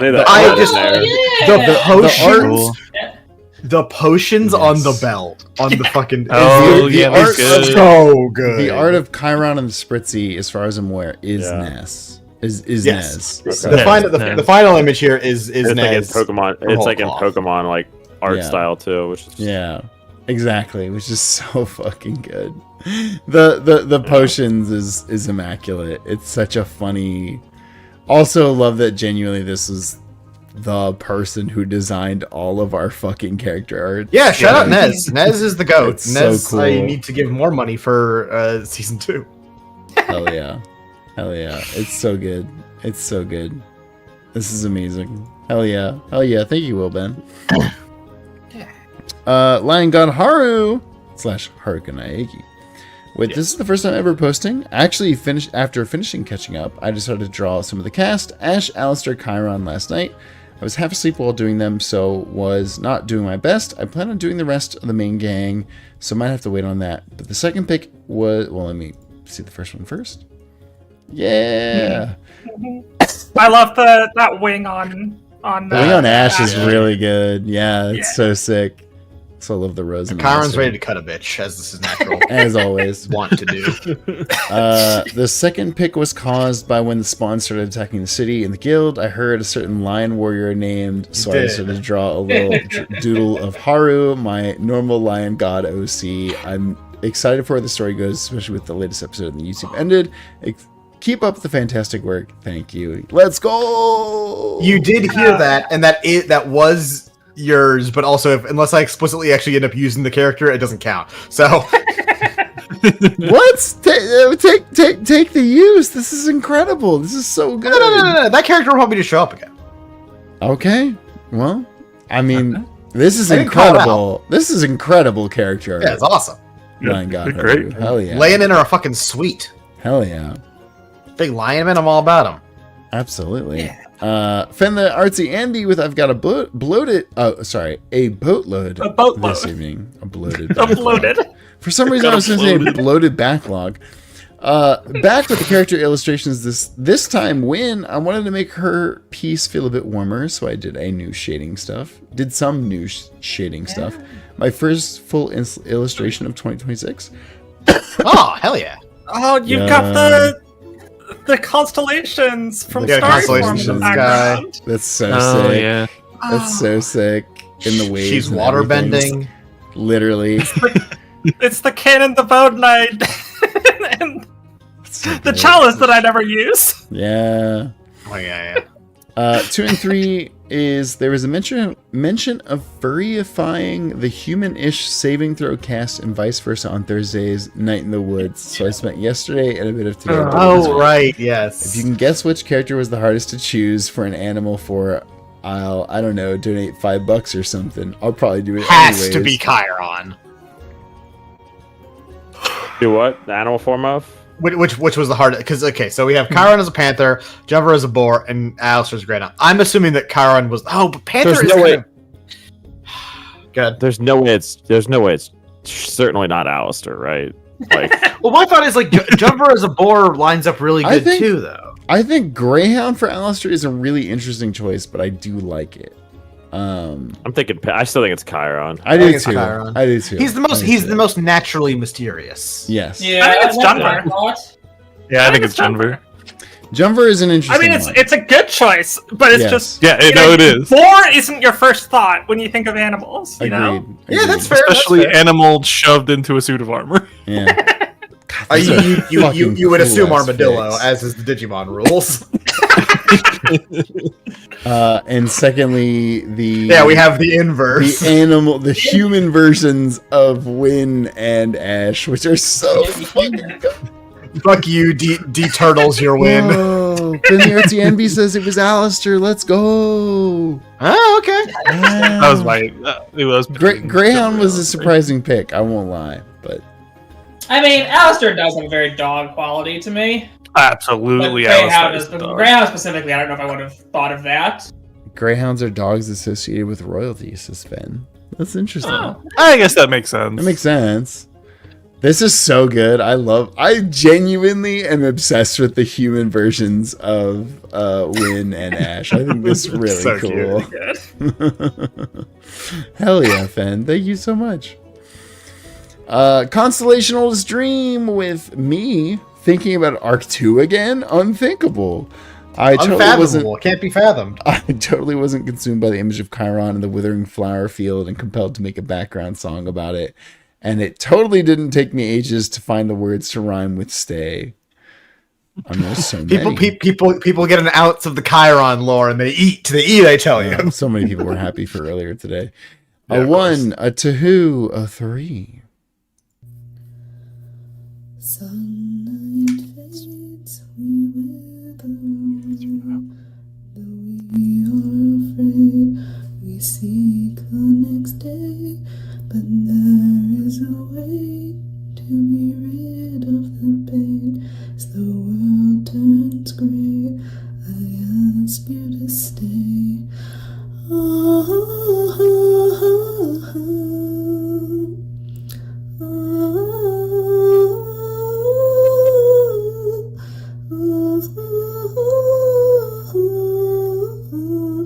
The flowers we lay, you will stay. Hell yeah. Hell yeah. Let's go. And then, yeah, this image is so good. More on that eventually. Eventually, you son of a bitch. Hey, you got more about today. Be happy. We did. Enjoy it. People literally in the chat were like, oh, the delicious crumbs. The gristle of the steak that is Chiron lore. Yeah. But I know people were playing like saving throw bingo too, and one of the squares was crumbs of Chiron. Yeah. Oh, everyone check that off. Lady Lockhart, with I finished my pieces of Junver for my saving throw characters with the player characters in mind with the same class. He is with Akari, my human champion fighter, who is forced into a tournament with her sister to determine the fate of the world. They both play the role of protectors and have been outsiders in their families, so I think they would get along. You might see Junver giving her a buckler in the future. Now to the actual piece. I had fun experimenting with metallic paint markers and alcohol markers for Junver's armor and tried my best for his helmet and chest plate. Since I mainly had one reference to go off of, I have one with a lighter blue skin and a darker blue. Let me know which one you prefer, and I hope you like him. Yeah. Yeah. Hell yeah. I feel like the lighter blue is how I'm. Yeah, lighter blue. He's So good, he's though. supposed to have sort of like asheny skin because he's definitely a giant and not something else. Your Honor. These are so beautiful. I love this. I love Yeah, the smiles. it's on pretty cute, both of yeah. them. And he's so tall and handsome. I knew you were going to comment on that. Also, shout out to Fan, the Artsy Ambient, just gifted $5, saying the $5 I promised I had to go to YouTube for this one. Hi, YouTube. Thank you so much. I appreciate that. Cat Moon with hello. I wanted to draw some moments from the last D&D stream, so here they are. The first one is the moment where Chiron walked under Junver menacingly. I'm forgetting the name of the traitor, but it's from the moment. But my characters as them. Yo, okay. Oh, okay. That's so good. Yeah. So we have Junver as their OC Flaming Petals and Hemlock appropriately for Chiron. Wow. Nice. Wow. Hemlock Hell is yeah. so Yo. perfect. What the fuck? Also, the coloring on the fire fur here is it's fucking. so good. Yeah. I was gonna say it's so heat, good. but well, yeah, that's accurate. It's so good.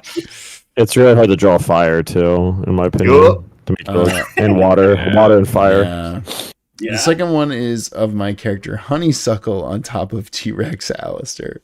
Let's go. Now we talked about how Wind always has a shell in her transform. We didn't talk about what other people have. It's like Oh yeah, Alistair has the guitar. It's right Yeah. there. He has it. That's it's canon. fused to his fucking hand. The guitar and the hair. I better be. Incredible. Thank you, Catman.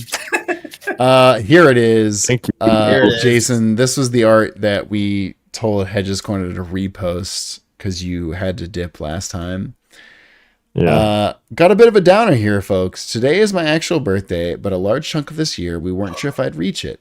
I had been dealing with some severe and abnormal case of osteonecrosis and osteomyelitis in my jaw, and we were looking at getting pretty severe surgery done to save my skull from rotting inside my head, but it was risky, and there was a chance of things going fatally wrong thanks to another condition I have. Obviously, that weighed on me a ton, but one of the things that provided me mental comfort was this quote from Chiron in the finale of Act 2, where he told Marin that people continue to live on through the impacts they leave behind on others. This quote's been rattling in my brain for a while now, as well as the concept of this oil painting in honor of it, and I thought, well, if I survive the surgery, even though I don't paint and haven't made saving throw fan art before, I've got no excuse but to make it a reality after it's haunted the back of my mind for 3 years, and its inspiring quote has given me comfort during a hard time. So here's the finished product. Seriously, thank you all for what you do. I know at the end of the day, it's a silly D&D show with the first central villains being a dick wizard and the alligator detective, but like, it's seriously powerful when it needs to be. From the bottom of my heart, keep on leaving impacts so that even in death, you still live. Are you fucking kidding me? Let's fucking go. I'm really glad you are it okay almost got me too. again. It almost got me again. I almost cried a second. I'm Please, sorry, Jason, you react to this because you weren't here last week. Yes. I'm so sorry for how the circumstances happened, but I'm very grateful that you are okay. And I appreciate, I mean, this is just every art in general for anybody who drops art in general for any show really, but obviously we're referencing Saving Throw right now. We really do appreciate just the art. I know Chris for sure because it's his baby, but like we all just appreciate because like this show is definitely, like we've mentioned before, is a passion show. It's a labor show. Like it doesn't get the big audience, but the people who are dedicated. We love what we always do. just We love what appreciate we them, do yeah. here. Yeah, exactly. Yeah. So even if it's just somebody saying, "Hey, I like this. It's something I can do just to chill," or it makes even a deeper impact, like it did here.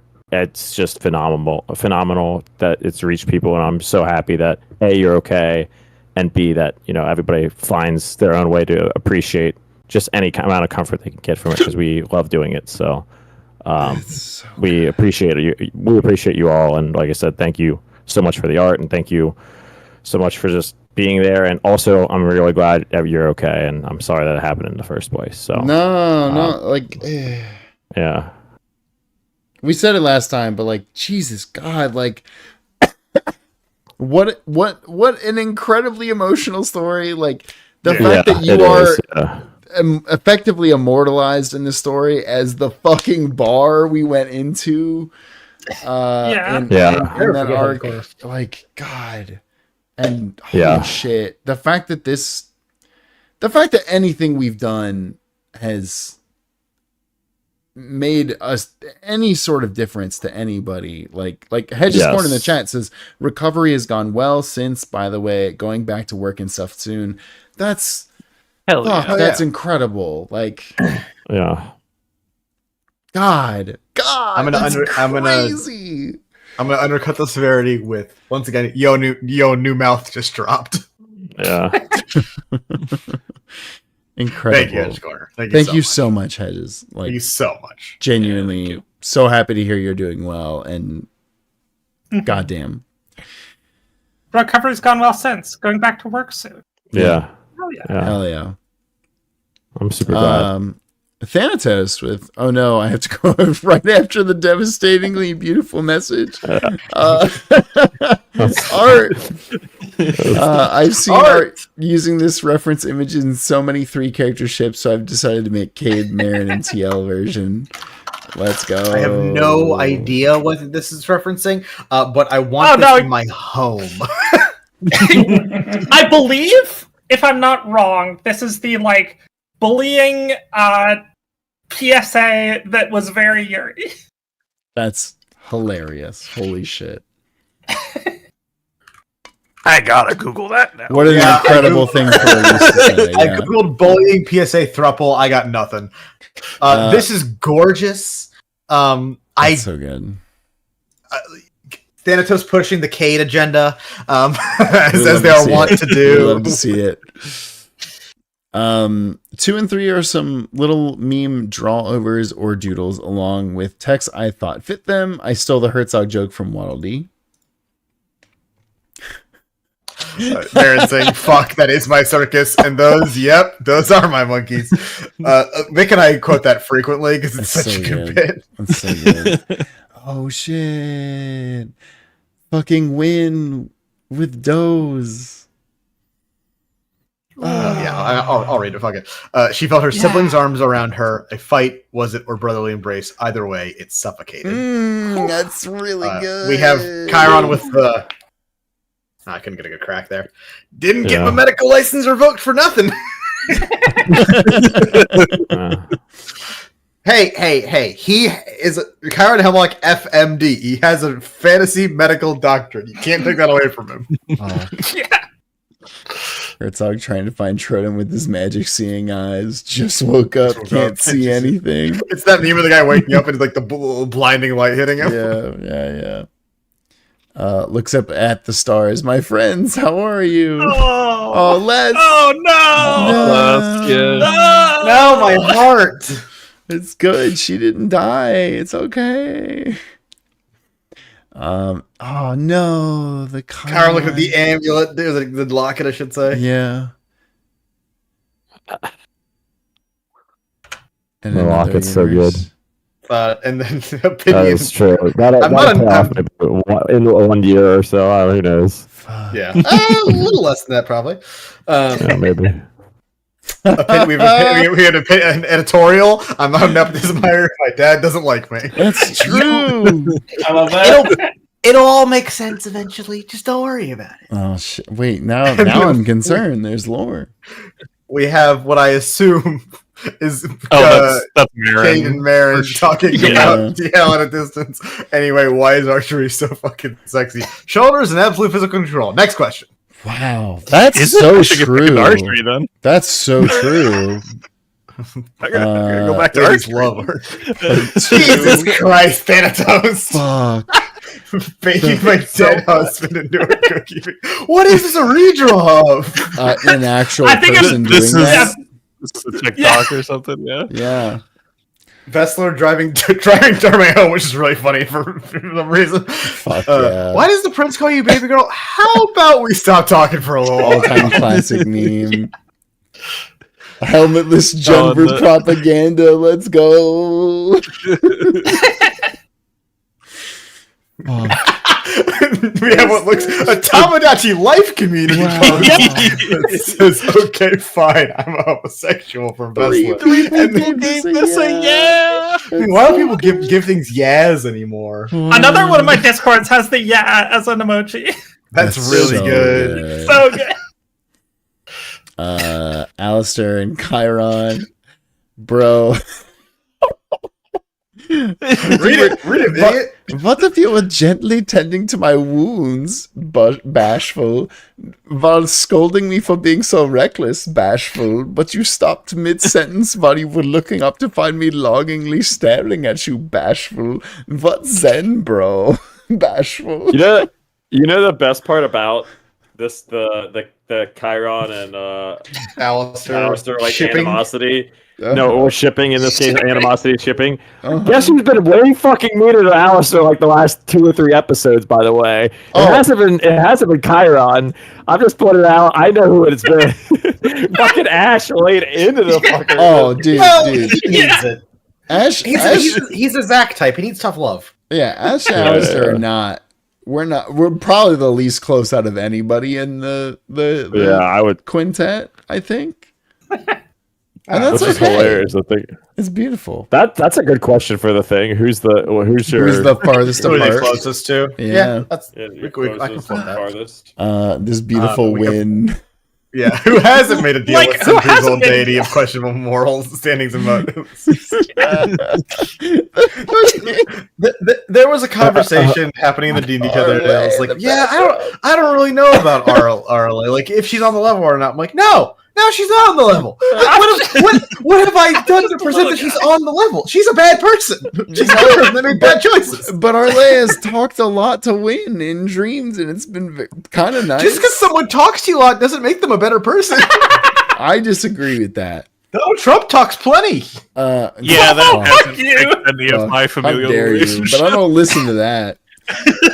Also, Alistair and fucking Chiron. Read it. Fucking, I can't believe this. Girls are hot.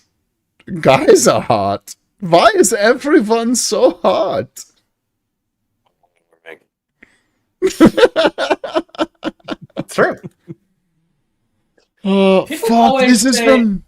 Sorry. People always say, fuck around and find out, as if that's a bad thing. I love finding out. I need to understand. I fucking love this person on Twitter. Let me be clear. This person is immaculate. Oh, it's Jennifer. Yeah, their tweets are so good. One of the all-time greats. Like, one of the few reasons I still open Twitter, apart from just posting our own posts. Aren't they the fucking just got my nipples pierced Claire's person? I think so, yeah. I think so, Pretty sure they yeah. are. 4 is some traditional doodles. Let's go. Hell Less yeah. Errol. Less picking up Marin. Oh my god. Marin and She's so little. My character, I think he and Marin would get along. Or her and Marin would get along. The fucking Stones is crazy good. I love that. Also, you think your character and Marin would get along? What kind of character is your character? I mean that in a loving way. 5 is a self-indulgent illustration I did when I noticed the similarities between the KMT trio and a trio of my own characters. Hello, Cade Meriden TL from Saving Throw. Hello, Hector Karena, guessing, and Serena from Myths and Seasons. Wait, drop the Myths and Seasons. And then we have, I assume things get bad between slide A and slide 2. There's only 2 people in the bottom slides. What happened? Oh no! And 2 of them turn into monstrosities. Oh no! Oh fuck! Uh-oh, man-made horrors beyond my comprehension. A work in progress of an animatic accidentally turned into animation for the song Guns for Hire, so mute the audio to avoid copyright. I do appreciate that. 1, Zach's not 2, getting that. 3. Oh, oh my god. No. What the What the fuck? Eat your heart out, end of season 1 Arcane. Wow. God damn. That was Very fucking good. cool. Holy shit. Shit, dude. What the fuck, Toast? God damn it. Thanatos. Thanatos says their OC is Marin but a furry. Okay. God damn it, that's so good. If I thought about that, I could have appealed to a whole other market at the beginning of Saving Throw. Let's save it for the endless sea of occur. There's cat ladies there. Hell yeah. Will Ben with yes, totally had this ready from the get-go. Yep, nope, no evidence to the contrary. Oh, shout out to Bugbear Shaman. Bugbears. Bugbear Shaman, Bugbear Raider, I think it's a reference to when Vessel was reading out possible other remember like the double hat gang? Oh, The people of Wissenmore have been having troubles with bugbears raiding their turret. Annoying little bastards. Oh my god. Yes, thank you for your input. Shout out to Bugbears. Is it the very last one? The very last one's a Roke, the big birds. And the note here is this boat is so big, it's rocks. It sounds like something you would have said. Gargoyle. That's true. It's not the best time for that. Blue track. Sprite. So true. So true. Thank you, Will, then, for keeping the Hell yeah. These bit are so alive. good. These are so good. Thanatos as well with as usual during stream doodles. Nice. Toast is taking a break at drawing at the start of the stream. Good. Oh, fuck. Take a break. No, fucking Errol saying what do you do when you're cursed done all you hatless can? Errol. No, it's so beautiful. The drawing of Chiron's locket. Chiron Bless burning his the bed. husband. Oh, Kyle burning the bandages. Yeah. Mm. Everybody's sleeping. Wynn's just a big shell with a blanket over it. Mare Bear is so cute. Marin's dirty. Yeah, I can't believe nobody commented on Mare Bear. People both in the comments and the Discord did. I didn't want to interrupt the scene because you were doing a scene. But He also Mare Bear called is so Kassira cute. Cassie, which is fucking stupid. Yeah, that's pretty I didn't good. want Marin to kill me at the moment. It's pretty so good. It's pretty shut. good. Oh yeah, I didn't really think about Oh. Darme fitting inside of the Carverstone house. It's all of us sleeping. Yeah. Win in Yeah. the Shell is so good. Yeah. Yo. Oh. Very bottom middle is a very tiny Marin walking with her copy singing new Dumber just dropped. Fucking, I hate it here. Also, people were talking about this. Are all the house is the Carverstone house built only for dwarves? It's 100% like Ian McKellen knocking his head on shit in the fucking. I was gonna say, would it have been like last night when we sat at that table that was 2 feet tall and a chair that was 1 foot they're off the definitely ground? built for like yes, Zach, it would be exactly at that place we had dinner at where the fucking chairs were tiny. Yes. The chairs were miserable at this restaurant. Everything else was pretty good, but Jesus Christ! like, what are we doing? What about doors? What about the doors? People were strange or no? No, I mean we were fine at the doors, but like sitting down was terrible. I liked it. No, it was good. As well as the second page. Oh, Yeah. Fucking, I know what you are. the Alistair, I know what you are is so good. We got That TL was me shooting through. perceiving fucking. I want to, Best by the way, there I want and to the fucking prince. rewind. Zach was being mean to me about the scene 5 seconds before he goes, "Oh shit, are they gay?" And then he's locked in. Yeah, but I regret nothing from that, Chris. I was right. And we have Darme, Chiron, and Junver basically telling him he'll go fuck himself, and then the memory of Cade being like, "Hey pal." Oh, that's really good. Holy shit. Wow. In the bottom right, the drawing of all 5 of us is so good.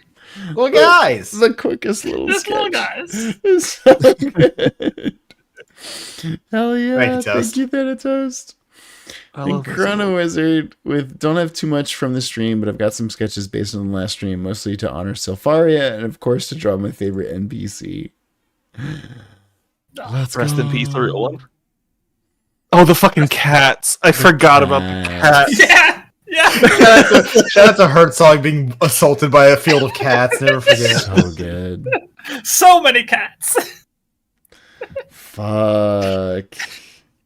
Oh my god! And yeah, Selfaria having her moment of autonomy, Melting apart. Yeah. and then getting promptly shot, Ah. and then then self nuking. I guess. Oh my god! The ash line. Yeah. Oh yeah. Yeah. Holding. I Holding tried it. so far, yeah. I tried to fix you. Damn. And then we have Roa. Yeah, fix Ah, you guys are assuming Ash was doing it for Noble reasons. sympathetic reasons. You overestimate my empathy. Damn. I want to take it out of me out of the fight. And then Roa. Herzog? No, he just did things on his own in private and have his quiet time. Oh shit, he was doing evil shit, wasn't he?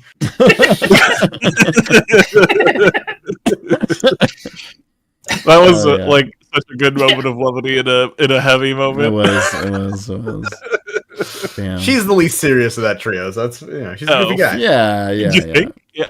And she's also all of our favorites of that trio. So, Coincidence? I think not.